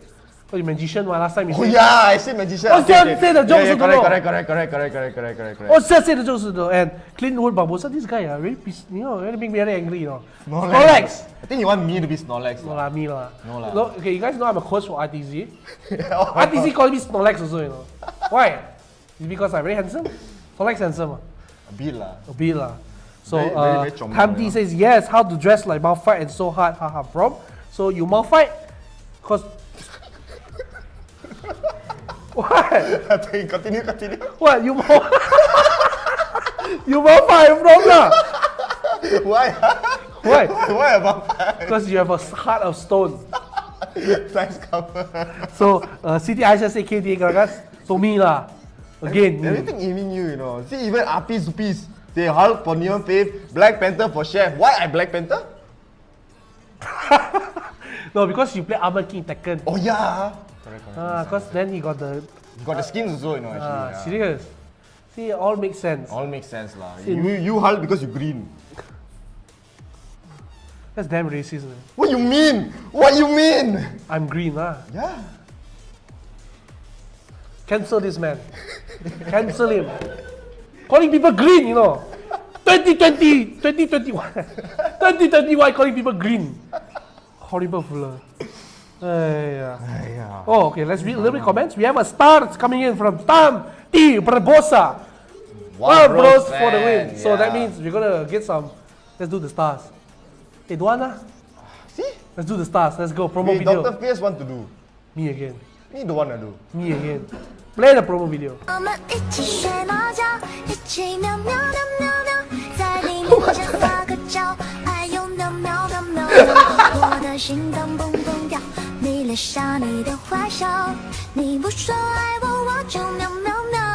Hey, damn cute, huh? Hey, Shaq, wait, how about you? I cosplay as Shaq now.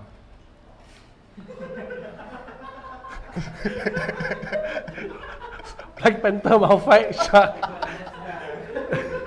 I think you qualify for Malphite, Black Panther. I don't think you qualify for Shark lah. Alah, too tato for me lah. This one. That one more level higher. One more level too high. So, I really want to quit it. I think tomorrow I quit. I sent in my resignation letter. I quit. Correct, well, at least right, you do this. You don't want to do the dance, you know. Only he do the dance, you know. So I must cosplay lah, huh? Give up. You give up lah. But of course, it means play all day also cannot give up. They still have the game 2 to play. Don't forget, you're still in the tournament. Best of 3, you know. Yeah, this is the best of 3, so you can't give up so easily. I mean, so thanks once again to Tam T. Barbosa. Fave commercial, favorite. Sorry, these glasses I cannot see. Where the glasses cannot read? How lah? Nonsense, fella. So, my production, give me an idea. Say, I cosplay Snorlax, you cosplay Geodude. Geodude, The jacket grey, ma? Oh,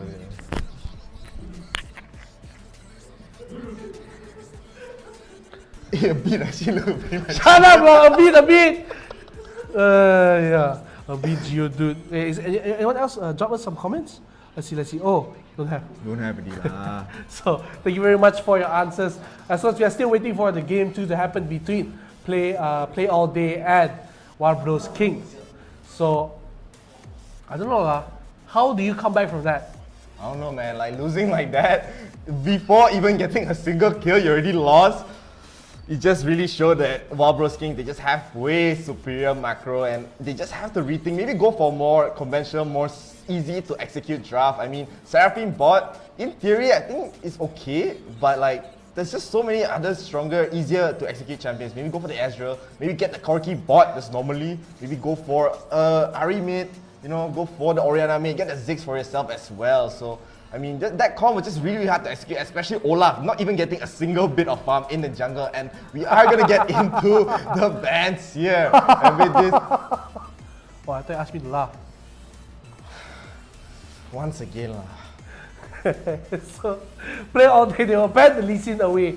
I wouldn't say Lee Sin was the problem. It was not the problem. I think the problem was... Actually, I don't know actually. The problem was really at the start, Lee Sin was just invading. He was barely farming, he's in his own jungle, and Olaf was running around trying to get some kills, but when he came back, nothing left already. He steal everything lah. Steal everything already. Like you. Oh! Steal my Tose Masala. So Ziggs, finally! Wow bros, I love you, you banned the Ziggs. Yeah, I mean Ziggs, still such a strong champion, doing so much damage. I mean, we even saw the bombs just dealing so much in his team fight. Just one bomb, everyone's HP gets deleted. Like even sometimes no full HP, it's okay. Your HP now, quarter HP already. So Ziggs, a very good ban, a very popular ban so far. And this leaves Wild Bros with one more ban. Are they gonna ban out maybe? They don't leave the Akali open. Akali is still the first pick now. They're gonna ban out the Gragas, of course lah. See my timing. Come on, Gragas. Gragas is my spirit animal. See, now you don't answer me. Show off, wear the glasses thing is cool, you know. I wear the hat, I also think it's cool. But now one more time. Katarina come out. See, you can do that. Cannot. You already did it. Geodude, no more bans left. What? Geodude, Black Panther, Shark 420. Yeah lah. Me again lah. Malphite. So, no Malphite ban lah. The Katarina ban, the Gragas ban, the Ziggs ban, and the Lee Sin ban. So, play all day. They still banned out Katarina from last time. Lee Sin now the new ban. So they won't go in, and now let's go.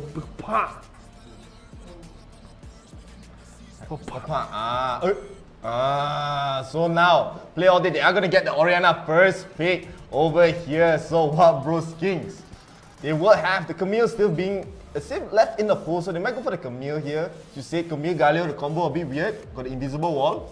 No, I say if Camille is opposite team in Galio. Oh really?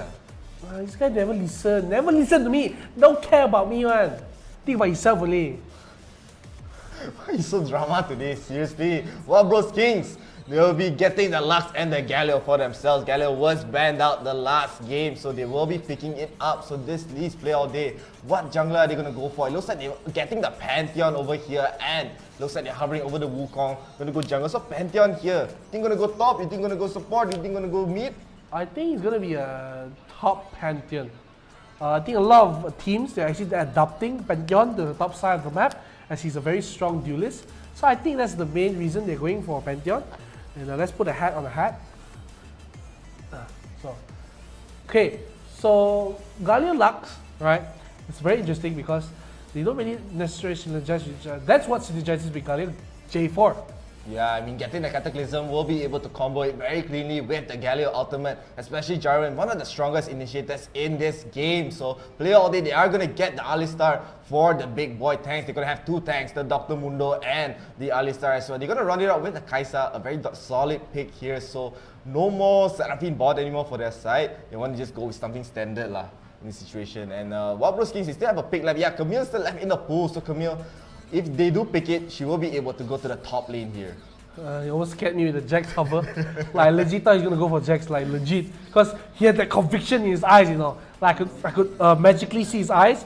It's transmitted to my brain. He wanted to pick the Jax. But I think his better heart told him, okay, let's just go for the very nice Camille, Jarvan, Galio combo. You can see how this combo is gonna work out so well in team fights. Lux and Xayah gonna land. Okay, so that combo is Lux lands a binding, throw Q and into auto attack and pull back, so it's a very, very long CC chain. So that's going to be the lane combo there. We're going to see how both teams, but for play all day, it's very, very good draft, very balanced. not like the first round where they had they had a lot too much fun there. So very well done for them. And now we zoom back into the big rift here. I mean, you can see my face again, lah, handsome. Talk lah! Narcissus. Hey, no. Jogi bogi. Quit, I tell you. Don't lah. Tell Peniel Jeshurin I quit. Joking all, but this one thing I don't want to joke lah. Before we get into the game, please get the page to 10,000 likes, 10,000 followers. So we want to get to 10,000 likes lah. We can give you more tournaments, more games, more content. You know how many times I say it is, so because you guys want to get us to 10,000 likes, we have to keep asking you lah. What's this? What is this? 15,000. Oh, he's setting new goal already lah. New goal already. Okay, so the new goal is for the side of the game 2 we have Play All Day on the blue team and we have Wild Bros Kings on the red team. So of course Play All Day, they do pick the blue team here as they lost. So you're going to be able to get that for their side. So interesting, they wanted the first pick, so they do first pick the Orianna. They take it away from Wild Bros, which was such a monumental pick here. So my goodness, you can see that. Yeah, I mean, getting the 4-man shot, especially at the end, just shows how strong still Orianna can be in this game. And I mean, Wild Bros, they are going to again get a lot of lane priority in the bottom side. Xayah and Lux just so scary. They can't even get near. And Lux doesn't even have the binding, it just has the third skill, being able to just zone everyone out. Even in the mid lane, we do see Galio doing so well on the side of the middle, and even the top side, we can see Camille gonna go up against Pantheon. We haven't really seen Pantheon that much, quite surprising, but you did say Pantheon has been being adapted slowly but surely by a lot of the teams. But again, we do see an early engage. The barrier already has to come out by the Kaisa here, so aggressive by the Wild Bros side. Yeah, that was really wild coming in for them. So they do get it off there. They have to eat honey fruit. They have to burn the barrier. So well done for the side. So Pantheon, like I said, he's very strong in the lane. Actually, he should be a counter to Camille actually. I saw a lot of players, they actually do prefer the Pantheon pick into Camille as he has that kill potential level 3, level 4. And he can just out-trade the Camille just because of his third skill. So if you time it correctly, not like that, you do have to see the moment when you burn your third skill, Camille can go all in. So you have to save your third skill. But a 4-man dive is being set up here at the bottom side, a big wave actually. And actually, Alistar actually misses the knockup here, so you might get chain CC here. Like I said, the chain CC is coming in. He'll get the first blood on the side of Wild Bros. Wilding already in the Wild Wave here. So first kill, and now Kaisa will have to back off here. The whole team for Wild Bros is basically here at the bottom side. They won't take the Scuttler away. They can't contest for this. They're going to go for top Scuttler, but they don't have top priority. So maybe you can just walk all the way up to the top Scuttler. You can see immediately they start walking all the way to the Rift Scuttler here. They don't want to give it away. Galio, of course, will clear it away. Camille is just that strong right now. And Galio will be following out, so it's going to be a 3v3. Camille already getting into the action. Orianna will be in the front line, but taking a lot of damage here. And now Jumbo will go in, trying to get the Rift Scuttler, but it's already taken away. And now the Flash has to be burnt from the Mundo just to get away from there. But it's not as bad as it was for Play All Day.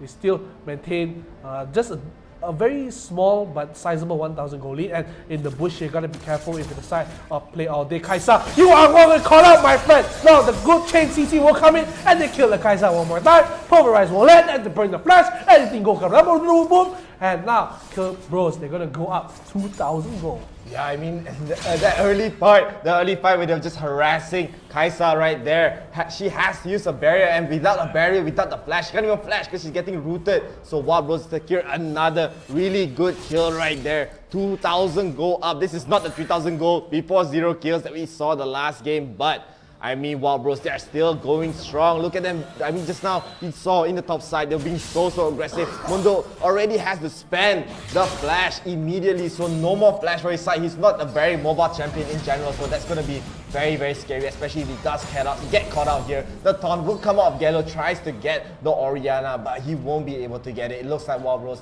are looking very comfortable in this game. Yeah, they're going to be very comfortable indeed. So, already you can see that Play All Day, they're going to get another dive on the top side. They won't die. The Pantheon does not get the kill onto Camille, and so well done. And I gotta say, it's slowly starting to look like the first match all over again. Of course, it's not as quick as it was last time, where it was like a 5,000 goal lead in about 3-4 minutes.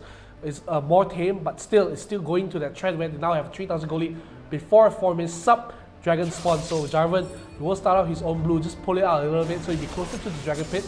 It is the Infernal, so the most important dragon, or some say the second most important, because some people think that Cloud is more important. I personally don't agree. But at the same time, we are looking at the bottom side where they're looking onto the Alistar, and the Twin Shadows will land onto the Alistar. He'll be slow, but he'll be fine. Yes, the Ultimate, he's going to be pretty tanky, so he's not going to be bothered here. But the Dragon will be started here by the Jarvan. They're just going to ignore the Rift Cutler too. They just want the Dragon here. The main priority, they are up so much gold. Nothing much play all they can do. Start the Inferno, and now it's just going to be given away. Unless you're looking for steal, no. I don't think they're looking for steal. Mundo doesn't have the flash.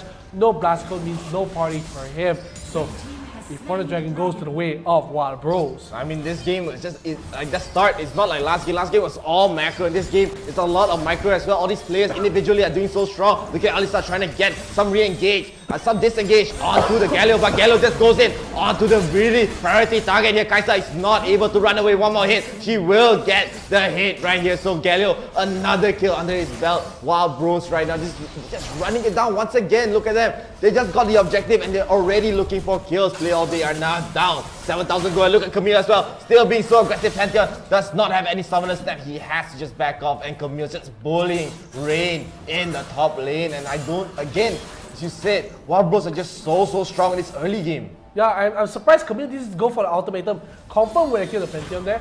Now actually Pantheon coming back in will actually be his death sentence here. He's going to go into the team. Ultimatum comes up. He doesn't have to do anything. So rainy day for him in the Wild Rift, as he will go down once again to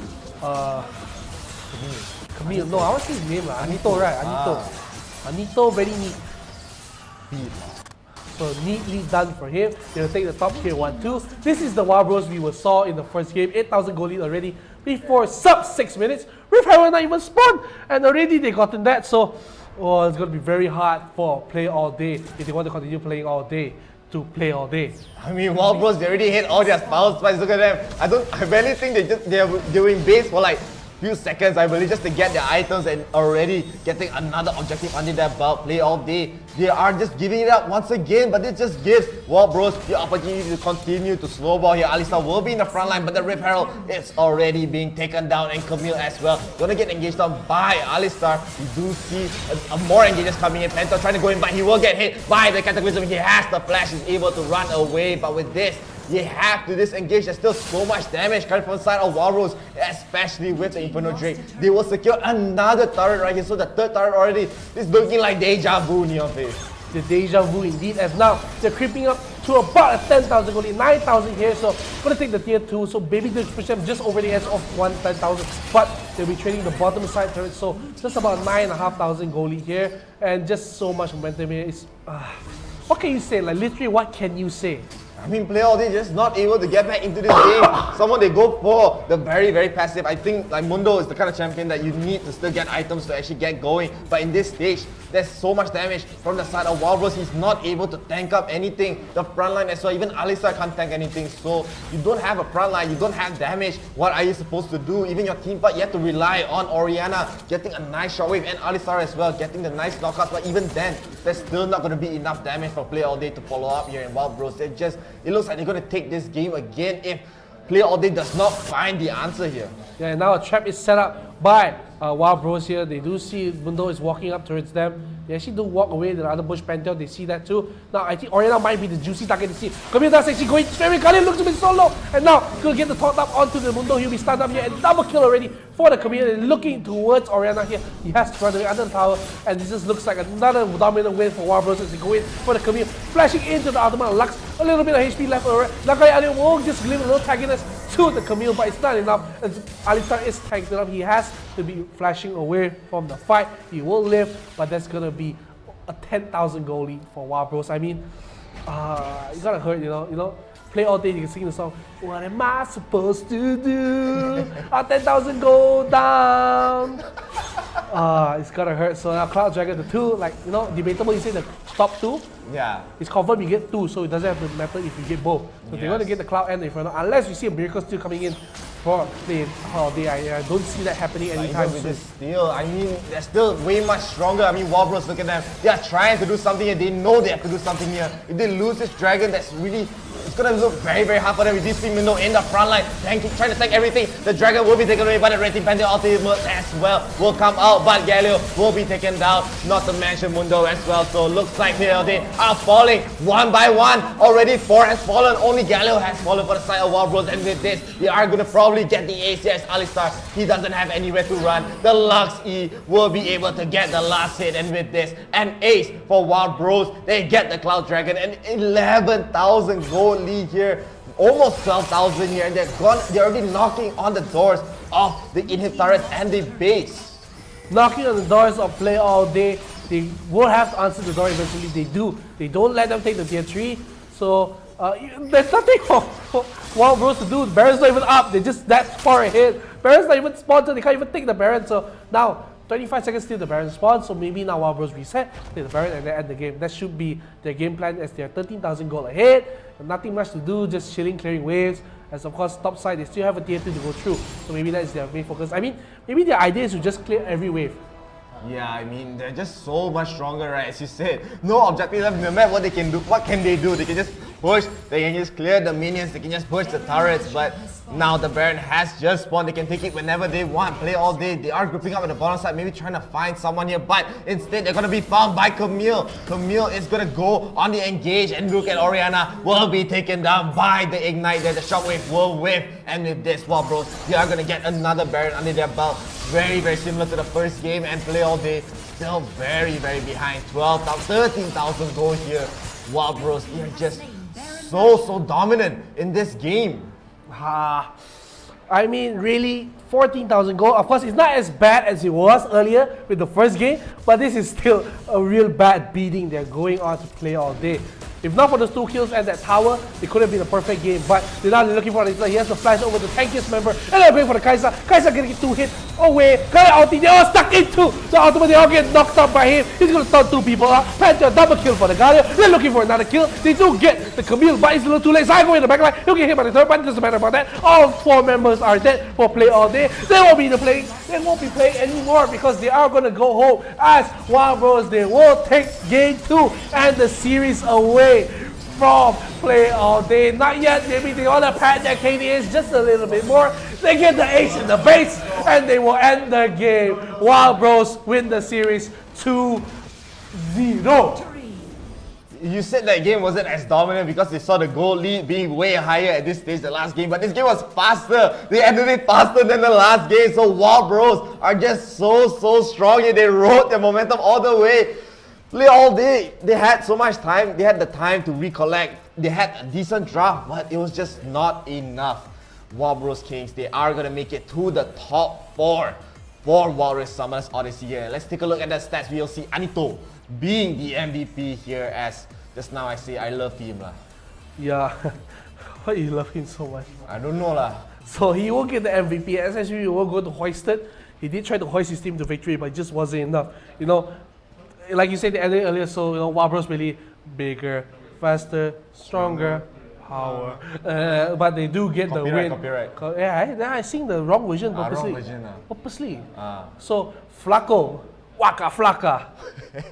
Waka Flaco. Waka Flaka will be on the Lux with a perfect KDA. Also 3 of them Blasphemy, and also Zia Maze will have a perfect KDA. Of course, the highest KDA will go to Flocka. That's why I say his name lah, special a bit. So Flocka does have a 4-0, 10 assists as well. Like, look at Jarvan, also 10 assists. So they were just participating in every fight pretty much right here, and there was just really no way for a Play All Day to even get back into this game. As I said, like, non-stop aggression, getting the macros in, getting the turrets non-stop, get the objective, go for kills. They didn't even have space to even farm in any time in this game. I mean, look at Blasphemy doing more damage than Rasu on the Kai'Sa. They were not able to get back in. The one damage dealer that could maybe compete will be the Pantheon, getting the ultimate in, could be the Oriana, getting the ultimates in as well. But there was just not enough follow-up, and Wild Bros, they're just way too strong. I mean, Mr. Meal Gaming got to feel bad. Hoisted dealt more damage than him as the Alistar, so I gotta feel bad there. But you know, all props to Play All Day. They made it all the way to the top 8. It's not an easy thing, especially in the best of 3. But Wild Bros Kings, they prove why they are the kings of the Wild Rift today, as they're gonna go all the way to the semifinals. So Guys, you have to end the stream now lah. A bit late already. Hey, I thought got replays on. I mean, I'm just saying like, no more game lah. Okay. Sorry. I so mistaken, you know. First, let's check into the replay of the last game. Let's see how dominant Wild Bros Kings were. Like even from the start, we already see Alistar missing the stun combo over there and immediately gets punished with a nice bind coming out of Lux right there. So he will be taken away, and again, look at that, this nice space in between the minions will be able to catch Kai'Sa. Yeah, Kai'Sa not able to run away, no more barrier at all. The flash has to come off Alistar as well, and even at the top side, Pantheon had just no space at all, no time to even try to farm here, and they had to just give it up. Mundo tried his best, tried to just get some vision in, but it was not possible. Wild Bros just non-stop aggression here. Non-stop in the end. Look at the bottom tower, they won't take it away. Galio is just there as a deterrent. Alistar walking the wrong way under the turret. It's like, wait, it's going to take it away. So Galio will go on to the Kai'Sa here. She will go down, get slammed all the way on the ground, and Alistar just calmly turns on ultimate and walks away. So Pantheon, like I say, he shouldn't be walking back up here. Camille like, you serious, bro? I'm the wild bro. So he will be wilding on him as he show him who's the king of the rift. And Orianna, I mean, they won't even look at Orianna, they actually get the kill onto Pantheon, then the Mundo, and Orianna's like, okay, thank God that wasn't me. So she just walks away like, my goodness. Okay, so Cloud Dragon also started, as I said. People say Inferno, Cloud, which one better? Why not both? Yeah, I mean, Wild Bros, they were just in time. The first two dragons, the two strongest dragons in the game, were in their favor. Play all day, they tried their best. Mundo, as you can see, trying to go for the steal here, but he's melting to the damage of Wild Bros. Pantheon did come in to try to get the re-engage, but that's just way too much for them to handle. The only one in Wild Bros side that's fallen is Galio right there, but they get the ace very, very cleanly. Even Alistar wasn't able to get away, and Wild Bros just non-stop 11,000 gold lead here, and with the Baron buff, you can see just slowly pushing it in. Alistar trying to get something done here onto Camille, but you have to remember, Camille is so strong, and Kai'Sa very out of position as well. Does get caught into the Cataclysm, and everyone there is stuck. Does get hit by the Galio ultimate as well. Pantheon tries to come in for his last ditch efforts, but it was not enough. Wild Bros Kings are just way too strong. The Baron buff is too strong as well, and with this, they will be able to take the game. Orianna tried her best to defend it, but it's not enough lah. Not enough, and as they said, play all day. They wanted to play all day, but the Wild Bros, the Kings, told the children, enough playing, time for serious business. So Kings, they clean up the rift, like they clean up their fortune as they spend too much money on stuff. You know, just the problem with Nolaxia, they spend too much money on the capital, but let's not go into politics. What the hell is he saying, man? But as he said before I interrupted him, you know, he said this is gonna be the end of the stream. That's gonna be the last game of the day. So please come back tomorrow. We are gonna continue with the top 4. So it's gonna be amazing matches. We are gonna be able to see Wild Bros Kings. Are they gonna be able to get the grand finals today? Don't know. No. So you have to find out tomorrow lah. So till then, before we go tomorrow, wait let's finish up the questions. Got questions more. So you guys want to cast? So Ali Terra say, they do the Wild Rift. Okay lah. Mundo Lee Sin. Can lah. Green mah? Purple. Green, purple. So then Camille, who want the Camille? You or me? Who got chicken leg? I think you got chicken leg lah. I think lah. My leg a bit chicken a bit lah. So Clean Barbosa say Yokozuna. What's the Yokozuna? That one is not. Guys, what's a Yokozuna? It's some anime. No, Yokozuna is like a. Guys, you guys know what's a Yokozuna? Yo, Jay, you know what's a Yokozuna, man? Yo, man, I know what's a Yokozuna. I still don't know, but maybe we can Google and find out. And of course, Temchi Barbosa says Wild Rift champions. So we cosplay as the Wild Rift champions lah. So cosplay myself lah. Narcissist again. NeonFaith coming in. I'm the king. I'm NeonFaith. But with that, thank you guys all for the engagement. Last one, Henry, the last one. Oh, Gragas. I want ERs, Gragas. So you lah. Me lah this time. Just now the Gragas is you? We double Gragas. Double Gragas, you know. And of course, we are going to be ending the stream today. So thank you guys all for watching. Do not forget to like the page. We need to get to 10,000 likes. You can get a supporter badge as well. And thank you for sending your stars. We're able to watch the promo video today. And with that, NeonFaith, you okay or not? Okay, why? You going to sign out? Okay, I signing out. Goodbye. I also going to sign out. So see you guys tomorrow, and we'll be back tomorrow.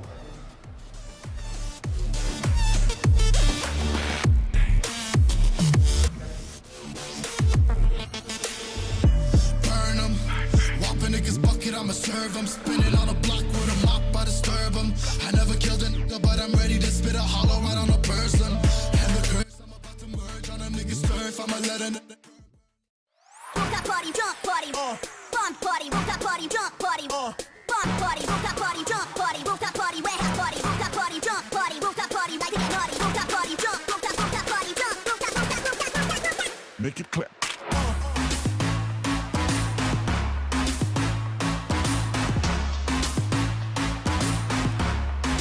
Rooftop party, we get naughty. Ladies and gentlemen, welcome to IRL Ages YouTube channel. I'm NeonFaith, and today we'll be taking a look at Summoners Odyssey's plays for the week.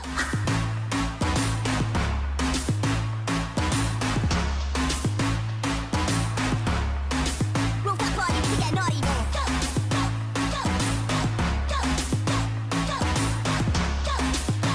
Here we can see Ziggs from the side of Dai once he will steal the Baron here, as Fiora tries to salvage the fight. She won't be able to, as the Baron and the fight will slip away from their hands. Naughty, naughty.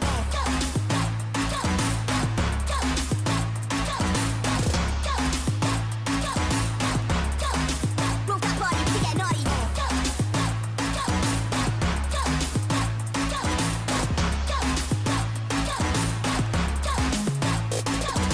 Rooftop party jump.